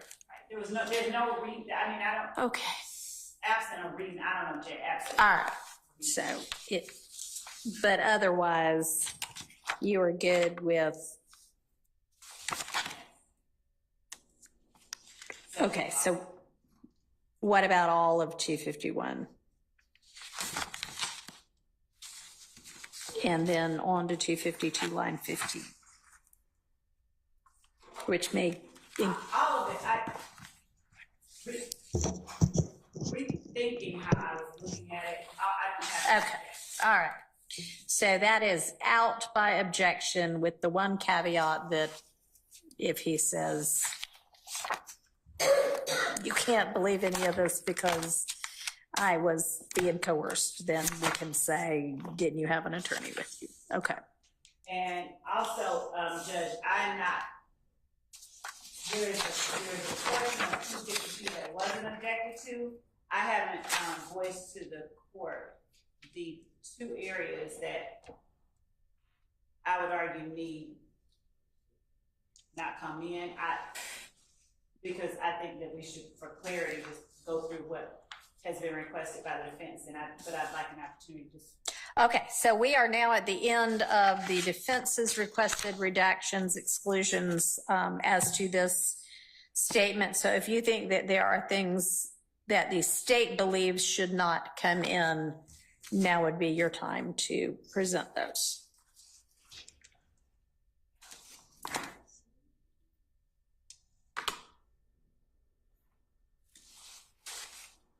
So Actually, that part that I was going to say, that part is already, I don't have any objection to the 252 through line 15. That was actually. Right. Got it.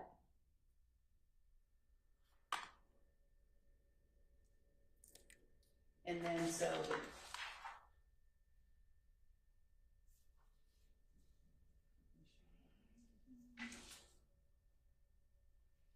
the part that the state had concerns about it were page 205.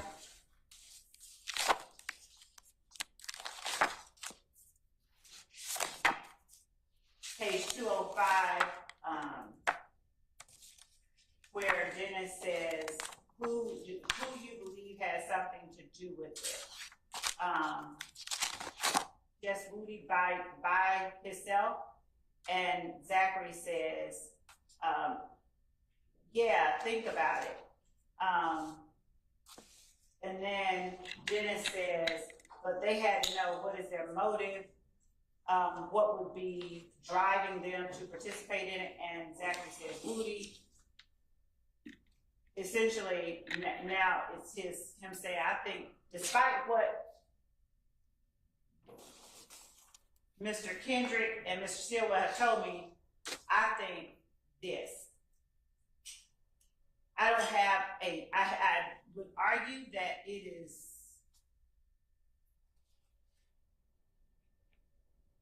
a false assertion, and understanding it is an inconsistent statement with what he has said earlier. One could argue that it's admissible, but just because he's saying, he's asserting that it's speculation.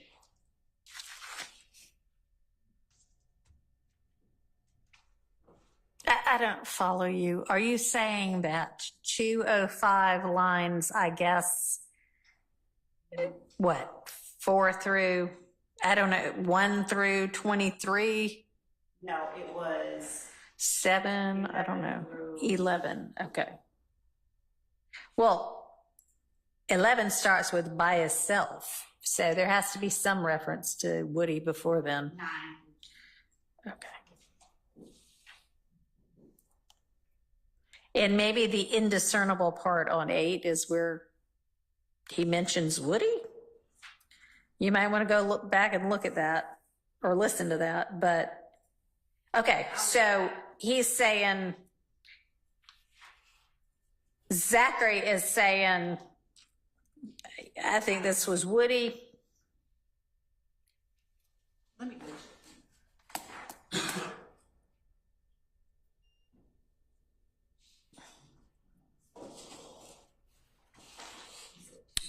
And if the others were participating, then it's because, you know, he got good talk with them. So when would you be planning to use that? I wasn't. I think I was, the court. You want it, yeah, you want it out. Yes, that's what I was saying. Okay, and why? It wasn't addressed, and I was saying that it should come out. Okay, why? Because he is asserting that I'm just speculating. I don't believe his. Where is he asserting that I'm just speculating it?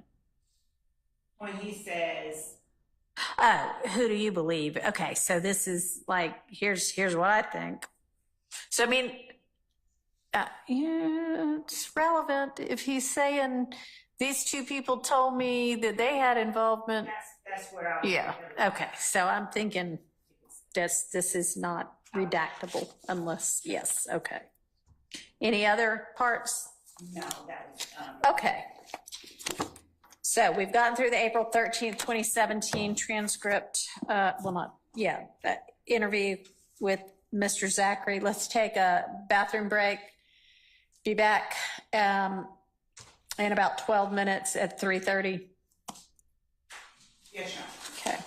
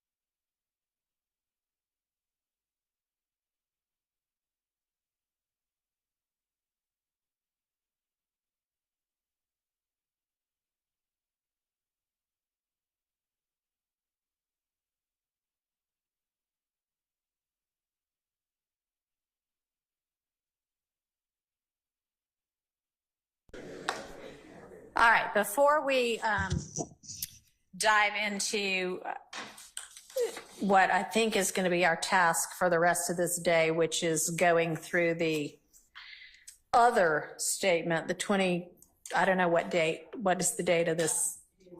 August 5th, 2015. Okay, the August 5th, 2015 statement of Mr. Zachary and potential objections to that. Is there going to be a 4:30 to 4:45? Hey, Judge, guess what else happened? Revelation? Because if so, go ahead and tell me now. I'm going to today, and I apologize. That is not a disappointment. Okay, so where are we on, and I know we've got all day tomorrow. I don't know if I have told y'all or not, Friday morning, we will not be in session. I think I mentioned that I had a conflict and that I just didn't know with regard to Friday afternoon, and we probably will make that call a little later. I mean, hopefully we can have a really productive day tomorrow and we can have Friday off from active court, and then have the jury on Monday. But I still need from y'all, if you want some kind of a 105 limiting instruction, that contingent type instructions for our various scenarios we might face depending upon Mr. Copeland's Monday morning decision about whether to take the stand or not. And then if he is going to take the stand, I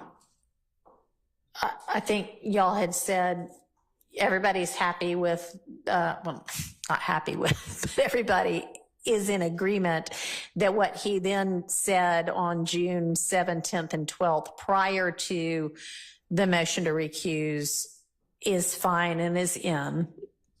So with regard to after the motion to recuse, and it sounds like, honestly, there was kind of almost a clean break with regard to prior to the motion to recuse, he had not really gotten into any of the testimony concerning the Donovan Thomas murder or questioning about that.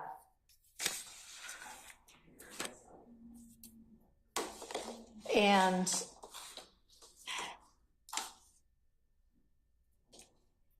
of course, honestly, I bring notes up and then I don't know what happens to them.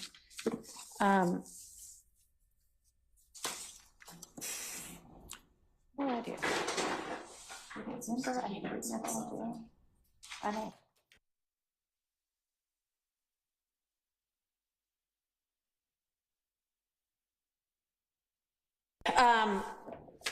And that, does everybody agree that basically, I mean, I think it was like on the, I don't know, because I wrote it down, now I can't find it, but that none of that was before the motion to recuse. Everybody agree with that? I agree, Your Honor, there was definitely a clean break. Yeah. And the majority of the days after the motion to recuse consisted of playing his January 22nd and his February 10th statements, right? Yes. Okay, so let me ask you this. You disagree? Okay. What's your recollection of it? There were questioning and the video audio of the early morning hours of January 11th, 2015, recording with Detective Thorpe, Thorpe, and Mr. Copeland was played in its entirety for the jury before the motion to recuse was filed.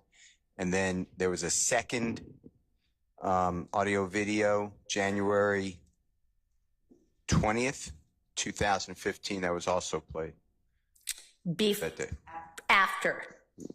Did you say January? Yes, hours after the God forbid killing, The killing Yeah. is January 10th, Right. 7:22 p.m. Uh-huh. in 2015. Early morning hours of January 11th, Mr. Copeland is with Detective Thorpe. Right. And that got played after. And then what was the second one you said? January 20th. I'm going by my memory. January 20th, not February 20th. Well, Okay. no. There's maybe January 21st. There's a 2 in January, 2 in February. Right. 1 in. Well, anyway, whatever those two statements were, somebody can go back in the record and look. But that was most of what occurred afterwards. Before the filing of the motion to recuse. Oh. That's what I'm trying to Okay. articulate. All right. There was discussion of Donovan Thomas before the motion to recuse. That's why I wanted in. There was a lot of exculpatory information. Okay. So y'all can agree to whatever you want to agree to in terms of things that are before the jury post recusal motion. This is pre-recusal motion. That's why I wanted it. Pre-recusal motion. Yes. Okay. I think, Your Honor, there's no, we don't have differing opinions about pre-recusal motion as long as he continues to testify. Right. Agreed. So Agreed.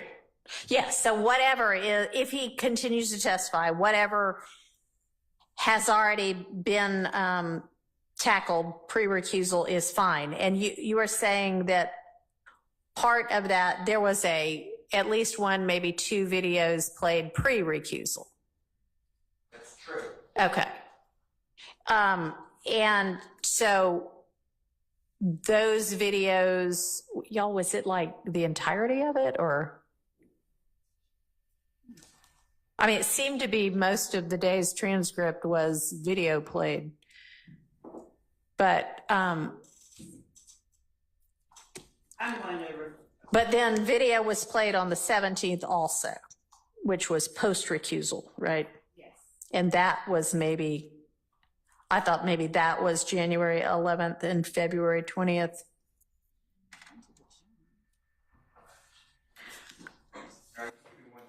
Okay.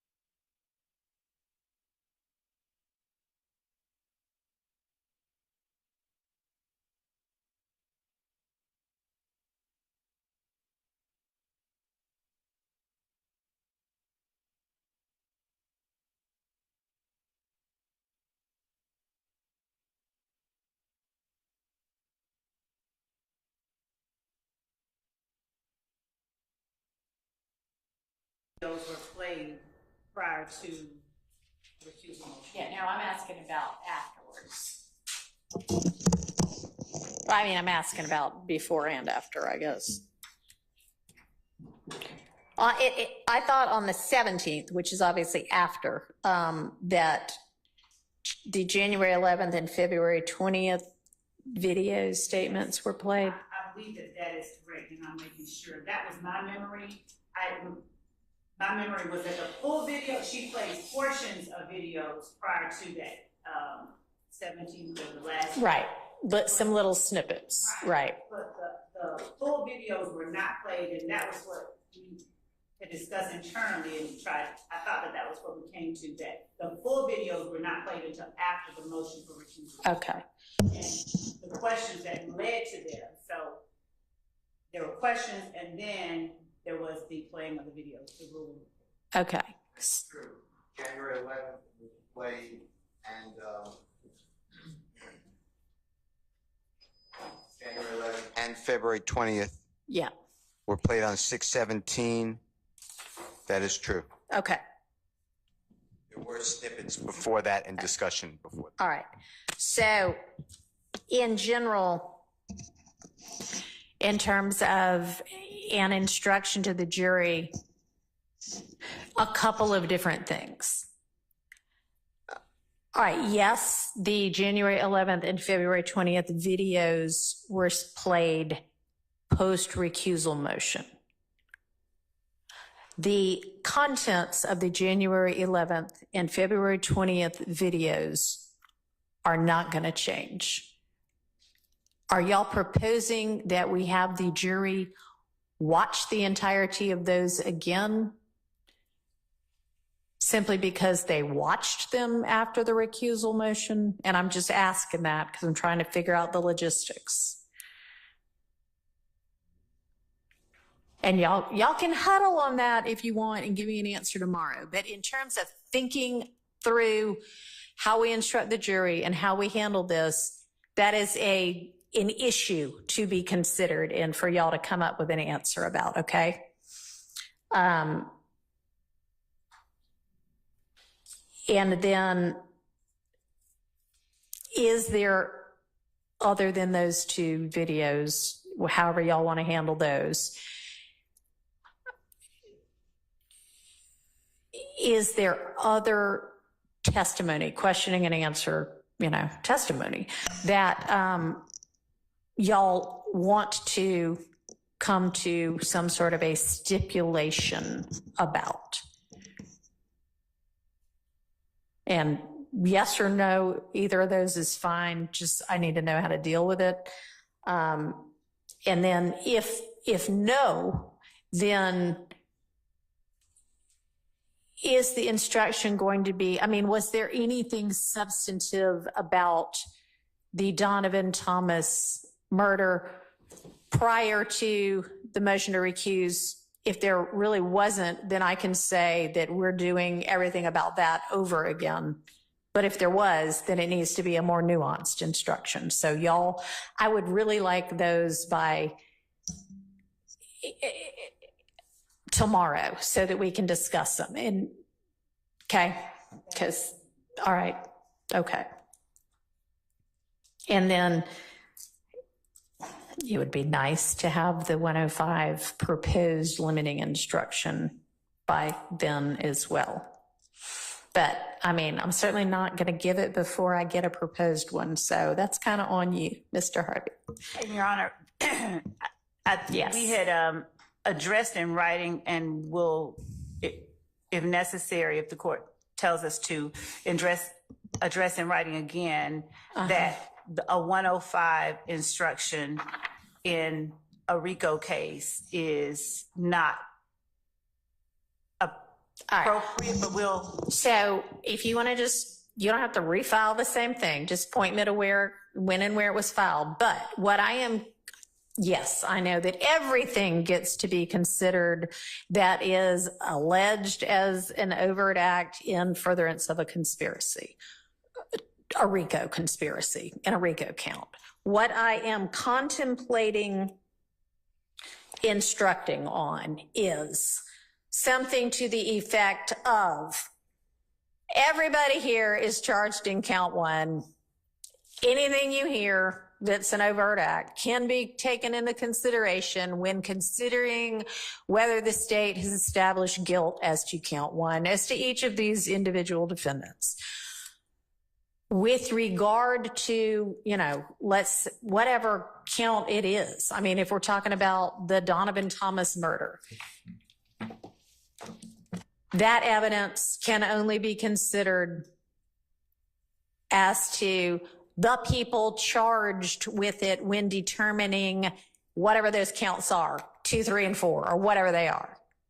So that the jury knows what they are appropriately considering everything against. I want to give a legally appropriate instruction. Understood. Okay. But we did allege the Donovan Thomas murder. Oh, I know. And so it is 100% appropriate for the jury to consider that evidence when considering count one against each of these defendants. It is not appropriate for them to consider it in terms of the guilt of any of the defendants to any other counts other than the people who are charged with the murder and the corresponding whatever it is, ag assault or gang or whatever. Okay? So that's my thought as to that. And y'all work on what Mr. Harvey is going to take the lead on, and then I'll listen to objections on, and I'll formulate something. But I think that that is appropriate upon request, as long as it is an accurate statement of the law. Okay? All right.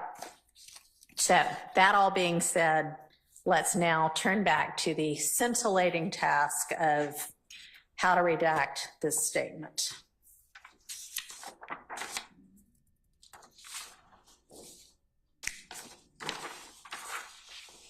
Laura, can you make me a copy?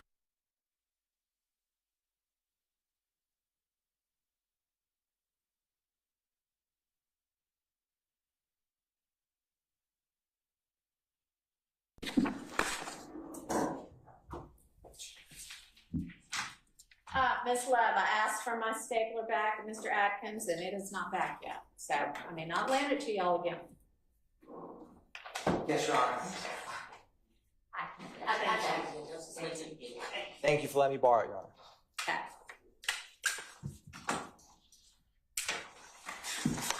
All right. Everybody ready on our August 5th, 2015 statement that we need to get through?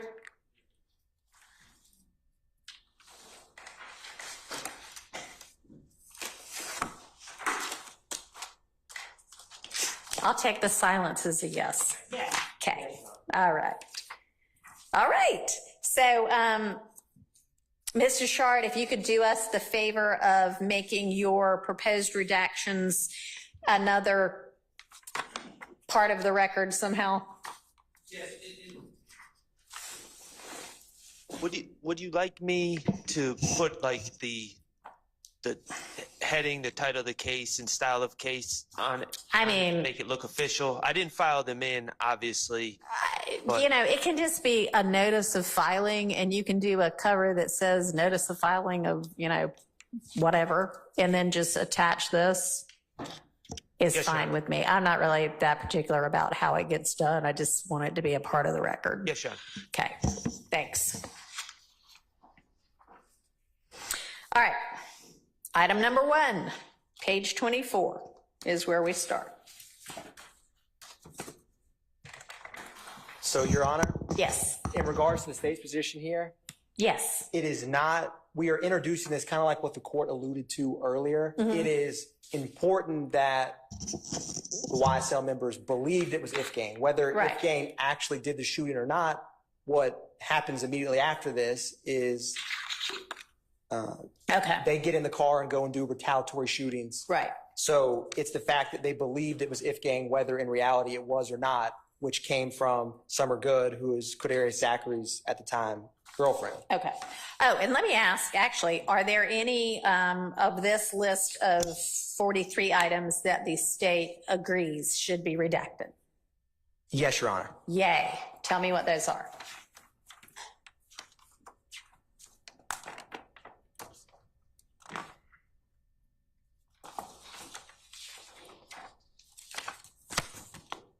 Your Honor, I'm going to it. I know off the top of my head, there's one that references the Sandy Springs search warrant of Defendant Williams' house, that's out. I'm trying to figure out what number that is. Okay.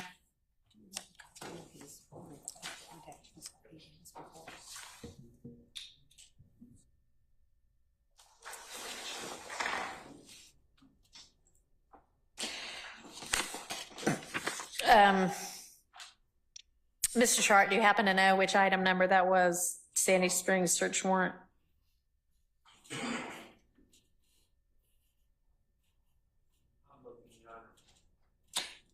Are there more than that one? Yes, Your Honor, there are. Okay.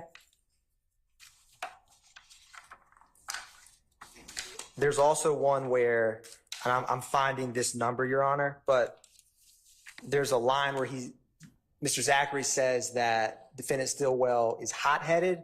There's a part after that, but the state agrees that calling him hot-headed, Okay. the state would concede that. So I'm going to I have this in order, but Okay. I didn't separately draw out which ones. It's fine. I guess just then, whenever we get to it, Yes, Your Honor. you can say, before I read it and Mr. Short argues, just say, okay, for that one, we agree. Thank you. All right. The first one that Mr. Atkins was referring to is number 34 on my list, I believe, Okay. which is page 149, line 19. Okay. That's correct, Your Honor. Thank you, Mr. Sharp. All right. Perfect. Okay. So back to number one then.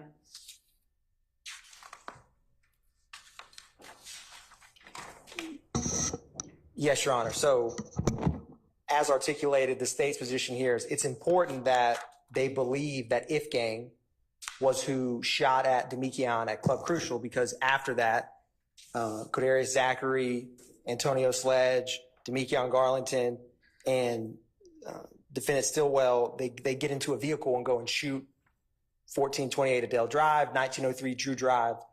And so it's in result of Ifgang shooting at them. So I see the objection is hearsay about who did the shooting at Demekian at the club. And so the state's position is it's the effect on. Right. You're not offering it for the truth of whether those people did the shooting. You're offering it for this was what this crowd believed. Yes, Your Honor. All right. Any response? I believe that it's hearsay. Mr.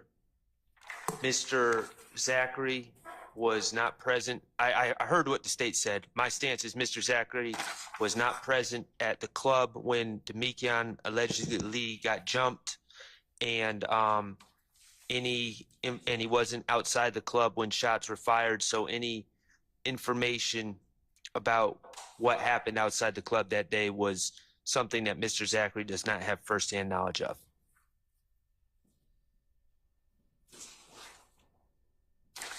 All right. And so essentially 24 and 25 relay a lot of, I guess, details about who did the shooting. Yes. Yeah. Outside the club earlier that night.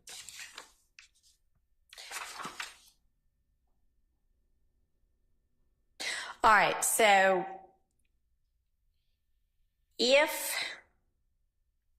and again, all of this is if you have to impeach him because he is not testifying as you thought he was going to consistently with these interviews. So if you are then impeaching him, and your purpose is, hey, at that time you told us, it needs to be phrased in a way that what you're impeaching him on is not A, B, C, and D people committed this. It's you thought at the time it was this, right? And so I don't even know that you need to go through 2 whole pages of that to accomplish that. Yes, Your Honor. Okay. All right. Understood. And agree that's the state's intent with this portion. Okay.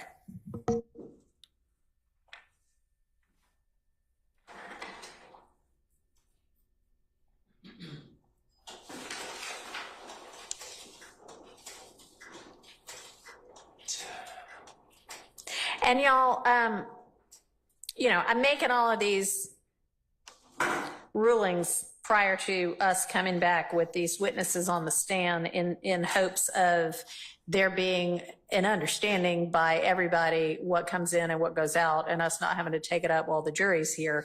But if for anything, at the time we arrive at it, it looks like, okay, this is not what we agreed to, or this was not my understanding, don't just sit mute. I mean, raise it to me and say, remember, Judge, you said he didn't need to get into all of these details. It was for the purpose of, y'all believed at this time it was IF, okay? Y'all are on notice of that. Okay. All right. So, Your Honor, Yes. the second one, this transcript is very incomplete. So, Yeah. could I mean, I'm sure Your Honor can flip to the page, but it's probably not going to help. May I convey what I believe? Absolutely. And that has been helpful to the extent that both sides have done that so far. And from the portions that I have listened to with the transcript in front of me, watching the videos, yeah, I mean, the transcription is less than stellar. So yes, please do. Please continue to do that. So on page 48, line 7, Quindarius Zachary says, and he and Thug, like, nah, I ain't cool with N's, the N-word, until they pay for my window. Okay. Until they pay for my window. And then it says woman, and I believe that's Investigator Gaither says, but why they shoot up the dugout? And then Mr. Zachary, Woody and Cal had something personal going on, I guess, who was big and bad. And my objection is with the statement that Mr. Williams, according to Mr. Zachary, said, nah, I ain't cool with N-words until they pay for my window. Okay. I don't have any understanding or belief that Mr. Zachary had any firsthand knowledge of any conversations that Mr. Williams may or may not have had with other individuals about this subject. And I think he's just passing on information that he's heard.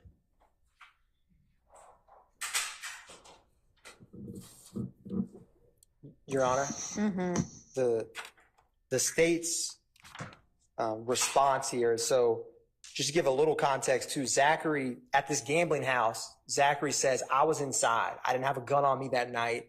And the way he says it in the state's opinion is that when Defendant Williams walks outside right before who they later go on to believe Kelvin Watts, Shell Kell, shot and broke his window, that he kind of comes outside afterwards. I mean, so he's Zachary? Yeah, Zachary's inside when the shooting happens. So he's not physically outside. He doesn't like spot Shell Kell in the bushes and say, oh, I saw him with my own eyes. But it's kind of the state's, with the way he describes it, you know, he walks outside soon thereafter because he just heard a bunch of gunshots. Right. And I think it's reasonable to believe that, you know, they would all be discussing, and he kind of alludes to that, like going to the parking lot and there's a lot of broken glass and bullets. They don't immediately know it's Kelvin Watts, but at the same time, the state believes that between either excited utterances of people out in the parking lot after this shooting that hit multiple cars and or speaking with fellow co-conspirators, what he says here,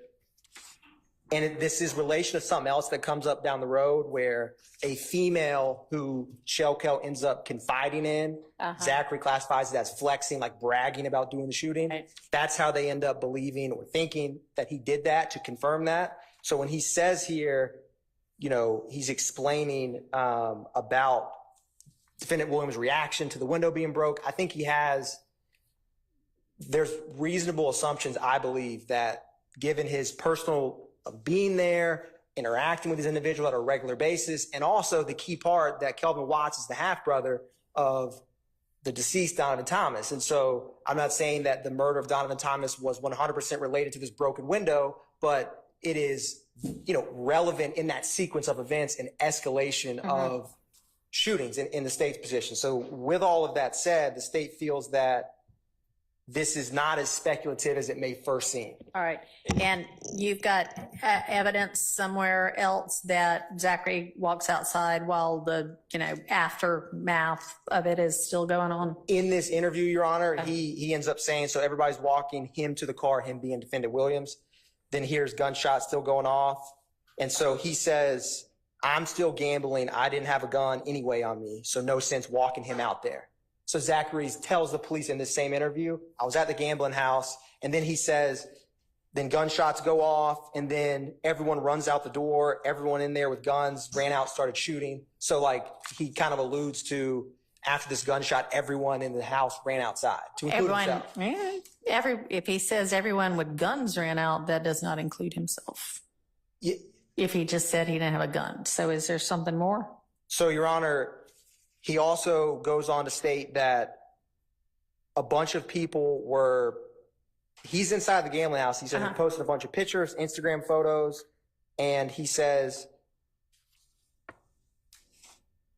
when the windshield got shot out, did they confront Kell about it immediately? And Zachary says he didn't know because they didn't initially know. They have to find out down the road. And so I'm trying to find where this is in terms of, he says, you all come outside. Zachary says, I didn't have a gun.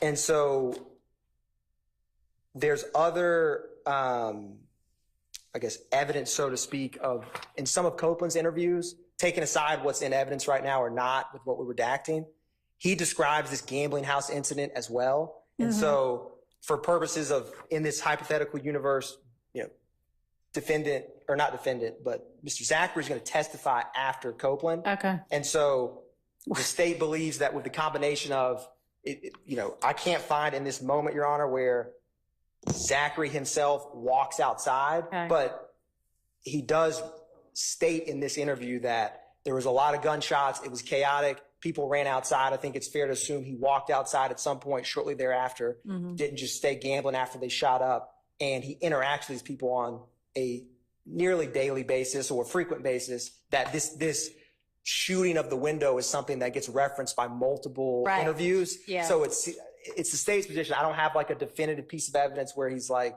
this is exactly how I know, but I think it's reasonable to think that he would have a pretty good basis for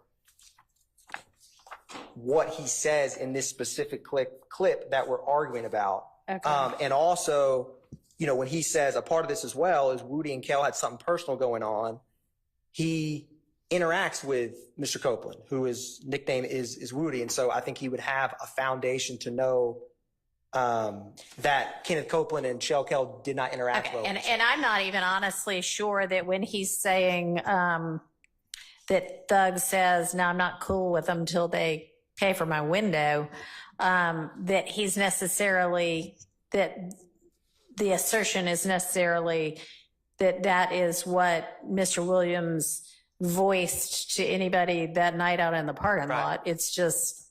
So my understanding, based on what Mr. Copeland has stated in this courtroom, whether it's in evidence right now or not, there's a shooting at the gambling house.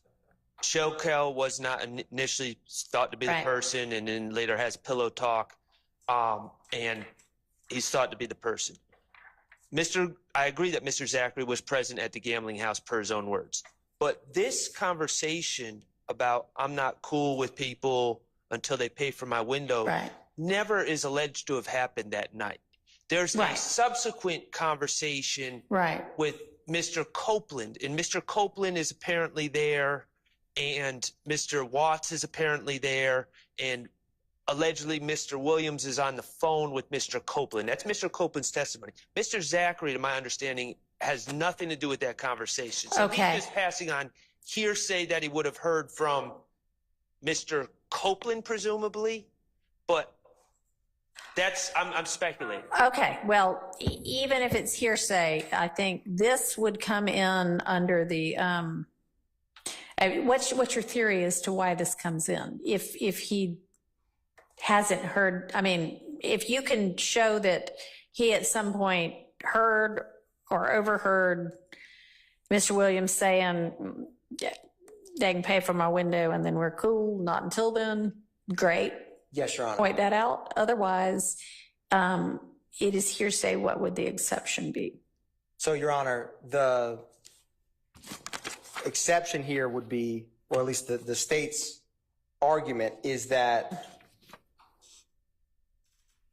and I can't directly point to the moment in time where he believes or hears someone state, I'm not going to be cool with him until he pays for my window. What I will point out, and I will, in answering the court's question, is shortly thereafter in this interview, Mr. Zachary says, Thug comes in crucial, throws money. Kel doesn't want him to do that. The Thug, he's not clicked with him, or it may be cool with him.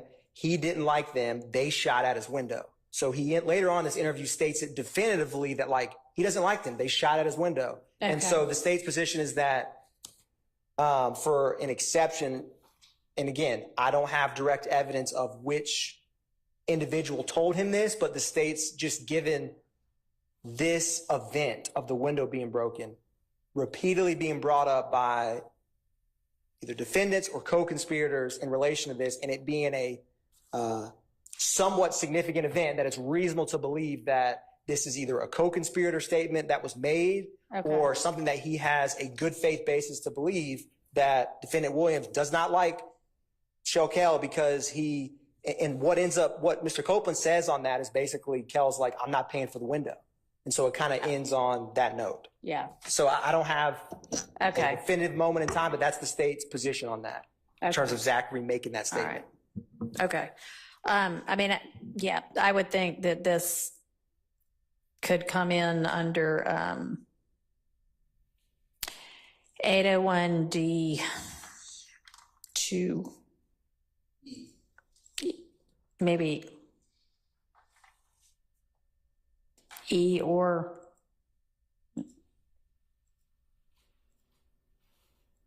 yeah.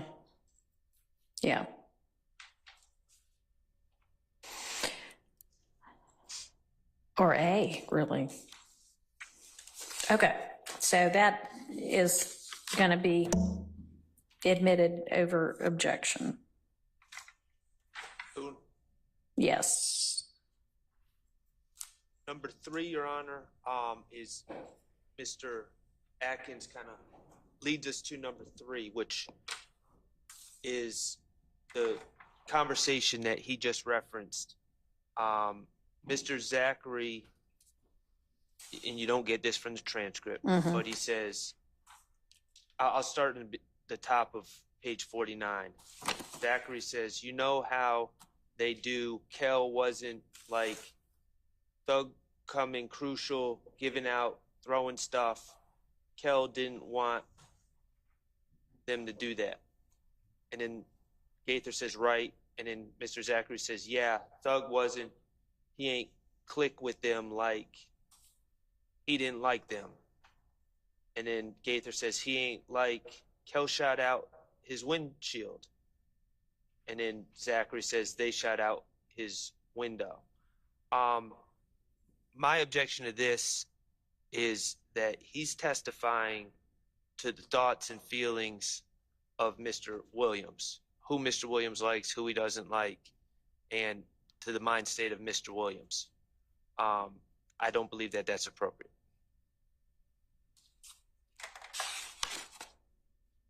All right, say the throwing money parts as to the incident that happened at the club. Correct. Right, where some people. And for context. Right. So is Mr. Zachary there, or does he know about that incident having occurred? So, Your Honor, there's a specific incident reference where Mr. Copeland gets jumped at that nightclub after flashing money. But in Mr. Copeland's own, and maybe in other statements, but certainly Mr. Copeland, he kind of regularly went to Club Crucial and flashed money. Okay. And so they kind of referenced that Woody flashing money in Club Crucial was not like a one-off event. Right. And so the way I take some of this, what he's saying is, they come into Club Crucial almost every Monday or every other Monday or frequently, like to come to that same establishment where a lot of Shell Kel and his crew, which is the If Gang, and the YSL are there at the same time. So with that, I just wanted to clarify that for the court. So who's the he that we're talking about then in 49, 1 through, 8 or 9, where there's a he didn't want me doing that, he ain't clicking on me? They're talking about defendant Williams, like. That's what I thought. Yes, Your Honor. He ain't clicking with them. With the opposite side as well. Well, so that's just mistranscribed. Yes, I believe so. Okay. So, y'all are going to or have established that Mr. Zachary also has a close relationship with Mr. Williams, right?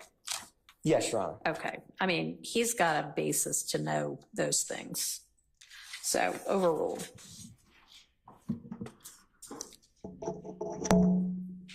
I'm going to withdraw number 4. Okay.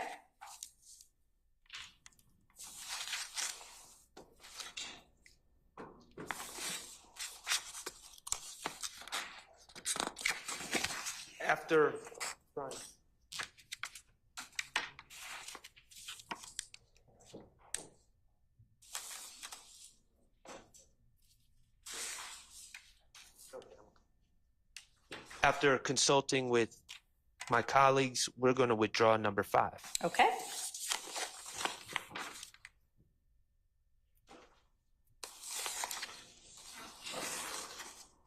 Okay. All right. Number 6, Your Honor, is talking about, and this came up in I think the last statement as well. They were under the belief that MBC did the shooting at the dugout, the false belief, and they're talking about why did you believe that? And he's saying because Yak, Mr. Kendricks, beat up someone at the club. And specifically on 55 line 17, if I can make sense of this transcript, they said they didn't mess with each other. They didn't mess with each other.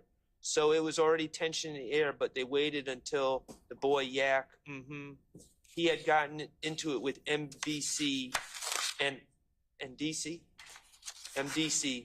and I had helped him fighting in the club.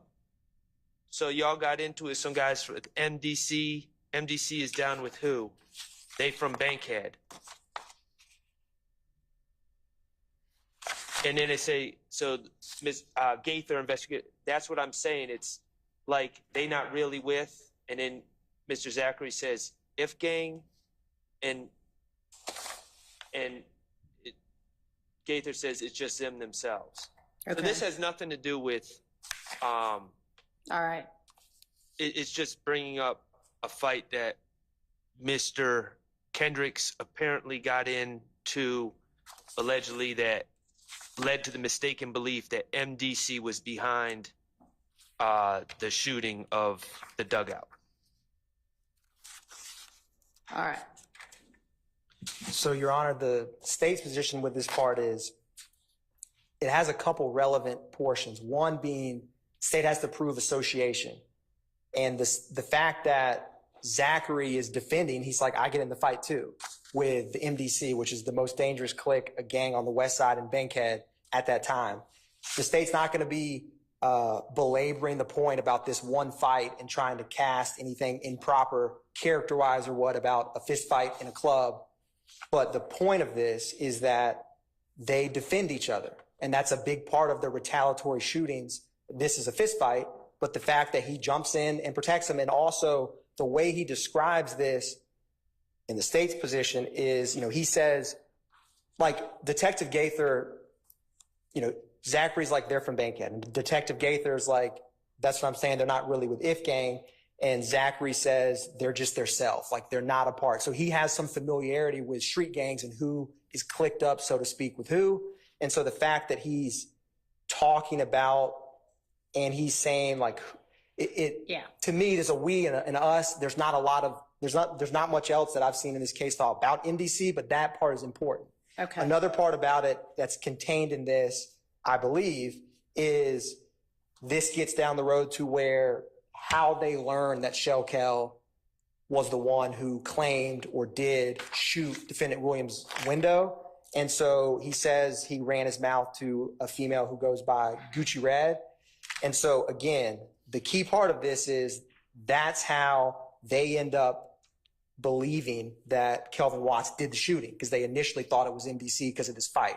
So the state believes this portion is relevant for a number of reasons of why they initially thought it was MDC, the association between Zachary and Kendricks, And also there's a part, at least if I'm reading the page 55, line 17 to page 57, line 7.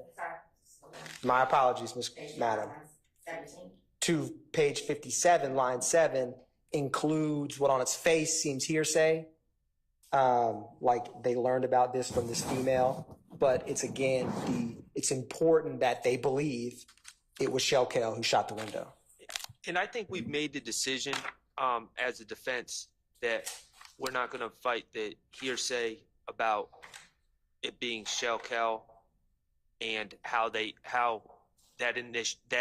eventually came about, and that would be on page 56, line 10 to 19. He's saying that they found out it was Shellkel because he was running his mouth to Gucci Red. He says pillow talk and junk.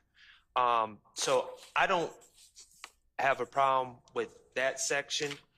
I just don't know why we need to get into Mr. Kendrick's apparent simmering feud with completely unrelated people that led to the false belief that it was the most dangerous clique as opposed to Shellkel. I mean, we can just get into the fact that they know it was Shellkel now without going through that whole misapprehension. Okay. So, I mean, it is potentially relevant. And again, this is only if he testifies inconsistently on the issues of, as you represented, what you think it's important for is that, hey, we all defend each other. We hear XYZ, and then that's good enough for us. We go back our boys.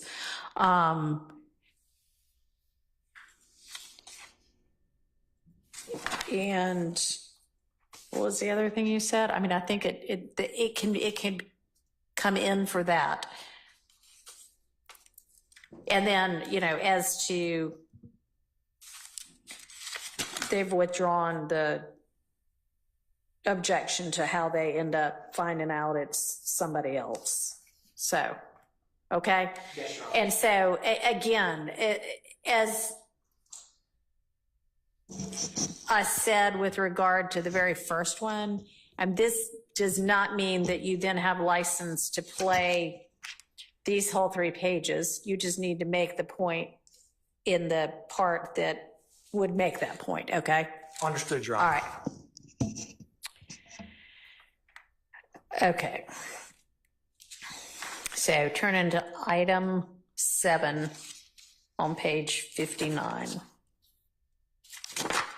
This is them talking about the dugout shooting and them finding out it was Shellkel. So I'm going to withdraw that. All right.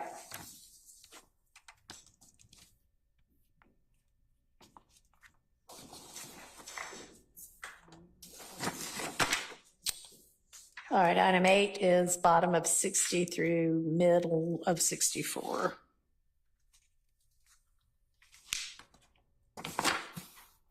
Okay. And give me just a second to take a look through that.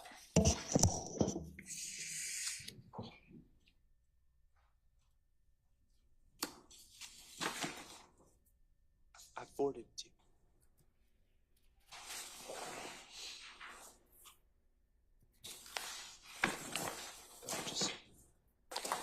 All right, hold on.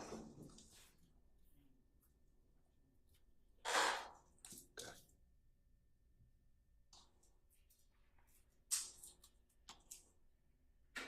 Just sent it.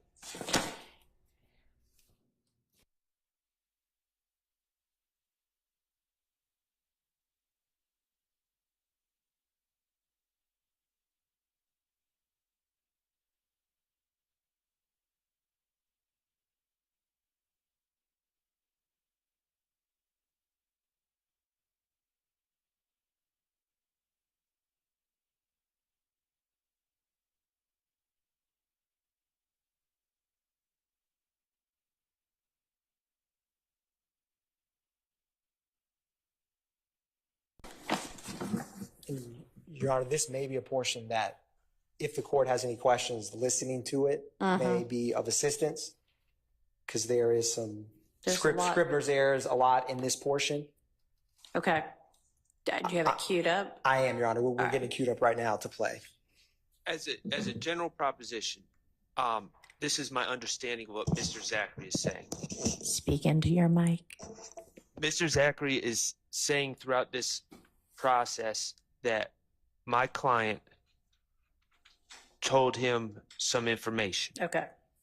That information included 4 people that were in the car. That's what Mr. Zachary is saying. Mr. Zachary is also saying that Mr. Kendricks said something to him, which was that involved the 4 people in the car, according to Mr. Zachary.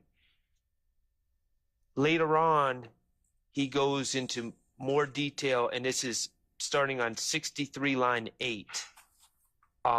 He goes into more detail about an entire story involving cars and cars driving by the Texaco and spotting Donovan Thomas and switching seats with Bushi and all those things. My understanding is Mr. Zachary is saying his source of knowledge on that is Mr. Garlington. Okay. So my objection is that anything that didn't come from my client would not. I understand statements by a party opponent as it applies to my client. If he's saying my client said something to him, I understand that, and I'll deal with that through cross-examination. But regarding things that Mr. Kendrick supposedly said to Mr. Zachary, or that Mr. Garlington supposedly said to Mr. Zachary, I'm objecting as on hearsay and confrontation clause grounds. All right. Your Honor, just to kind of give the court the state's position, there's no confrontation clause issue because it's not testimonial. But to go to, so the way, and we'll play this, before he gets into this portion, they ask him, who told you? He says, Shannon and Yak is defendant Kendricks. Okay. And then he just kind of goes into after that, they're like, why'd they tell you? We were at the house talking about it. And for the next, couple minutes, he just starts providing details. So it's not exactly clear. Right. But also what's important, Your Honor, is he also later on in this interview, and there's some social media that backs this up, that Mr. Zachary, defendant Stillwell, Kenneth Copeland, Demise McMullen, who they call Nard, defendant Williams, they go in a Sprinter van down to Miami, Florida. Right. So they have some statements about defendant Williams had a concert there. The state also believes views it as some consciousness of guilt getting out of the city after the murder, because Donovan Thomas is January 10th, and they start traveling down there January 11th. And so all that aside, the state feels that him, the night of the murder at defendant Williams' condo, them directly telling him, obviously that's a party opponent admission, but the state feels more so it's a co-conspirator statement to keep him abreast. They all travel together as a group down there. And then, so that's the state's position, is that this entire portion is a co-conspirator statement. It's keeping them abreast. It's cohesive. And he needs to be aware, because what happens that same night is if gang members and their associates start shooting YSL houses up. And that obviously escalates. All right. And I think that my ruling with regard to this piece of the statement is the same as it was with regard to the similar statements in the April 2017 interview or statement. And that is that these are statements by a co-conspirator, and I believe sufficient evidence that they're during the, in furtherance of the conspiracy and still in the concealment phase. So I'm going to admit those over that objection. And with regard to the confrontation clause objection, these are not testimonial as made to Mr. Zachary.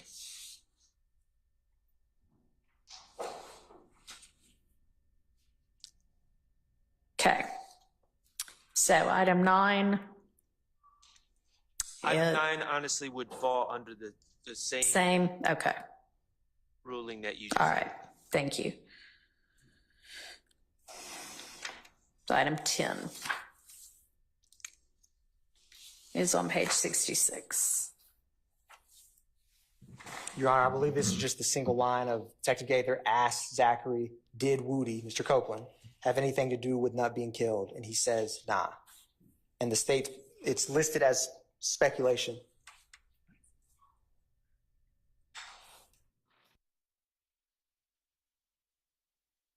And based on the fact that everybody's there right after the murder talking about it. Correct, Your Honor. Okay, all right. On that basis, I would permit that.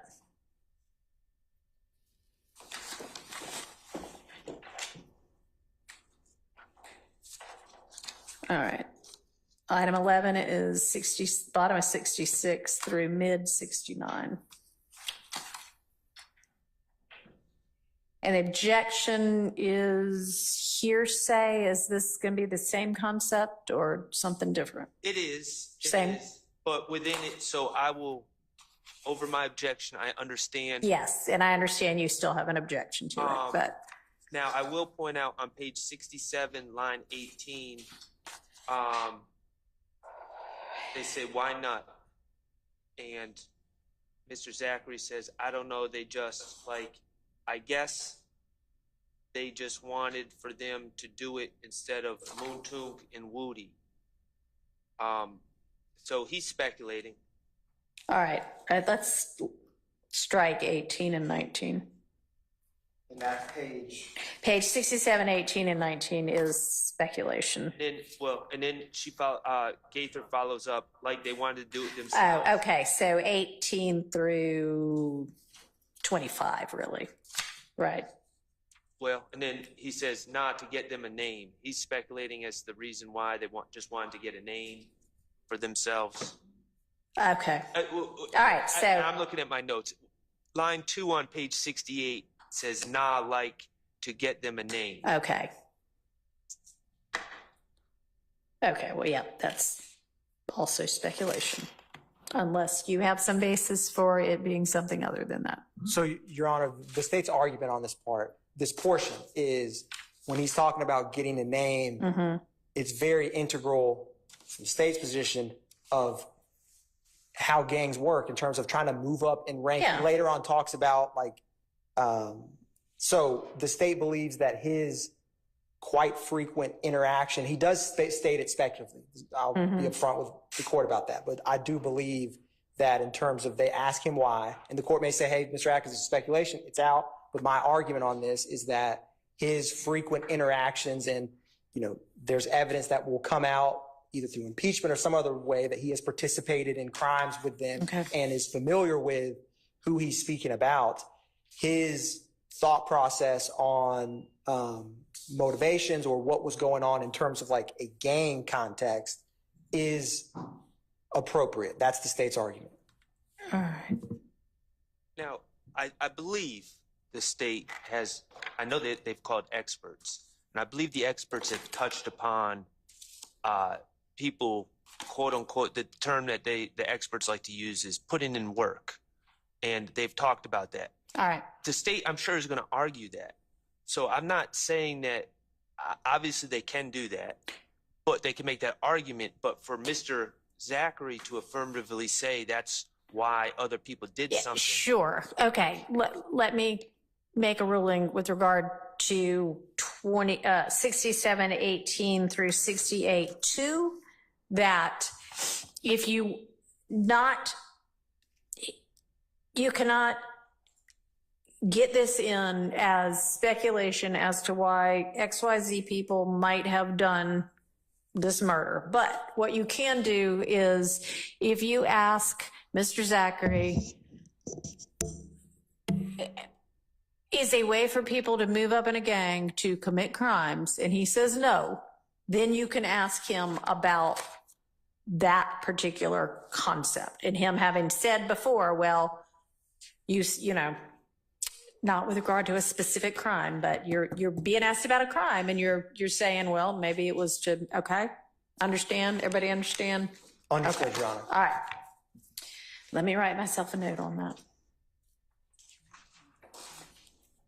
And the rest of it, if the rest of it is just kind of the same basis of knowledge, co-conspirator thing, or is there more to it than that? More to it than that. Okay. So for the rest of 68 to 69, line 11, it's discussion. I don't know if you've heard us talk about this yet in this case, Your Honor, but part of the story in this case is that there was a meeting where Mr. Thomas, or there was a gentleman that, according to the story, that I believe Mr. Copeland has given, there was a gentleman in prison who was affiliated with If Gang. Okay. And through consultation with that gentleman and other people at this meeting, which Mr. Zachary was not at, Mr. Thomas and others ratified a quote unquote green light to kill YSL members. Or no, I'm sorry, let me not misspeak, to kill Kenneth Copeland. Okay. And so Mr. Zachary is talking about hearsay that he's heard about this green light that was put on. I don't think he specifies in this, but in other statements,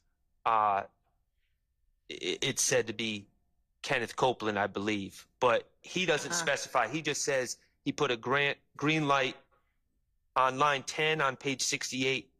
It says, because they said a powwow, and like green light, all YSL, and 30 deep. They say Nut said whoop, or something like that, meaning it's a go. So he's saying they said that Nut did this and Nut did that to say it's a go to kill YSL members or 30 deep. That's Mr. Zachary's statement, but Mr. Zachary wasn't there, and he's saying they say that this is what Nut did. Okay. So, Your Honor, the state feels this has a huge effect on listener and also is classic co-conspirator statement in this context. And I'm trying to remember exactly where this is. I believe it's Mr. Garlington who tells, basically it's either Mr. Garlington or Mr. Copeland who gets information from this meeting. And that's why when Zachary says, like from my notes of what he says, so Detective Gaither says, so you're saying If Gang had a powwow? And Zachary's like at the house, at their spot on MLK. So he's talking about like a specific location that came from, I believe it was Mr. Garlington, but that's just off memory, Your Honor. And then Detective Gaither says, okay, and they say that YSL and 30 deep. Yes, my apologies. As the court has said, when we read, we get fast. So in 30 deep got a green light, which basically means you kill them if you see them like they're food. And then Zachary says, yes. And so that is important for a number of reasons in terms of whether If Gang members actually said, yes, YSL is on the plate, so to speak. You can shoot them, kill them, attack them whenever you see them. The fact that Zachary is stating that YSL members, to include himself, believe that was true, that is critically important for the effect it has on them. All right. And you're saying that one of the other alleged gang members who's indicted in, or maybe has fled or not, but is indicted, actually has a basis of knowledge for what went on in this powwow. And is that what you said? Yes, Your Honor. And my memory is either Mr. Garlington was actually, he either was there or someone at the meeting who was friendly, because Mr. Garlington was 30 deep at some point in time. And there's some friend, like people, it bleeds over. It's not like right. You have friends in other gangs, so to speak, or associates. And so someone calls and notifies either Mr. Copeland or maybe it's Mr. Garland who calls them. That's what my memory is of how this got to there. Y'all have evidence of that you're intending to introduce? Or you have a good faith basis for saying he had a reason for knowing this?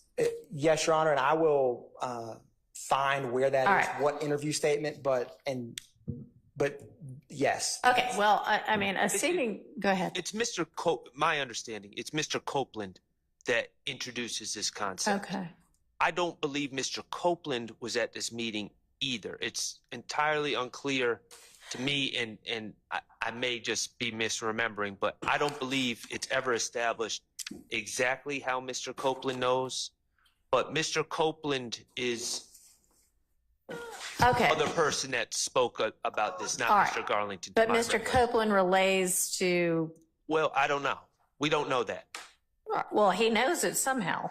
Well, I agree that he is passing along information. He could be correct or not about it, about what happened in the powwow, but at this point, There's no evidence that I'm not trying to be hyper technical, but when we're talking about statements made by a co-conspirator and furtherance of a conspiracy, there's no evidence that Mr. Copeland told Mr. Zachary this.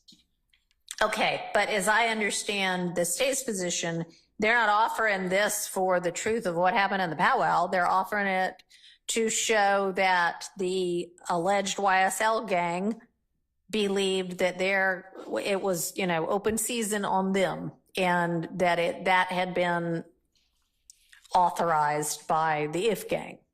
So that is permissible for that purpose. It's not hearsay at all. Okay.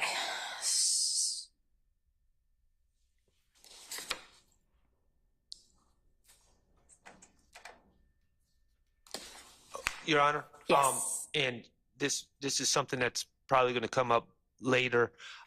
There may be times, if they're not offering these things for the truth of the matter asserted, that we have to give the jury 105 instructions regarding exactly what the purpose of the evidence is. All right. And I would expect you all on the defense side of the room to make sure that you timely alert me to that fact before any testimony like this or cross impeachment like this comes out, because that instruction is supposed to be given prior to the jury hearing that evidence that's only offered for a limited purpose. So y'all are on notice that you need to let me know of that.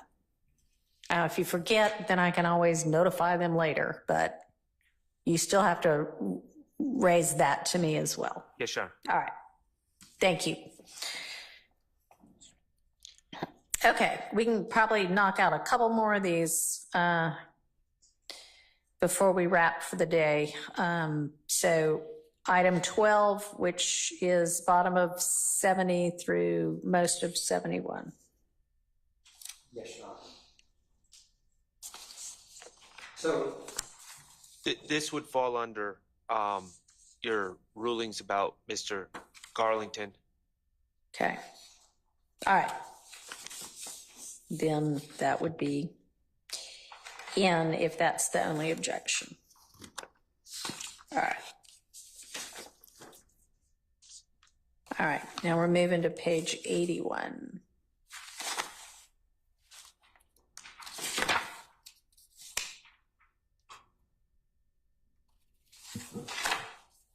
So, Your Honor, my notes, or what's said here says, Zachary says Nard says that Woody's going to fold, talking about Mr. Copeland.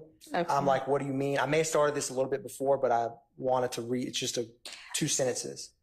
And he says, I'm like, what do you mean? He's going to tell on us. I'm like, about what? About the nut situation. He won't fold. And then he says, that's why Thug stopped messing with him, because thought he was going to fold. I agree with the content. Okay. And my objection is to the speculation and explanation of what's going on in Mr. Williams' head. That's why Thug stopped messing with him. They thought he was going to fold. That is the part that I object to, which doesn't come across clearly on the transcript. Okay. So this is who talking to whom? So this is, I was like, what you mean? Blah, blah, blah.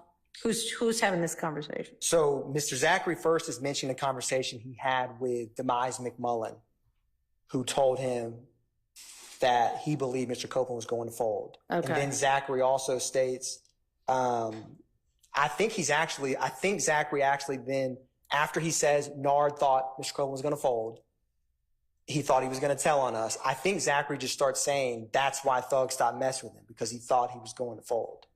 I think he says first, Mr. Zachary says, I don't think he's going to fold. Right. He was responding to Mr. McMullen. I don't think he was going to fold. And then I thought. Then he says, that's why Thug stopped messing with him. Okay. Thought he was going to fold. And that's the part I'm objecting. Okay. And the state's position is that Zachary's has enough foundation to know what his fellow co-conspirators' viewpoints are, especially on someone snitching against them, which is of peril to individual defendants and also the gang writ large, for obvious reasons. And so the fact that this conversation is all about someone telling on other members of the gang and individuals, Zachary would have knowledge of how they would view that and why they distance themselves from Mr. Copeland. And so the state feels that he has relevant personal knowledge from interacting with Defendant Williams and seeing the interactions with Mr. Copeland starting to go down. Okay. As in not as frequent as they used to be. All right. So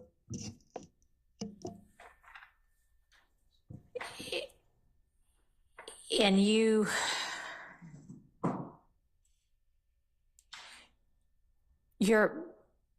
basis for this not being speculation is that you think that, let me just say this, before you could get this in, you need to establish the foundation for him knowing. I mean, he can know by observing that Ms. Williams and Mr. Copeland kind of stopped seeing each other so much. But if you want to impeach him on why, then you need to establish that he actually had a basis for knowing the why. Okay. Understood. Okay.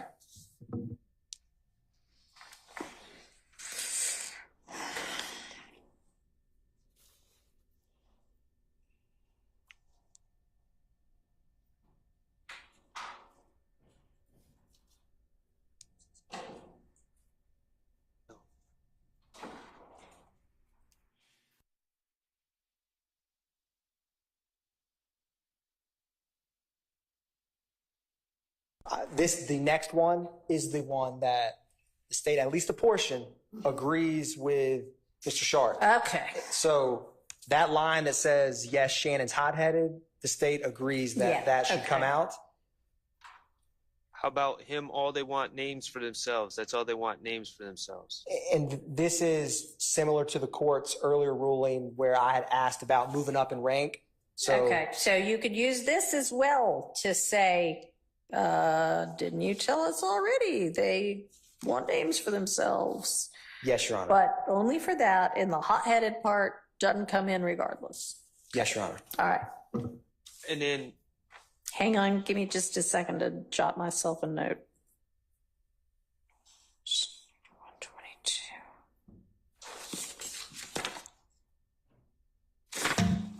So I don't know what the line 25 and then the response on the next page is about. That seemed to be included in your objection. right. So the investigator says, so Shannon, don't give a F word.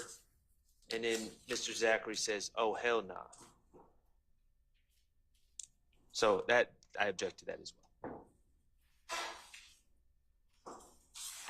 Okay. So that's just, I will concede that, Your Honor. I skipped past that, Okay. yes. We will not be asking something about those two. okay.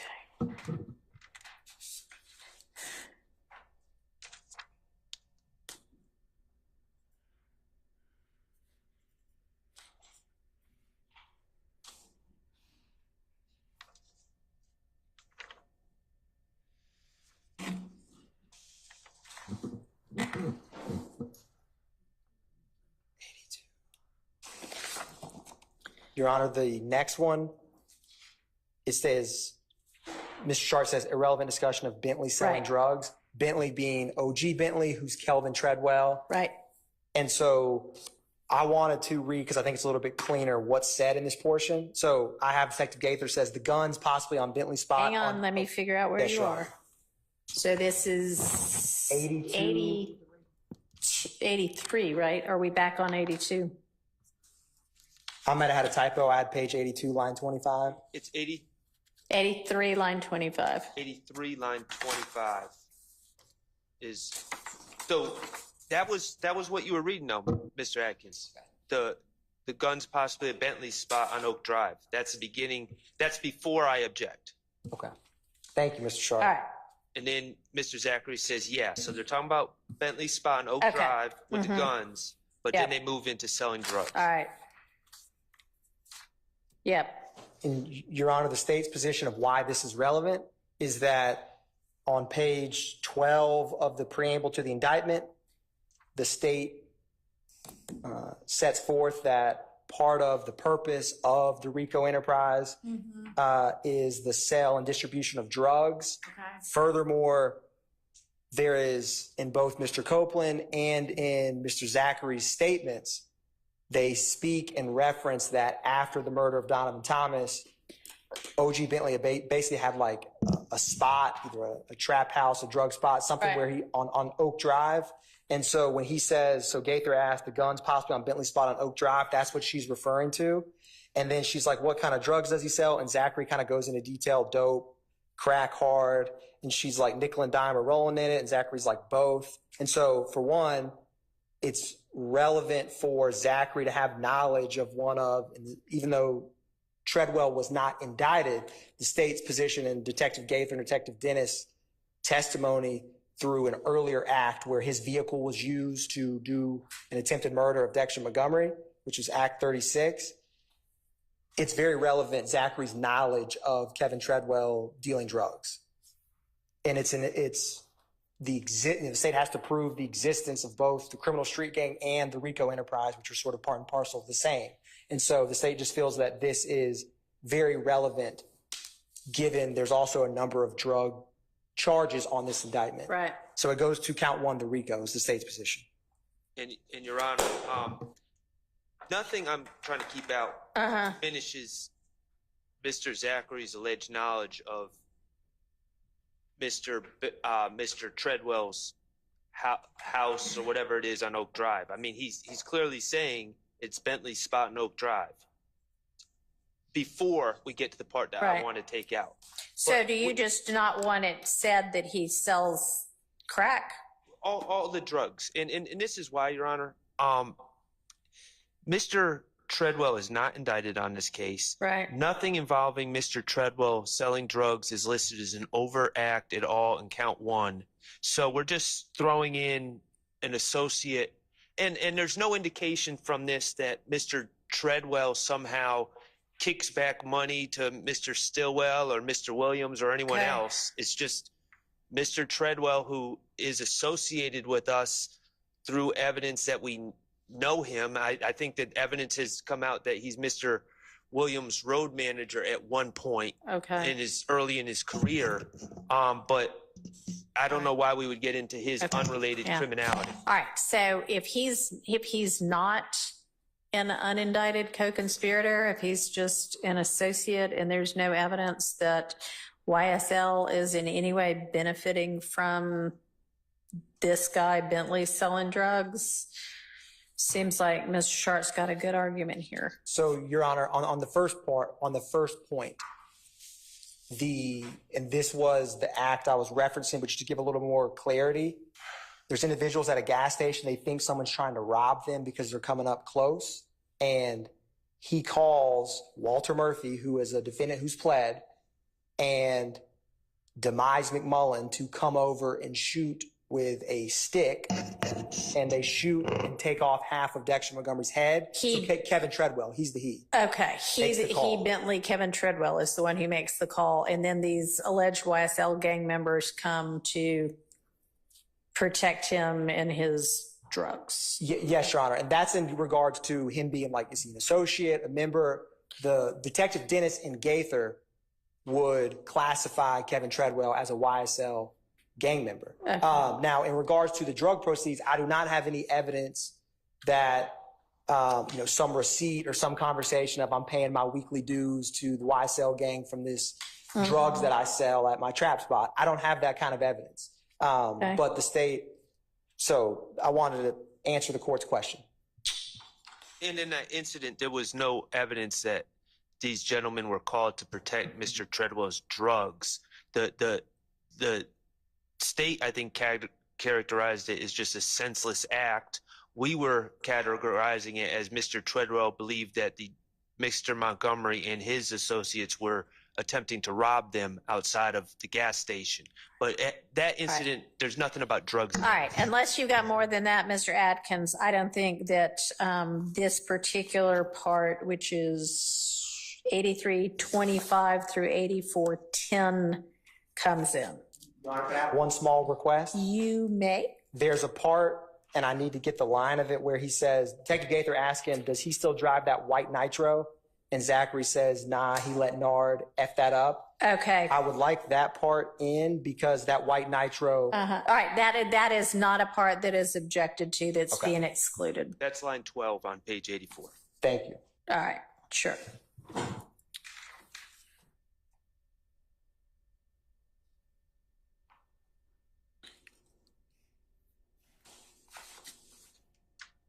All right. 85, line 13 through 8611. So context here, Your Honor. Mr.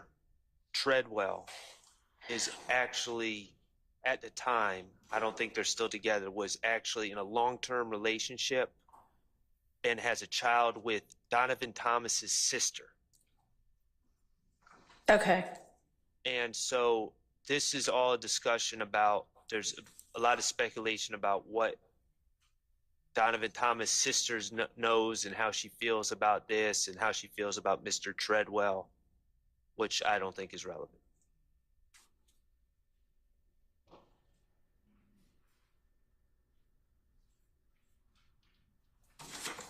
Your Honor, the main portion of this, so to speak, that the state wanted in is not as much about what his wife knows. It's more so this line where he says she doesn't know that he, talking about Kevin Treadwell, hid those guns and had something to do with it, talking about the murder of her brother.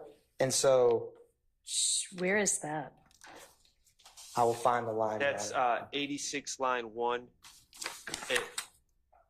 In the part unintelligible, I have, she don't know he had something to do with it. Okay. And he's already laid out in the statements that I've objected to, but Your Honor has overruled my objection about what this is all based.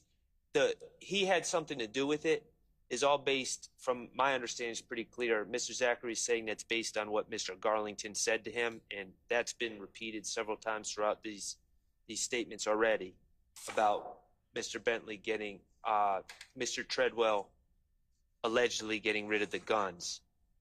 So I don't know why we would need to get into this conversation about what she knows and just for that information, because it's already been provided. Your Honor, one other small piece is I don't remember when this question was asked or who was asked of, but Donovan Thomas Sr. testified, and there was some questions about, the state asked questions about relationship, family members, to give context for the jury. And so there was some questions, I believe, on cross-examination of Mr. Thomas kind of highlighting that Kevin Treadwell's wife is related to Donovan Thomas, because obviously that would cut, this is my idea of why defense would highlight that would cut against their family. Why would he be involved with the murder of his wife's brother? And so, but the state feels that discussing that, because of some of that testimony, this isn't going to be a huge part of our direct questioning of Mr. Zachary, but that is another reason why it is more relevant than it may otherwise be that she didn't know. Zachary's saying she didn't know. Because obviously it would be very odd if she did. Okay. So then most of 84 84 and 85 is admittedly not anything y'all would need? Yes, Your Honor. Okay, so then if it becomes, part of 85 and top of 86 becomes relevant,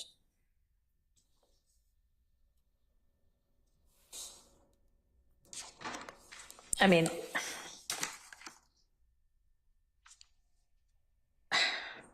it's still like Zachary saying, I don't think she knew, right? I mean. Yes, Your Honor, and I don't think we're going to be asking specific questions to try to, about this. It was the topic about, her just, it may never come up in our directive session. How about if you think it's going to, you raise it with me and Yes, Your we'll Honor. hash it out then. Yes, Your Honor. All right. All right, 92, first couple of lines.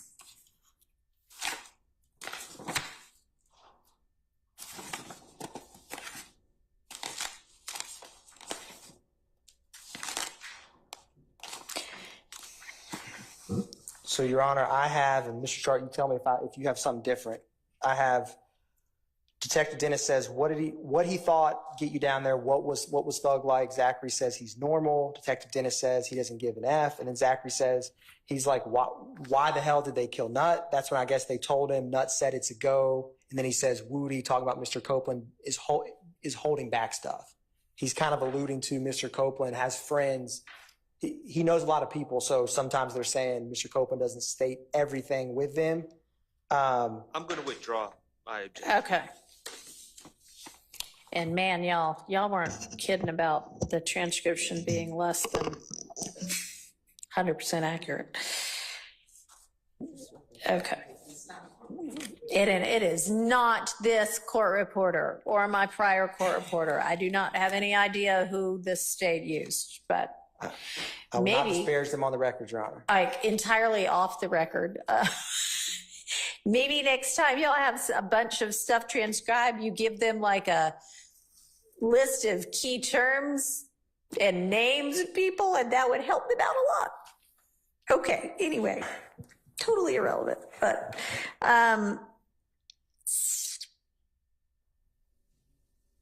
okay, so In light of my review of the transcripts, I'm going to withdraw my objection on number 18.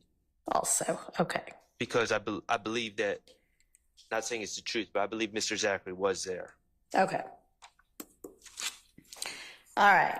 Then we are at number 19, 102, 15 through 22. And Your Honor, this is one of those ones that the state agrees. This is just a line with Detective Dennis speaking about basically the streets convicting Kenneth Copeland. So y'all concede that one. Yes, Your Honor. Agree, redacted by agreement. Okay. 104, middle of 104 to middle of 105.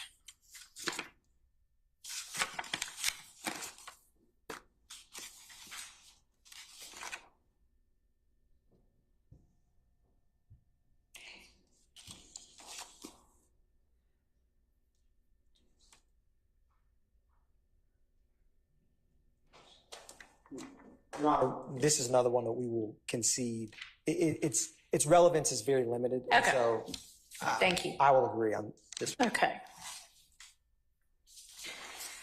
All right, that takes us to page 108.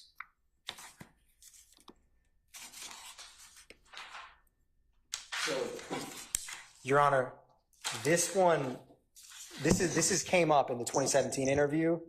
This is in relation to who shot Mr. Bennett, wife, and Lucci's mother's house. I wanted to point out, because this did not come in, this part, in the 2017 interview to my knowledge, but in the part of this interview, which I have begins around on the evidence reviewer time hacks 30850, Detective Dennis says, let's get to this. Who shot up Lucci's mother's house? Okay. And there's a little bit of back and forth. And then Zachary says, I'm telling you all if you work with me. And he says, Woody, Shannon, and Little Pokey. And then they ask him like who these people are, and he's like, Little Pokey is Thug's nephew. And this is where the part I think is important for his knowledge of this.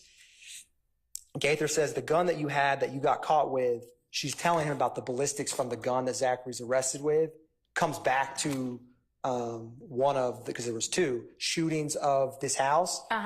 And Zachary's like, well, that was Moontunk's gun, who is Antonio Sledge. And so he's talking about how did Woody get that gun that day? Because Zachary's like, the people who did it was Woody, Shannon, and Little Pokey. And so this is why I think it's important. Zachary says, we were at Big Boo's grandmother's house, and Mr. Copeland's like, hey, let's ride. They leave, and they come back in a white Charger, which I believe is Mr. Copeland's brother's car. And then Big Boo, who was kind of a lot of people looked up to him. He had a lot of money in that neighborhood. Okay. And so people would call him to settle disagreements, basically. And so he gets a call from someone in Lucci's, like an associate or friend, who's like, hey, whoever just did that, I got $10,000 on their head because you just shot at his mother's house. Okay. And so what Zachary states is while he's at Big Boo's house, Woody and them come back while this phone call happens. And he says, Woody comes in, and Woody's like, what happened? He act like somebody just shot up Lucci's mother's house. And then Big Boo's like, don't tell me you all did that, because they came back and didn't say anything. And he says Woody got scared because, and he says, Moncho, who's the person who calls, says, I have $10,000 of whoever did it. So to me, this is my rendition of this. Zachary kind of is like, I know that on some level they did it because they suspiciously leave, come back, and then he gets this call of who did it, and then Kenneth Copeland starts acting paranoid when they're saying, I have $10,000 on the head of someone who did that, coupled with, and I don't have direct evidence of, on this date, Mr. Copeland told Zachary, I did it, or Mr. Stillwell, or anyone told Mr. Zachary that, but I couple him being present around them shortly after this happened, coupled with his just daily interactions with him, that he actually has more, his knowledge of Lucci's mother's house, he was not present, but is less speculative than it may first seem from interacting with co-conspirators. Okay. That's my argument on this. But given the court's earlier rulings, I wanted just to highlight it came out more speculative when we addressed this incident. Okay. And so here, Zachary is saying that he is at whoever, Big Boo's grandmother's house with Woody and whomever, and they leave, and then word comes in that Lucci's mama's house gets shot up, and then Woody and them come back while a phone call is being taken about whoever did this, there's a price on their head. And then Woody acts really suspicious, is what you're saying. That is a much more concise rendition of what I just said, Your Honor. Yes. Okay. I have that large block starting at that certain time. And so, yes, that is my understanding of what Zachary says. That he's at a house with them, they leave, they come back, they realize it happened, and Mr. Copeland acts suspicious, which is decent clues of possible involvement. And I believe, I have no evidence of this, I just believe that coupled with they tend to talk amongst each other about what happened over time. So on 110, unless it's transcribed wrong, I guess it's Detective Gaither says, so they actually came back and said they did it, or y'all just assumed it? And Zachary says, no, they said they did it. That he says he finally said it, and Mr. Zachary says Woody, which is unintelligible. He says Woody. Like I told you, Woody got scared when they said they got $10,000. Okay, and then on the next page it says, and then what's the unintelligible part there? He's like, man, just shot up. Okay, well that to me is him actually saying we did that.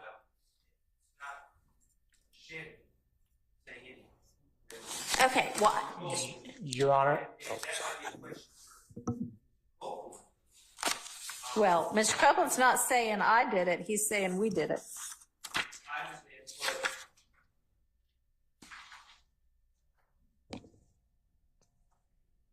What I'm saying is I don't know what I've never heard Mr. Copeland's in-court testimony about this and what that would be, but it's certainly not an admission by a party opponent that can be used against Mr. Stillwell, because there's nothing in here about Mr. Stillwell saying he did anything, and I don't know how. I mean, it's hearsay, and I don't know what exception this would fall under. I have a theory of what the state may argue, but it's not furthering anything. Except Mr. Copeland is apparently paranoid or whatever, and maybe he has some self-interest he's dealing with, but I'm not sure how it furthers anything. And so I don't want my client to be wrongfully linked to uncharged, well, I should say not substantively. And let me just say this too. No one's been charged with this act. Okay. It's listed as an overt act, but no one's been substantively charged with the actual crime.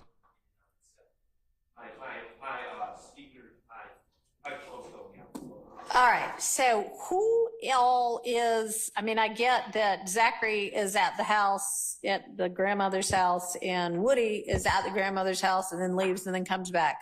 Who else is at the grandmother's house, leaves with Woody and comes back, if anyone? So, Your Honor, I believe, so the closest I get is when they ask him who did it, he says Woody, Shannon, and Little Pokey. And he says collectively, like earlier he says, Woody's like, hey, let's ride, like collectively. Okay. And then he's like, they got back, or, so my understanding is he doesn't definitively say this, but I believe either Shannon and Little Pokey were at the house and left. I'm just assuming from the way that he's speaking about it. And also, this is partly, it's the end of the day, but the court is correct that shortly thereafter, Mr. Copeland himself does state and says, you know, well, and I mean, if I did it. If Shannon, and I guess Lil Pokey is not anybody that we need to concern ourselves with right now. He is Defendant Williams' nephew and someone that. Okay, but he's not somebody on trial right now. He's not on trial. Or indicted. He's not indicted. Okay, all right. So I think it is fair to assume if Woody says, let's ride, and right after after Zachary said, here's the three people that I believe did it, and here's my reason for believing it. But in order, I think it potentially could be a statement if Mr. Stillwell shows back up with Mr. Copeland, and then Mr. Copeland's like, yeah, man, we did it. And Mr. Stillwell does not say, what are you talking about? I didn't do it. You might have done it, but don't count me in on that. Then that might be an admission because he's adopted it by silence. But not if he's not there when it gets said. So, you know, if you can establish that when Woody says, yeah, man, we did it, that Shannon's standing right there with him, knowing there's $10,000, you know, on his head, then yes. But otherwise, no. Understood, Your Honor. All right.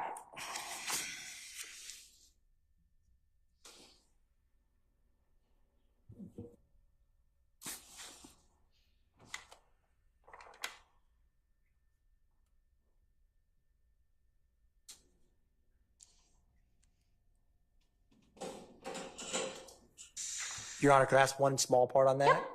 In regards to taking aside Defendant Stillwell, in regards to what Copeland referred to, Zachary, that's appropriate, depending on how testimony of Mr. Copeland comes out, coupled with foundation for Mr. Zachary. Yes. Okay. Thank you, Your Honor. And that might be one of those times when we might need a limiter if that comes out. If I understand the state's question, they're saying, can we get into the fact that Kenneth Copeland admitted involvement? Right, yes. Without bringing Shannon Right, into that it. was the second question, yes. If we can't get to the adoptive admission. Yes. I don't have a problem with that. All right. All right. We just have a lot to get done, but these are Mr.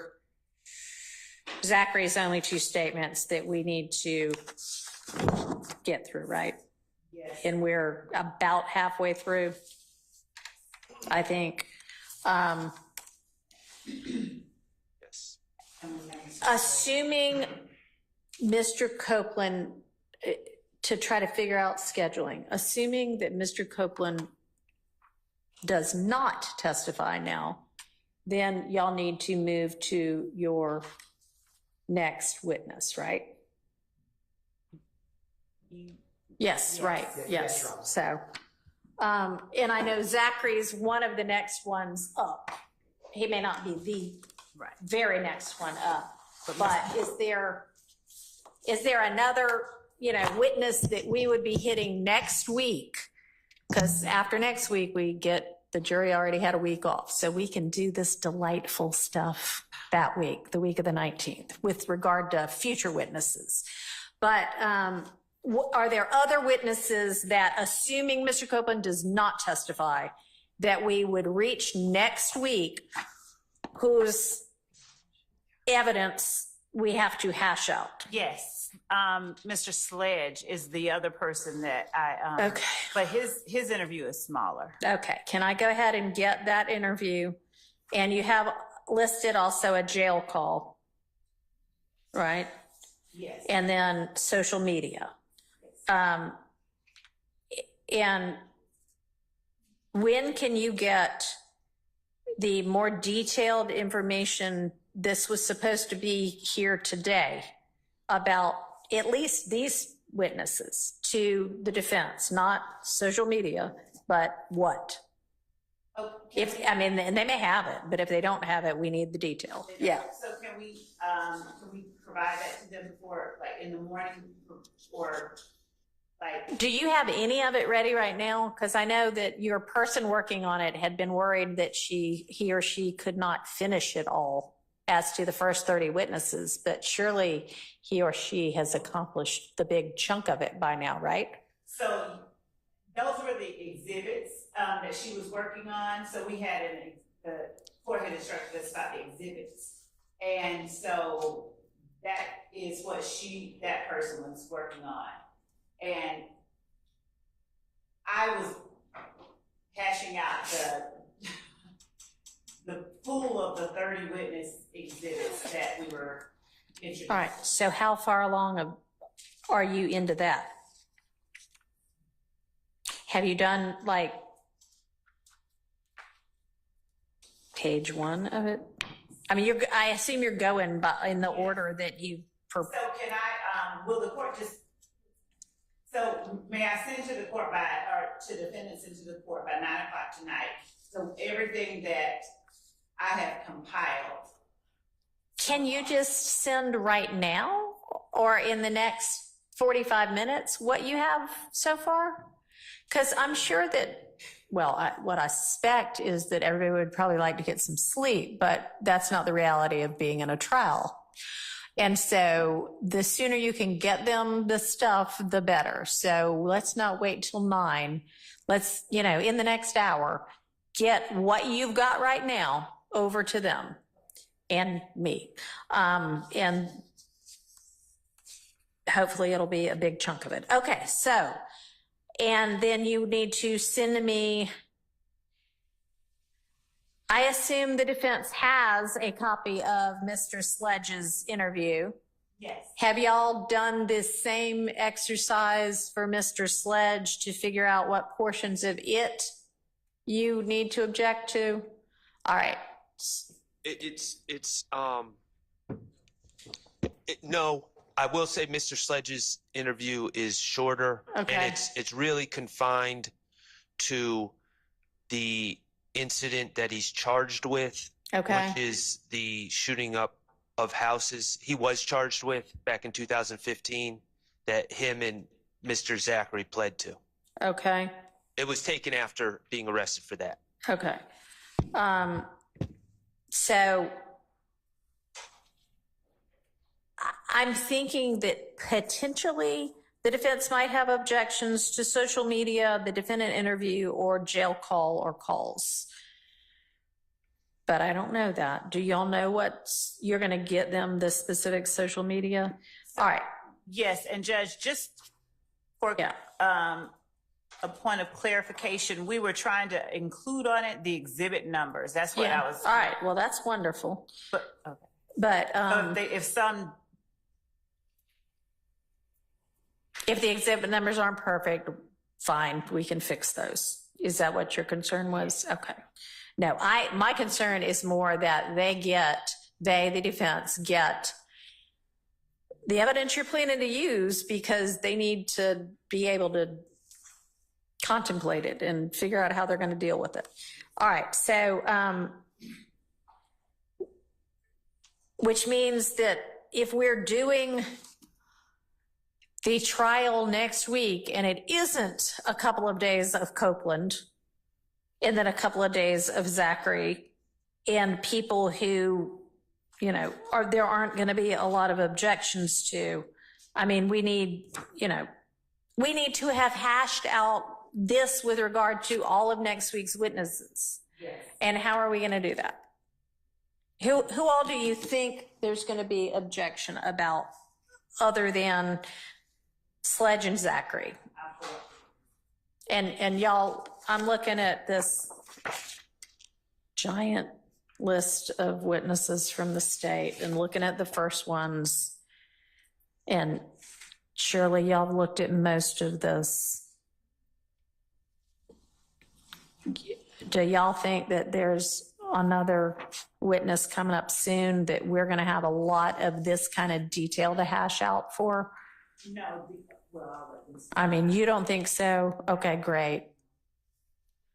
Does the defense think so?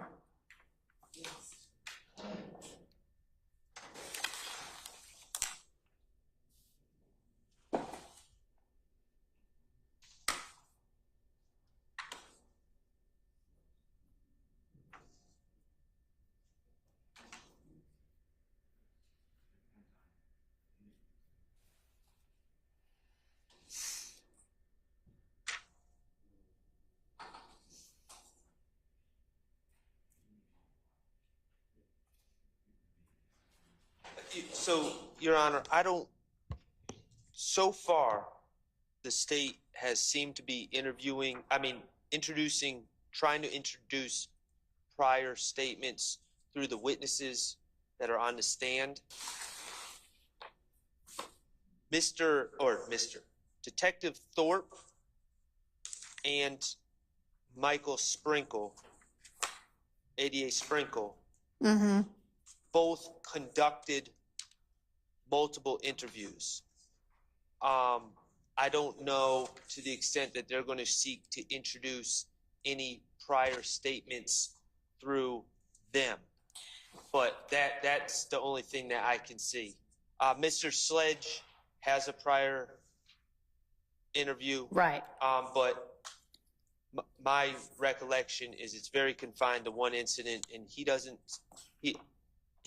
say, I'm going to review it, of course, but he doesn't say anything about anyone other than himself and Mr. Zachary, mostly. Okay. My recollection. Okay, thank you. Anybody else see something that's going to be a whole lot of what should have been motions in limine?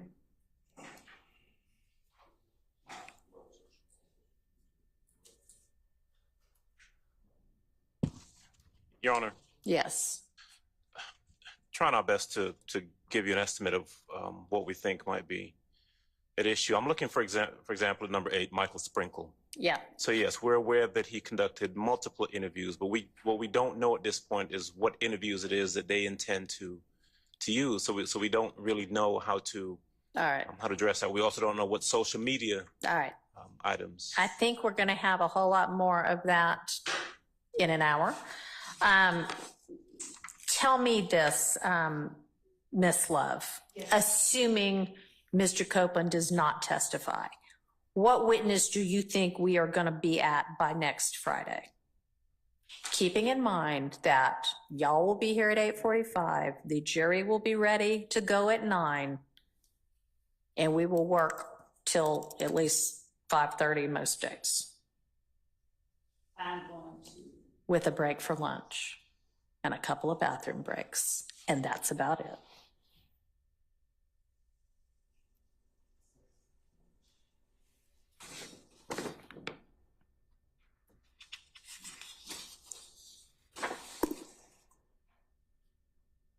So, thinking,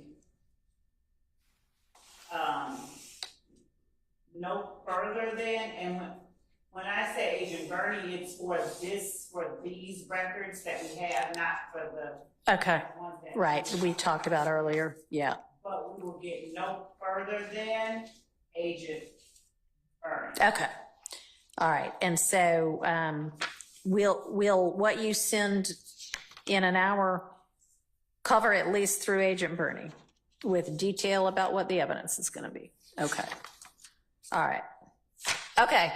Well, then we'll take it from there tomorrow. Let's be here at 8:45 tomorrow. And y'all think about the things that I asked you to think about and have some kind of proposal for me. Is completing are we completely abandoning for now the Zachary statements, or are we picking that up tomorrow? No, I want to get through Zachary tomorrow and then move on to Sledge and then whatever else. But no, we're just abandoning that for now. It's time to go home. Understood. All right. Do we need an electronic?